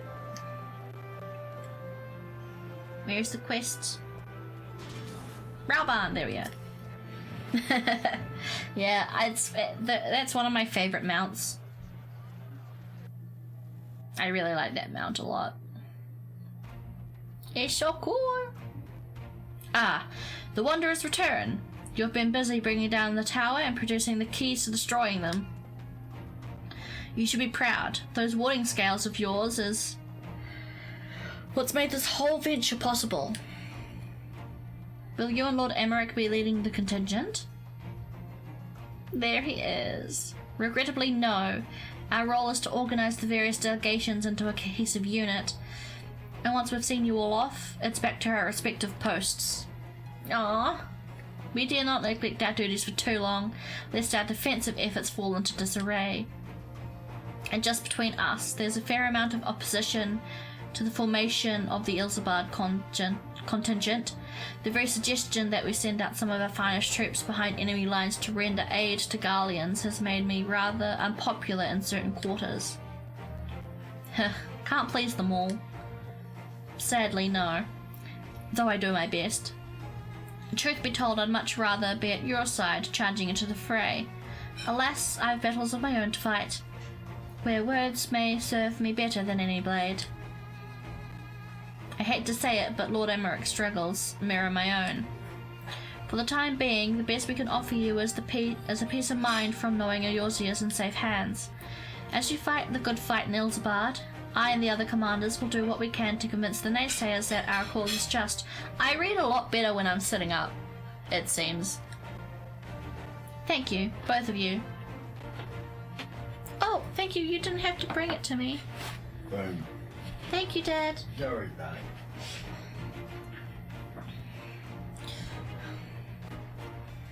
Dad has brought me food.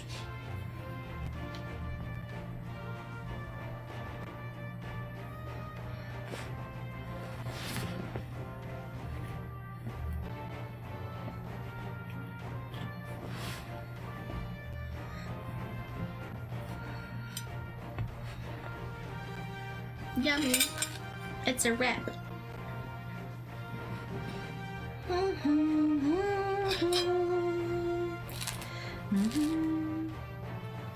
Sweetness level 100. Hell yes.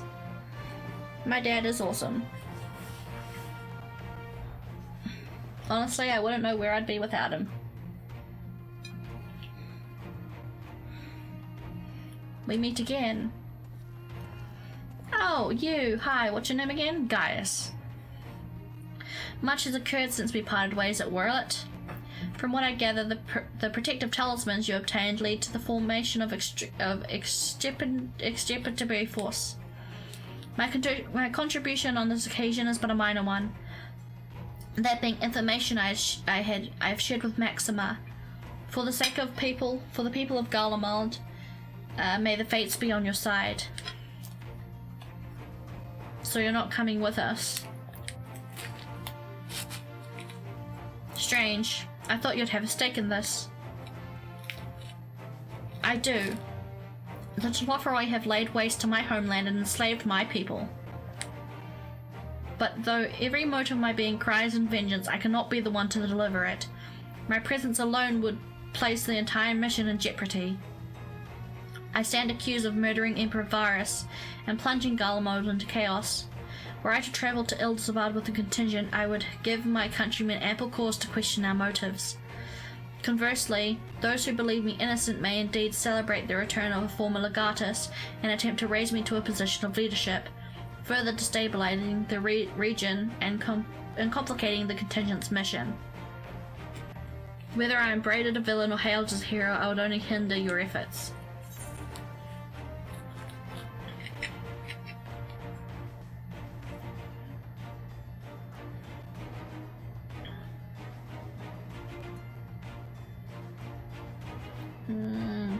She would say I understand. I understand. Warlet is in your hands.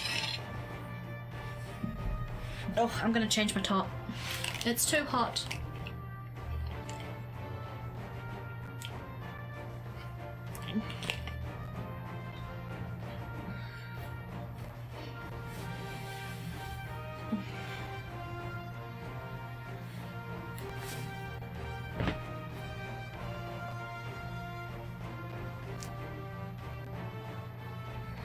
Changing my top, changing my top, changing my top, top.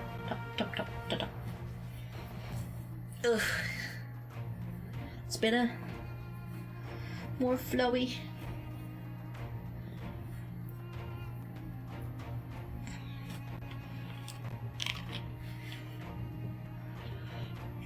And I will defend it to my dying breath. All the sacrifices my sons and daughters made, I can do no less.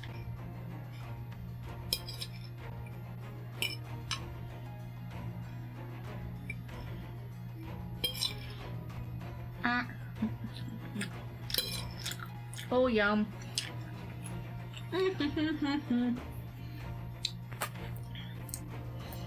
We will be ready.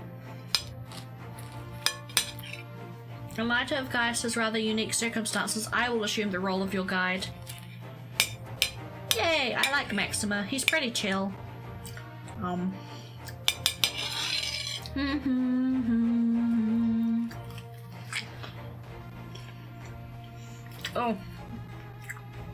This is so good.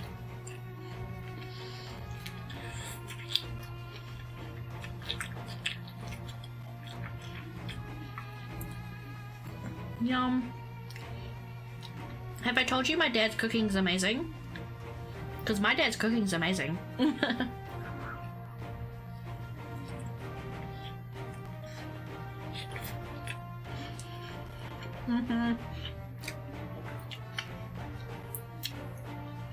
Though I may have defected for political reasons, my love for Garlemald endures.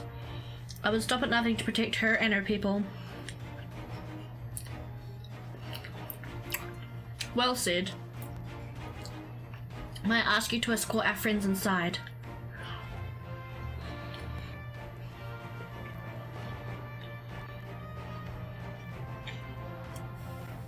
You might even bump into an old acquaintance or two. And if I don't see you again ere you depart, may the Fury guide and protect you. All of you.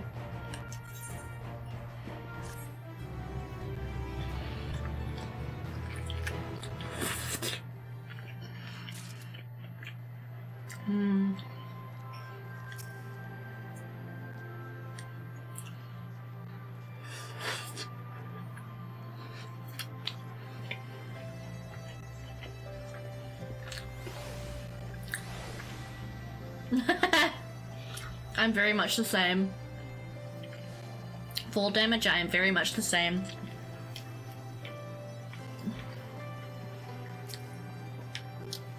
Hi, Emmerich. I neglected to mention earlier when we received a report for our troops that may have interest to you. While engaged with the Luma Primal, a great worm swooped down from the skies and came to their aid. This worm is described as a spitting image of Tiamat. Yay! Tiamat's actually helping us now. Yay! Considering we let her go, she too continues to wage war against the Tofferoi. Awesome. Hey, Maxima. This is a big wrap. Ooh, yum. Ooh. We get a thing? Maxima would have you meet your new traveling companions. Okay.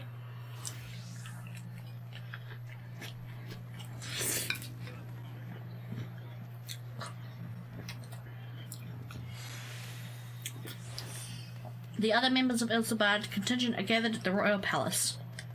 I shall inform you of them arrival, so please make your way inside as soon as you're ready. Sweet, I will come in just as I've had some of my wrap.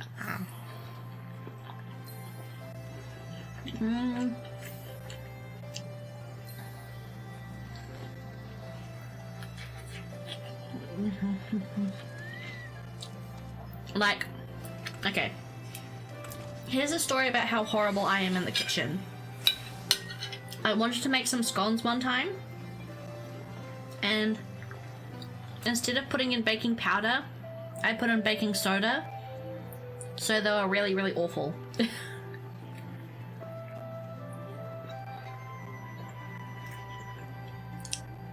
I just figured they were the same thing.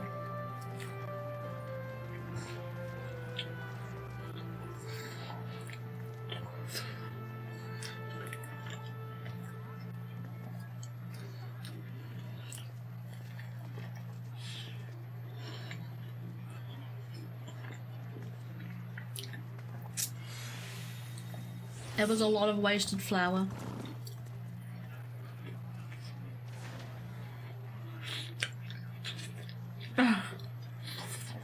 Oh god. Chocolate baking powder, oh man. See, like, you'd figure something like that would work though, right?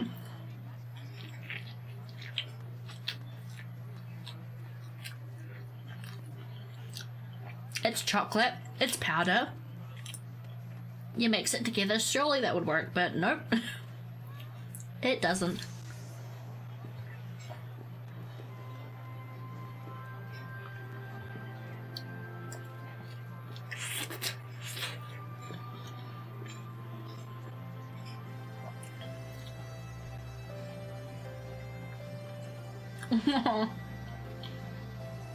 It doesn't melt into milk here.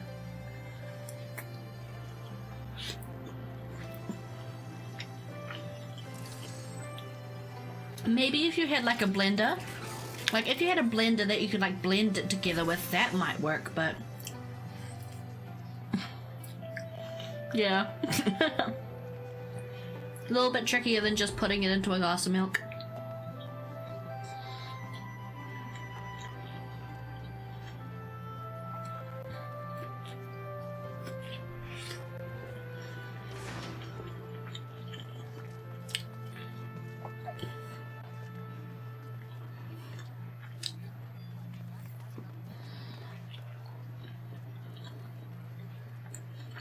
Yum.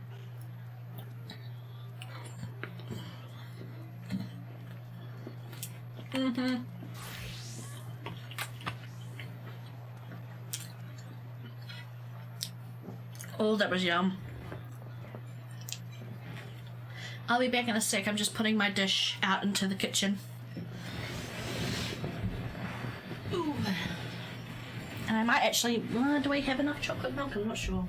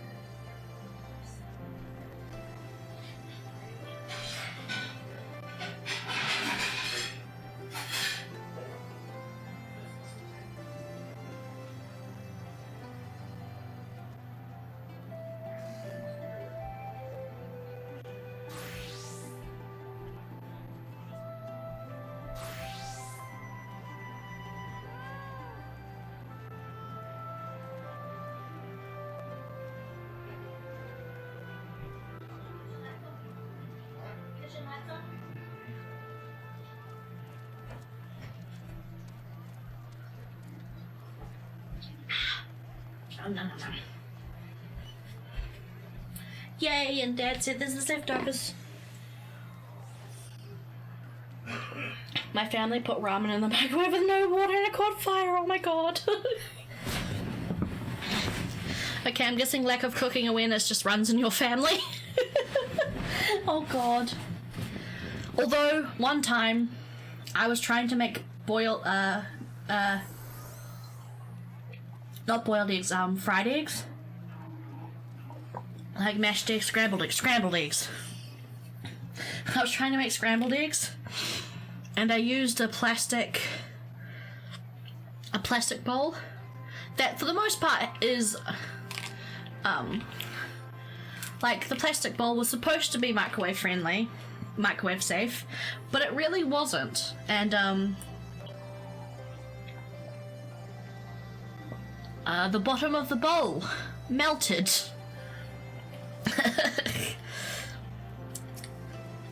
And it spilt everywhere, so I hid the bowl, because my mother is the type to get very angry at everything, almost, and I knew that she'd be very angry, so I hid the bowl in one of the bushes in the backyard, and did my best to clean I did my best to clean the microwave best I could, and yeah. I melted the bowl completely through. God knows how. Did she ever find the bowl? No. No, she didn't. I don't even think she realized it was missing.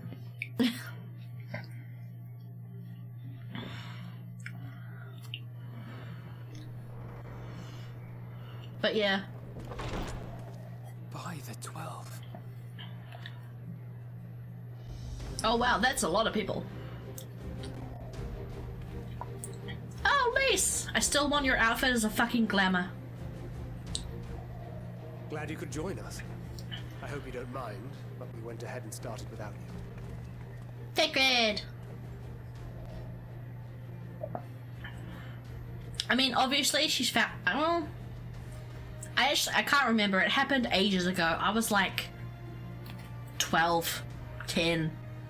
10? 10. I was 10 or 9, somewhere around there.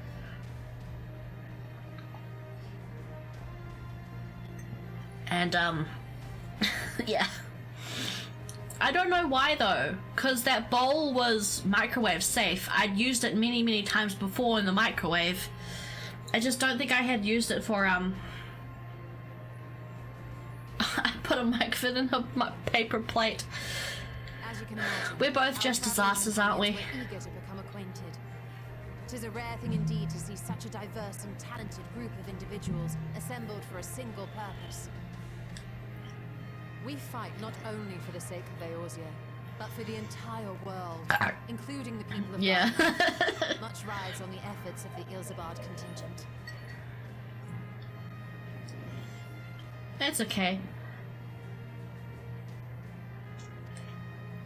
Indeed, which is why I am glad to find myself in the company of many Lucia! trusted friends, yourselves included. I haven't seen you in ages. How you doing, girl? I've come at the behest of Lord Emmerich, who has honored me with the role of Ishgard's representative. And for the good of all nations, not least my former homeland, Oh I no. am determined to see this mission through to its end. But hey, at least hopefully neither of us are dumb enough to put an egg in an oven. Oven? Microwave. At least I'd hope not. I'm not dumb enough to do that, I think, because I've seen videos on YouTube telling me that they explode. We have a hard road ahead of us, but walk it we shall, together.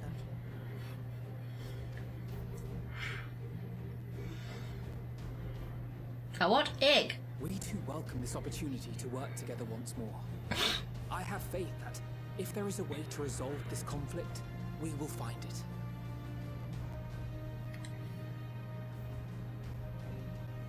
Allow me to introduce you to the rest of our company. Yes, who are my new comrades. Everyone, if I may have your attention. Oh, you never done that. I'd hope not. The Larvals. Lise, I still want your dress.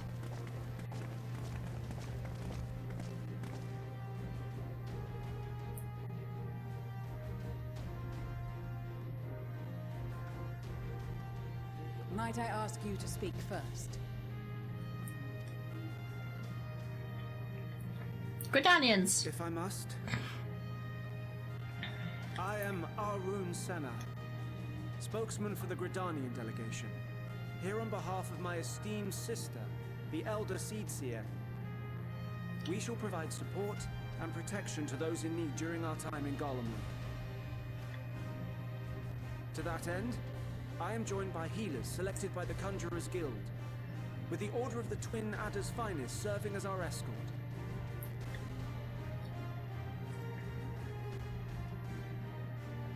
Of course, with an experienced white mage such as I returned. Hi, Rain. as well, those requiring How be you?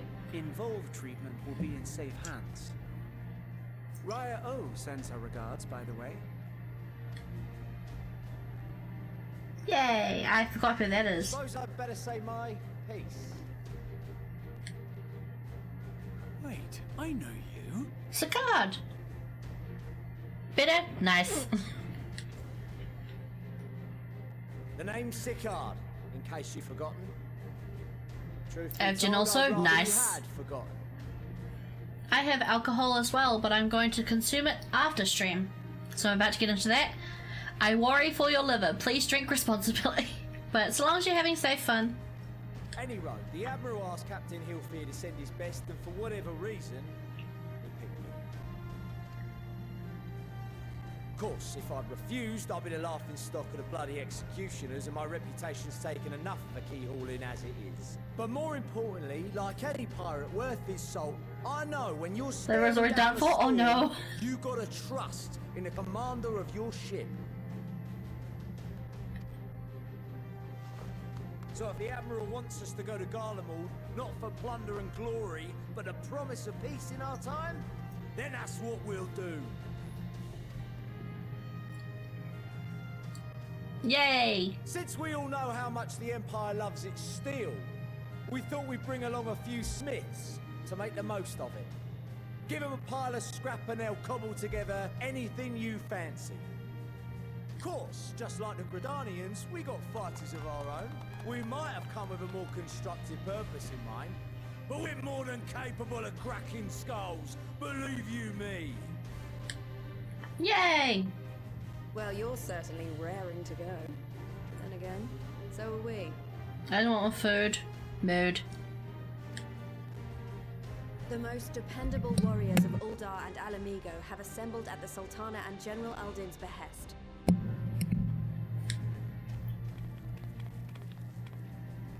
If Garlemald has truly fallen, then the whole place is likely to be crawling with Telophoroi. We'll need plenty of troops to clear and hold a path for others to follow. That's where we come in. Naturally, Marshal Tarapin and I will be leading from the front. The Lalafellan army. It's been some time since I last saw you in your element on the battlefield. I want her dress as a fucking glamour so bad. I want to wear it. Let me wear it. From what I've heard, you've become pretty fearsome yourself. Master Matoya, the avatar of destruction.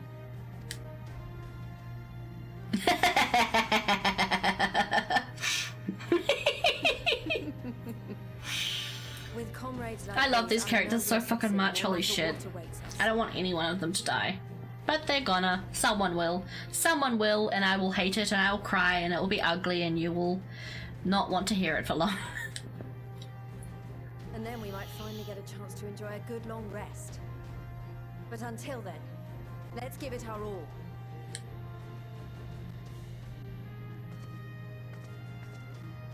As for Ishgard, we Temple Knights have come in force to uphold our nation's commitment to the peace and welfare of our allies. And yourselves. The bitter cold of Garlemald is a formidable enemy in of itself. Our experience fighting in ice and snow will prove invaluable in the days ahead. That's a good point, actually. I did not think of that. Accordingly, I have been designated commander of the Ilzabard contingent. I will do all in my power to provide you with the leadership and guidance you require. Yay! The four high houses, House Hylinard foremost among them, have arranged for a host As a of man, I am machinists but to join few, us not on our scared to mission. cry. Nice. I hope you don't mind listening to my very, very ugly crying when the time comes.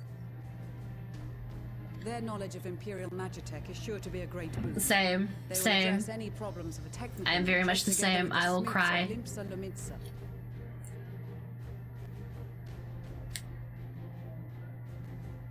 There is another awaiting introduction. Oh God. Lord Emonelaine! Can't we have your brother? Yes. Emonelaine de Forton, at your service.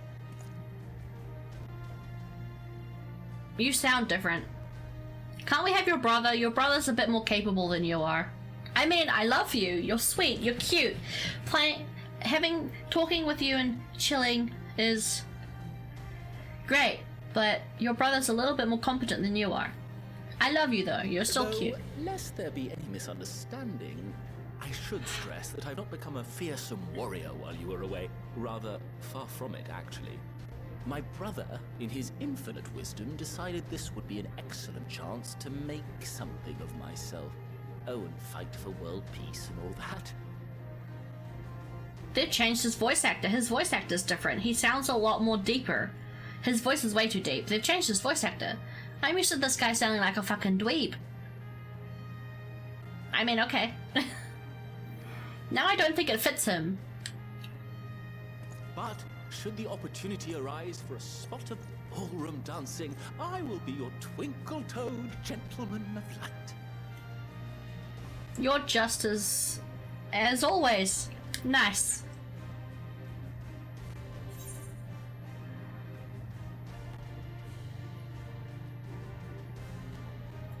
Could really take it.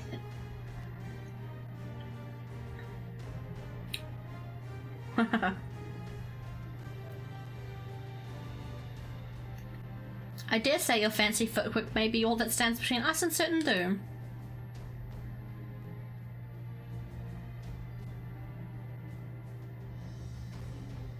I cannot wait to regale Honohua with my tales of daring do. I love him, but he's annoying. I believe that concludes introductions for the Grand Company of Eorzea. Our allies from the Eastern Alliance were due to arrive some time ago, but it would appear they have Way to been crush them in. I mean, he's cute, he's harmless, he's very, very sweet and harmless, and he doesn't mean bad. He's not a bad person. He's just a fucking idiot. Would that be the shinobi of Doma? Actually, they've been tasked with relaying messages back and forth between the various eastern nations. According to Lord Hien, however, an equally capable company of warriors has been sent in their stead. Wouldn't it just be easier to meet them where they are since they're closer? Out of my way, you preening fool! Oh, God.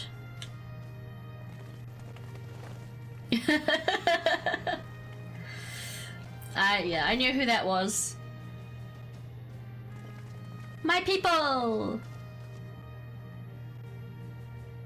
Forgive us for coming late. We are the delegates of the Eastern Serena! Alliance. I haven't seen you in so long. Cyrena, and you've brought company. For battle and blood we come, as a step is sorely lacking in both. No towers befoul our lands, so we marched on those of Doma, only to find them beyond our reach. That's my waifu. Nice. Sadu's cool. I like her. And now our thirst for slaughter will be slaked. No quarter to the enemy! Sadu Hatun, no. We go to make peace with the Iron Men, not war. Warriors of the Steppe, we've heard many tales of your bravery. We welcome you as allies. And these other ones you have brought... Oh, Serena. Serena's cute. She's very, very sweet. Going through her story in Shadow and Stormblood. Yes, and Stormblood was very, very nice. She's very, very sweet. Members of the Dalmascan resistance group, Lente's Tears.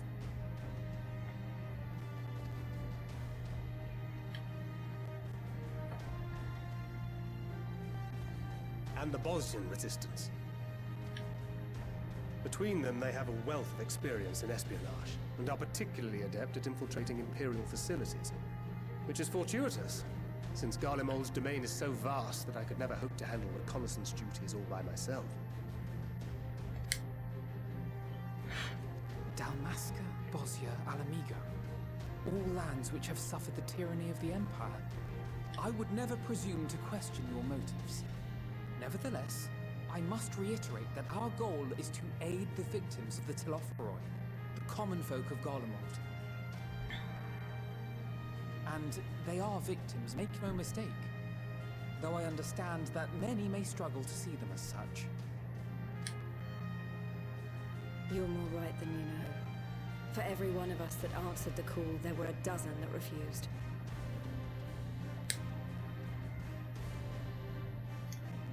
Not only in Alamigo, but everywhere we went. And who could blame them? The Empire's always been the enemy. But after seeing what we've seen, fighting and working against and with Garleans, there's no denying the simple truth. They're just people. No different from you or I. They've got their share of liars and murderers, but so do we. So do we all. Fordola, who once swore herself to Garlemald, has proven herself a trusted ally time and time again. Every Eorzean here knows Cid Garland, the Imperial defector who shared with us countless technological wonders. Gaius bloody Baelsar himself is working to help rebuild Wurlid, a nation he once conquered.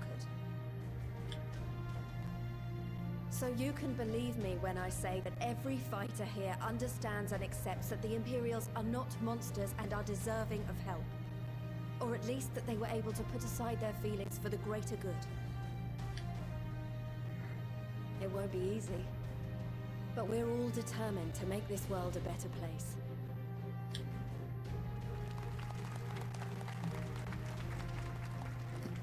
What lingering concerns I may have had were clearly unwarranted. I agree with everything you said wholeheartedly.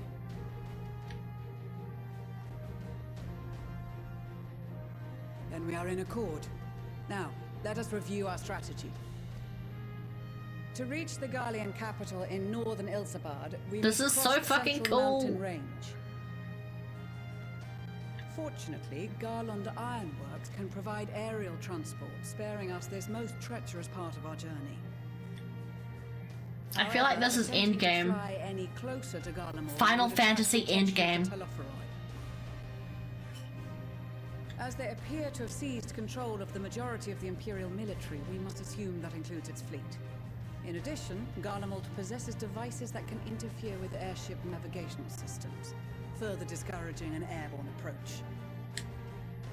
Given the circumstances, the closest we dare deploy our contingent is an area between the range and the capital, the Magna Glaciers. From there, we must travel the rest of the way on foot.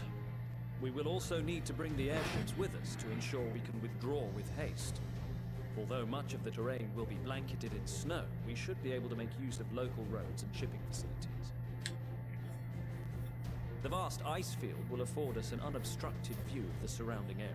On the other hand, it will also allow others to easily spot us.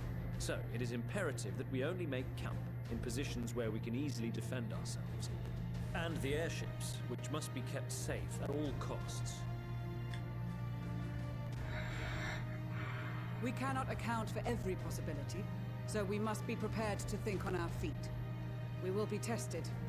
Sorely tested, I expect. But for our homes and for our people, and a people not our own but in need, we will succeed.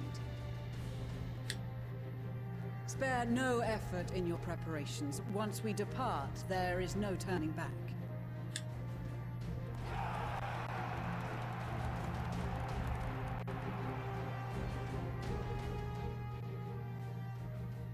I am so hype.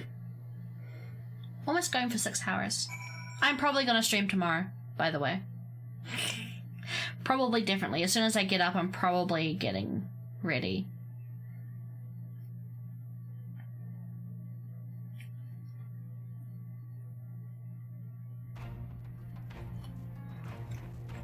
Look at everyone! Serena!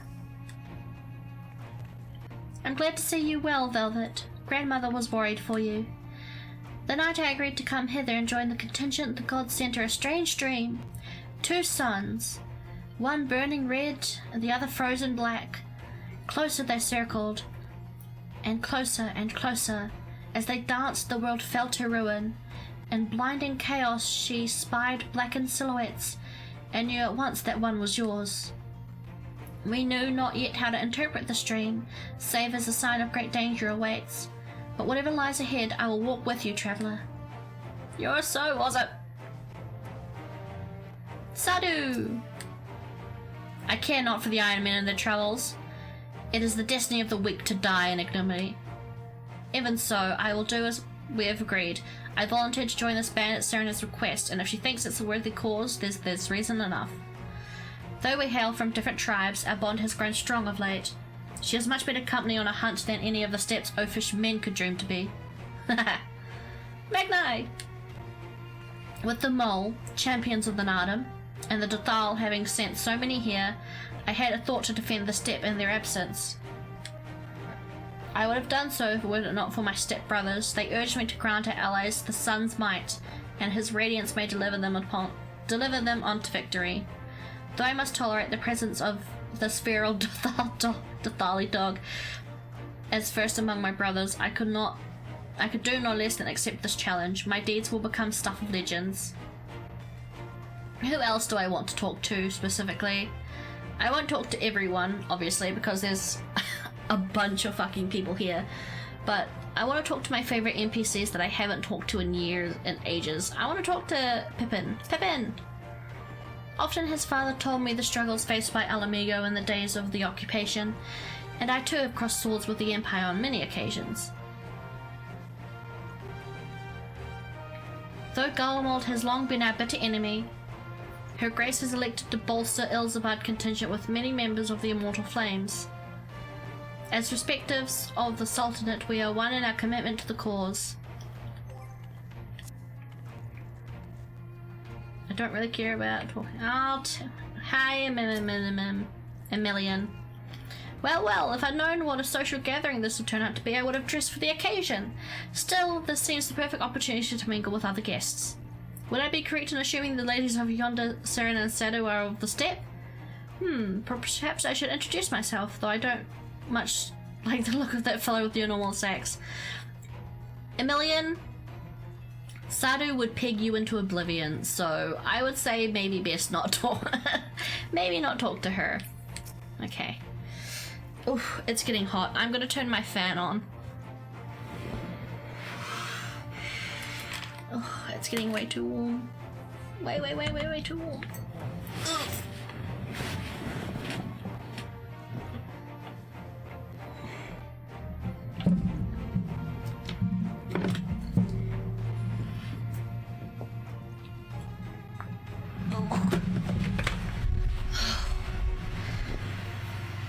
Bestow upon me air cool.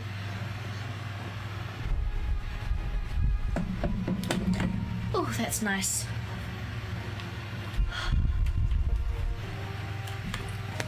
Come on, Y'shtola, let's go. Apparently these quests are very long, so I'll be good to get stuck into them. Besides the delegates assembled here, the Amalja and several other tribes offered to send troops of their own. Unfortunately, due to their physiology, many would struggle to simply survive in the harsh climate of Ilzabad. They would also likely prove tempting targets for abduction by the Telopheroi. All things considered, they better aid the cause by bolstering our defences in Eorzea. Through their eagerness to do so has more been noted. We few shall have to suffice. Ere we embark, we must distribute the warding scales to our comrades cared to do the honours.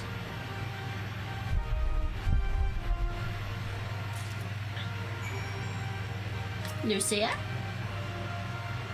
Warding scales for the Ishgardian delegation? Dun, dun, dun, dun, dun.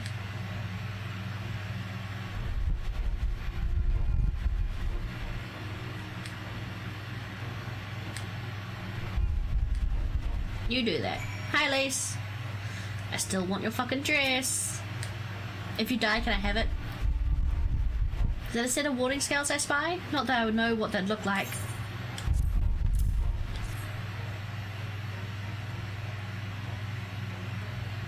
Wow, look at these! Even a layman like me can tell they're bursting with ether. All the better to fend off the tampering waves? Is that the right term? Anyway, these will give us one less thing to worry about, which leaves us the other mountain of whatever else is waiting for us in Golemald. Only one way to find out, eh? Nervous or not, I'd march through the 7 hells if it gave me a chance to put Xenos back in the grave where he belongs. Da-dum, da-dum. Hi, Sicard. I hear you've got something for us. There you go. Ah, them scales everyone's been talking about. Pretty little things, ain't they? Reckon they'll be worth a gill or two when this is over, but we'll hold on to them for now. And one more thing. I know what you're thinking. Why did you say it Ansar instead? Buggered if I know. All the Emerald and Captain Heelfirst told me is what they needed something to help safeguard the future. And here I am. Can't say they haven't got a sense of humour.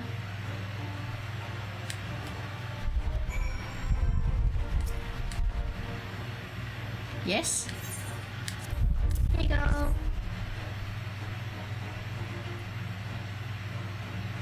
So these are the famed warding scales. Enough for me and my men, I see. I myself am especially grateful for this opportunity to visit distant lands. I wish to follow the footsteps of Master Atoa and learn all there is to learn about the star we call home. Indeed, this is the primary reason I volunteered to join the expedition. To journey outside the Twelveswood, much less enter the Imperial territory, is a rare privilege afforded to the Bajal. Not that I'm tagging along to see the sights. Galleons would benefit from my healing magics, as would our comrades, should fighting break out. Dum, dum, dum, da, da, dum, da, da, da, da, da.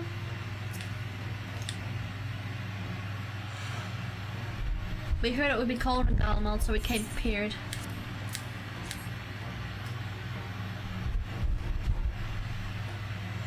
Oh, the talismans! We had to keep these close at all times. Yes, I will see that no one misplaces theirs. If you didn't repeat it, I wouldn't have noticed. Oh, I just can't read. I just can't read. Ah, and before I forget, I do have a message from Hien. In distant lands, in times of strife, together stand, together fight, and darkness shines the light of life. I hope I have done his words justice. Dolma, like much of Othard, has been plagued by the towers. Yet, while he could not be here, he wished to express his shared conviction. Hien and Yugiri labour through the rest, without the rest, to unite the people, and with their aid we keep the enemy at bay. We of the Steppe and the Eastern Alliance will repay their efforts by ending this war.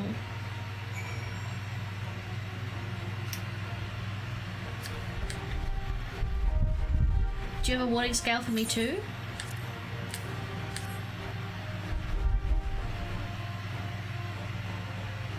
Thank you for this, and for going to such incredible lengths for the sake of my people.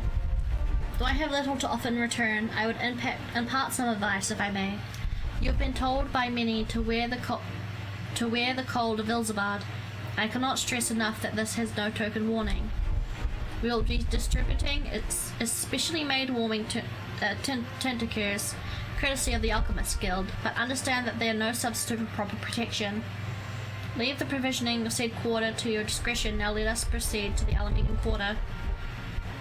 While you make your final preparations, I will have the pilots ready the airships.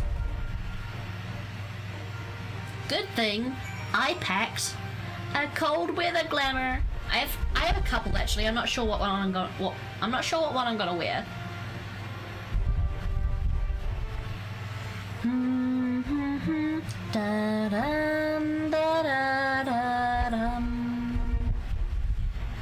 I like the Stormblood music.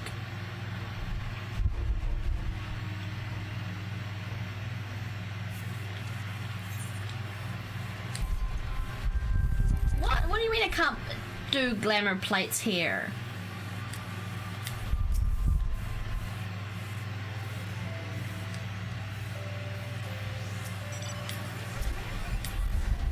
Oh no. Dun, dun, bum, bum. This is our last chance to make ready before we set forth. You didn't worry about Urianger and I. We still have what we wore in Garlemald before. Estinian claims to be quite warm and toasty beneath his armour. And since he spent a fair bit of time up north recently as well, I have no reason to doubt his words. Most of the others will be borrowing Grand Company stock. The rest of you could do likewise, I suppose, provided you're not overly concerned with style. Not to put too fine a point on it, but I wouldn't be seen dead in one of those ridiculous overcoats. I finally had time to find something to my liking. Hark! Is that the cry of the silence in need of a tailor I hear? Wait, is Tataru gonna give us stuff? Tataru! Oh, that must be what the prize of the... I'm gonna get a new outfit. I'm gonna get a new outfit. I'm gonna get a new outfit. I don't have enough... Oh, actually, yeah, I'll need to dye it red. Mahaha, I have my ways. Oh, yes, indeed. Tataru, I fucking love you. You thought you could sneak off to Ilzabad without telling me? Nothing escapes my notice. Oh, she's a cute... She's so cute. Now you will wear these garments I've made for you, whether you like it or not. Yes. Just please let me dye it red. If I can't dye it red, I'm not wearing it. You never cease to amaze. But why do you need a new outfit as well? Wait, are you coming with us? What? No, of course not, silly. It's all in the name of fashion. Rather, the pursuit of the highest quality fashion. Besides, how can I expect others to wear my creations if I've not worn them myself? Ah, I did have one thing to share. Argumus and Plomboy have finally returned from assignments in faraway lands. They're staying at the Rising Stones for a while to keep an eye on events throughout Eorzea. Since they'll be running things back at headquarters, I was wondering if I could lend a hand in Sharlayan. Yes! Oh, why not? You can keep crowd company in the Baldisi Annex.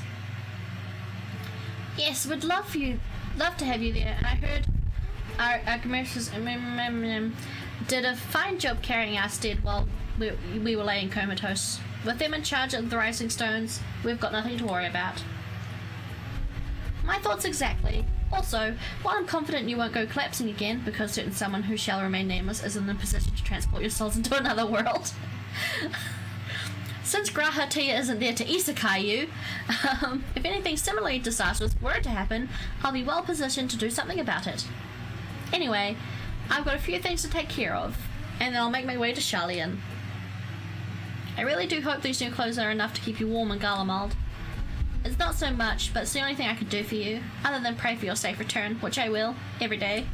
I love you! Let's not keep the contingent waiting any longer. Let me see the outfit. Here are your winter woolies, handcrafted by yours truly. I need to go and buy some red dye.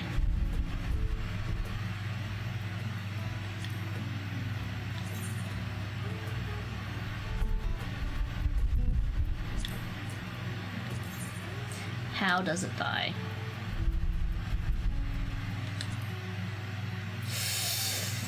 It's not as cute as I was hoping. I think I'll just I might just wear one of my... I think I'll just wear one of my glams. But cute. Thank you.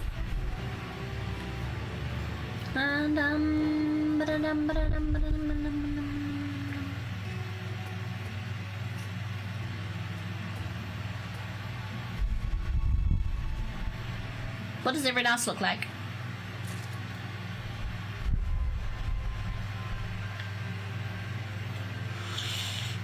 Where can I go on El Amigo? Disappointment level? A little bit.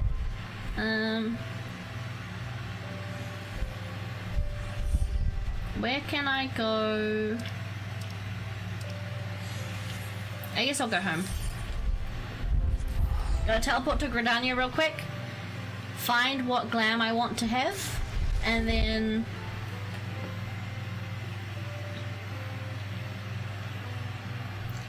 dun dun ba da da dum dum da da da dum dum ba da da dum dum.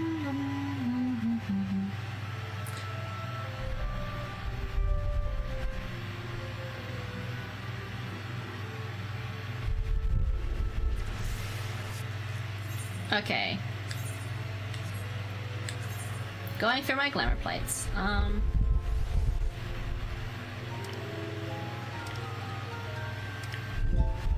Okay, so I've got this one. I've got this one. I think for my winter glams. I might make a new one. Okay, I need to go to the marketplace and get some red dye because I don't have. I have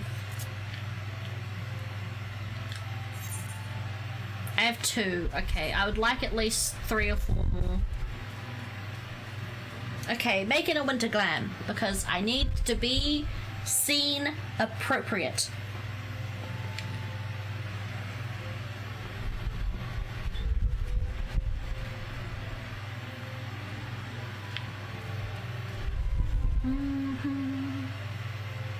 Okay, I'll probably need my money.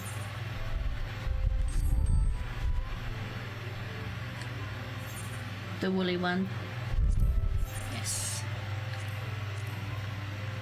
I will withdraw all of my money. Thank you, that's all I need.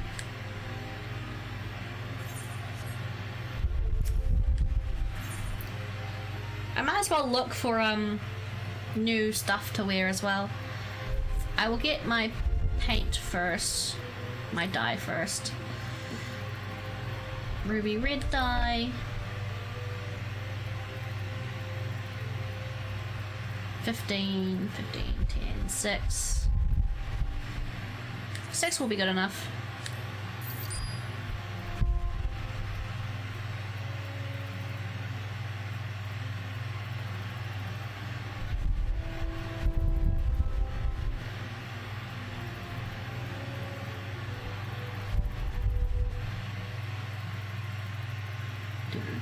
And I'll get a couple of these ones. Yeah, okay. So 6, 7, 8. I bought 8. That should be enough.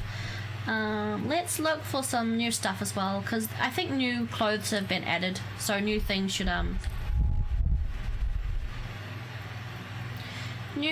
should surely.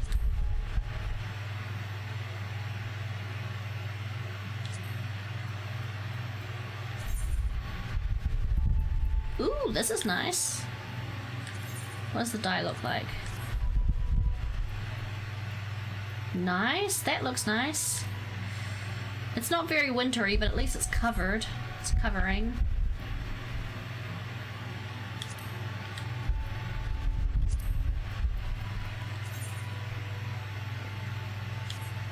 Nope.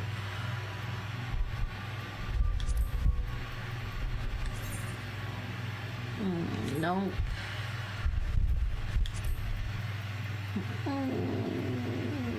What am I looking for?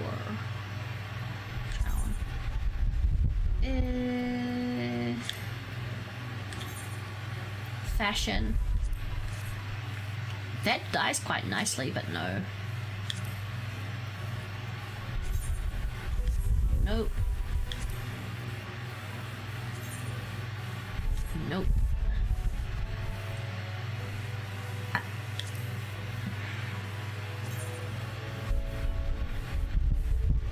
No.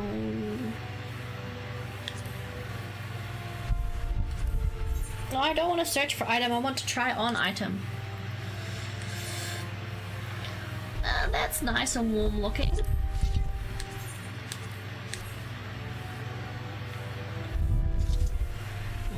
I like that, but I'm not sure if I like that. Do you know how I mean? We'll put a pin in that one.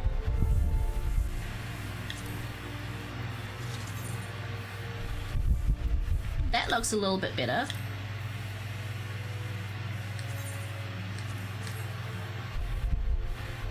I like that. That with some good tights, maybe some fluffy boots.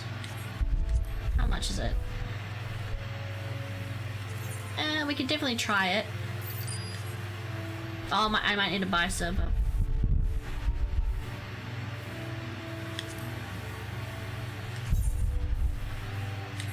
No. What does this look like? Actually, that's pretty cool looking. Does it dye good though? I do like the looks of that. Do I own it already though? My saddlebag has had one. Okay, let's get that as well. Get that to try. Oh, not bad.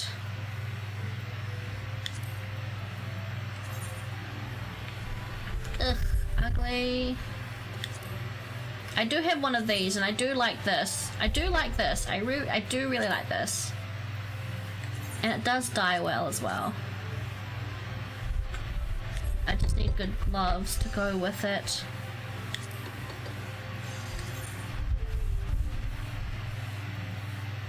This is also cool. I'm really bad at making glamours.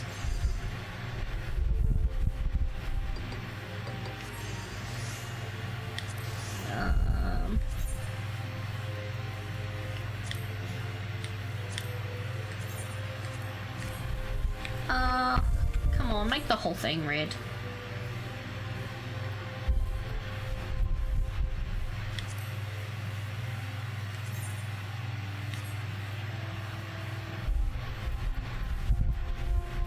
I think everything else is ugly until we get to the pure glam stuff.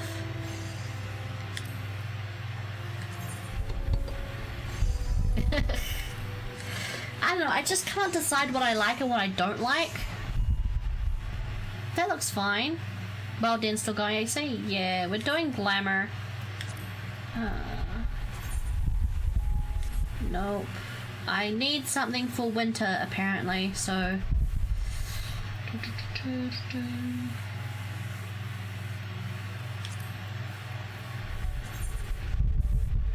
Not trying to stereotype? Oh, no, I don't give a shit. I personally don't give a shit.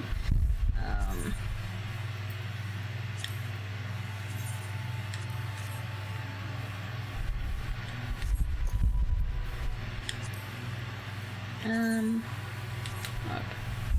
It's just there's not a lot of really good stuff to pick from.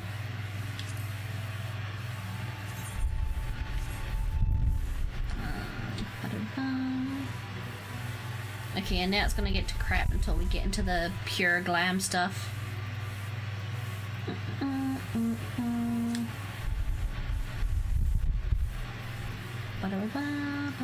Move it down till we get to the level 1 stuff that is purely existing for glam.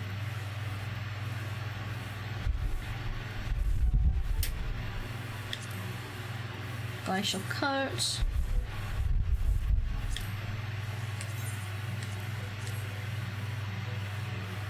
See, this looks better than the other one. 40 is the cheapest. We'll get that. See how it goes. Highland smock, I think I have already. We're not wearing any spring dress. This is a nightgown. Big Floof? Yeah, this is a nightgown that I really like.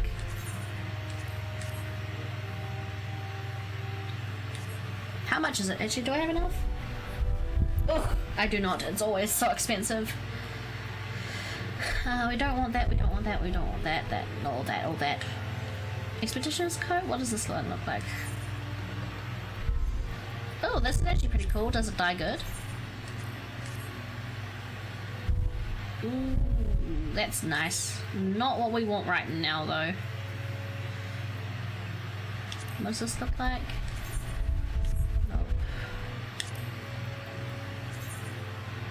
Nope.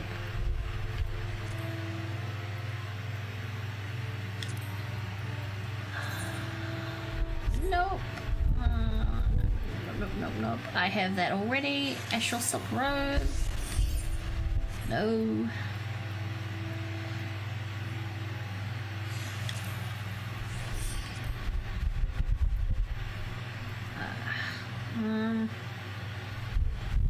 I have that already. Almagan gown is not winter.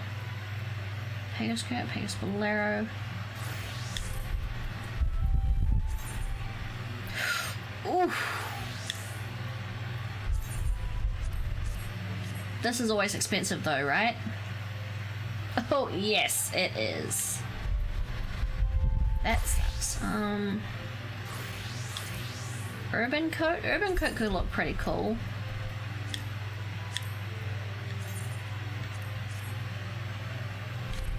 Does that look wintry? This one has lots of belts.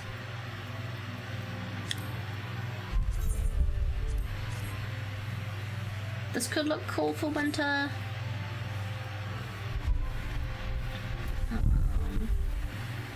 All the replica Sky Pirate stuff isn't wintry feeling. Southern Sea shirt.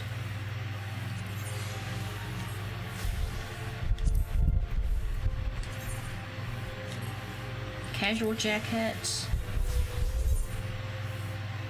Oh no.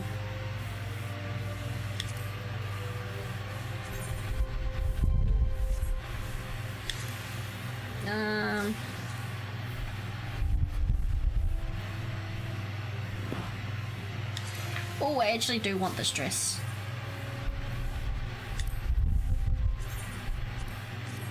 Do I have enough to buy it? Because if I do, I'm buying it anyway. I do. I wanted it anyway, I'm sorry.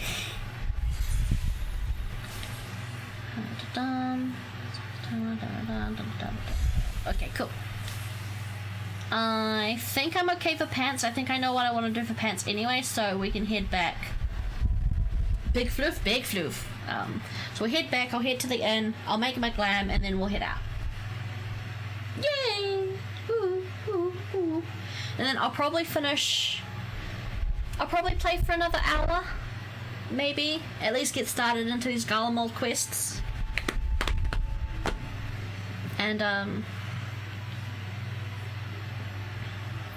then I'll probably wake up in the morning tomorrow and play again because I want to.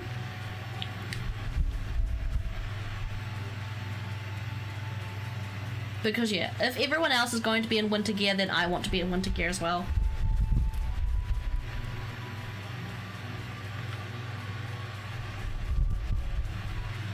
Here we go. Shortcut.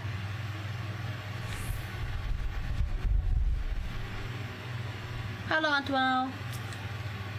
Room, please. Retire to an inn room. Get out? No worries, no worries. Thank you for staying up so late. Have a good rest. Have a good sleepies. Have a good sleepies.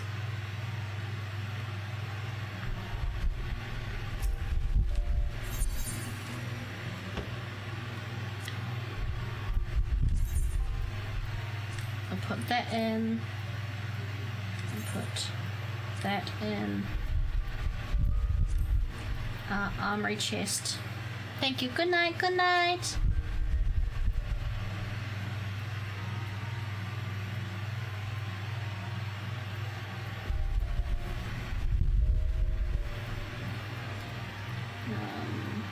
All this head crap I need to get rid of.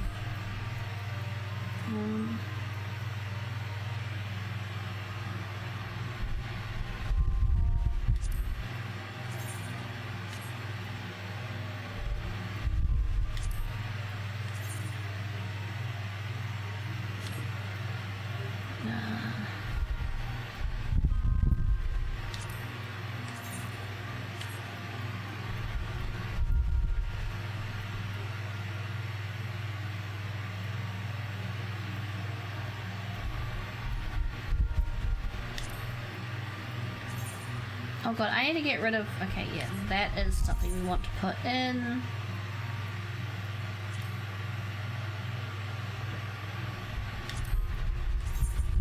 We wanted to put that in as well.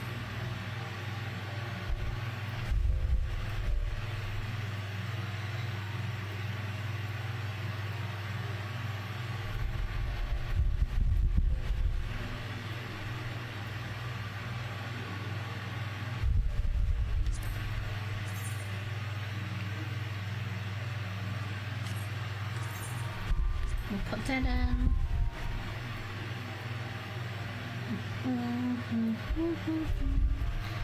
I think that's it. Okay. Let's edit glamour prates. Okay, so I think I want to keep this one. I think we'll get rid of the other one. This one. Okay, so...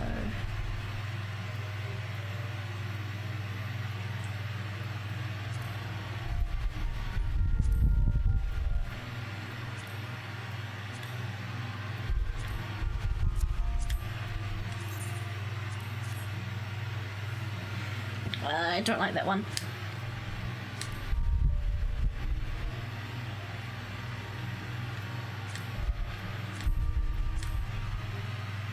What was the...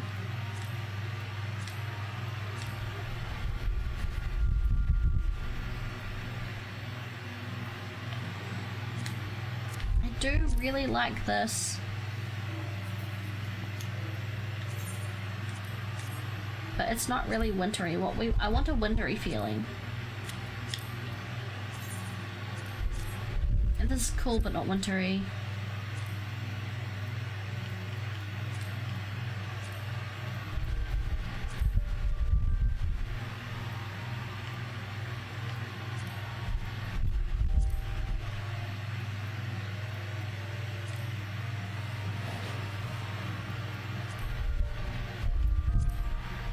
You can have this, and this is ugly.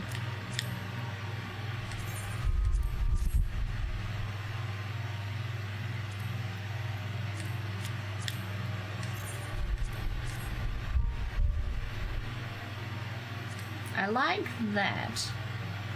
Do I have anything else? Anything here that would work as a winter garb? Not really.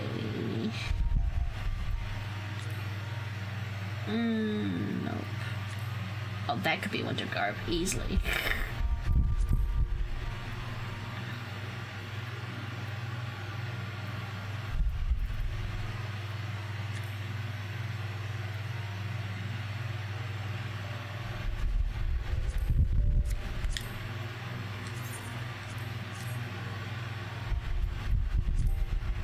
I like that.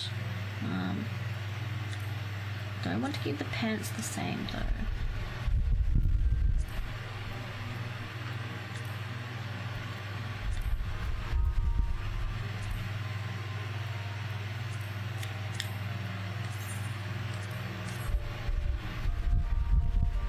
I like this. This looks wintry enough, I think. Could I change the head for something? Do I have a hat? I can't dye it though. You should be able to dye everything.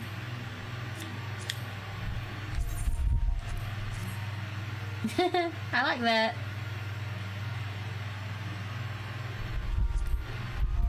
Because the only other wintry hat I have is this, and that looks awful.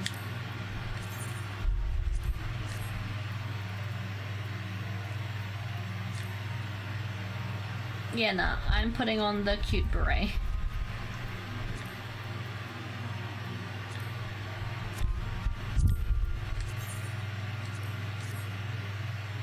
I'd say that's a good wintry glamour, I would say.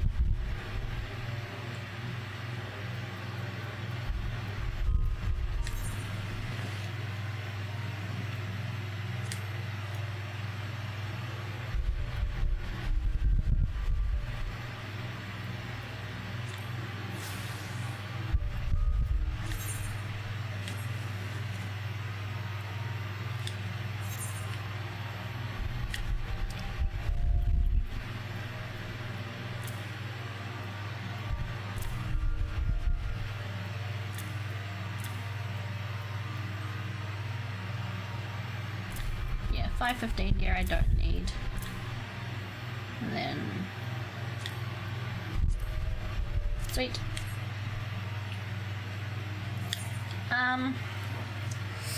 I might keep playing, but I'll probably finish the stream here.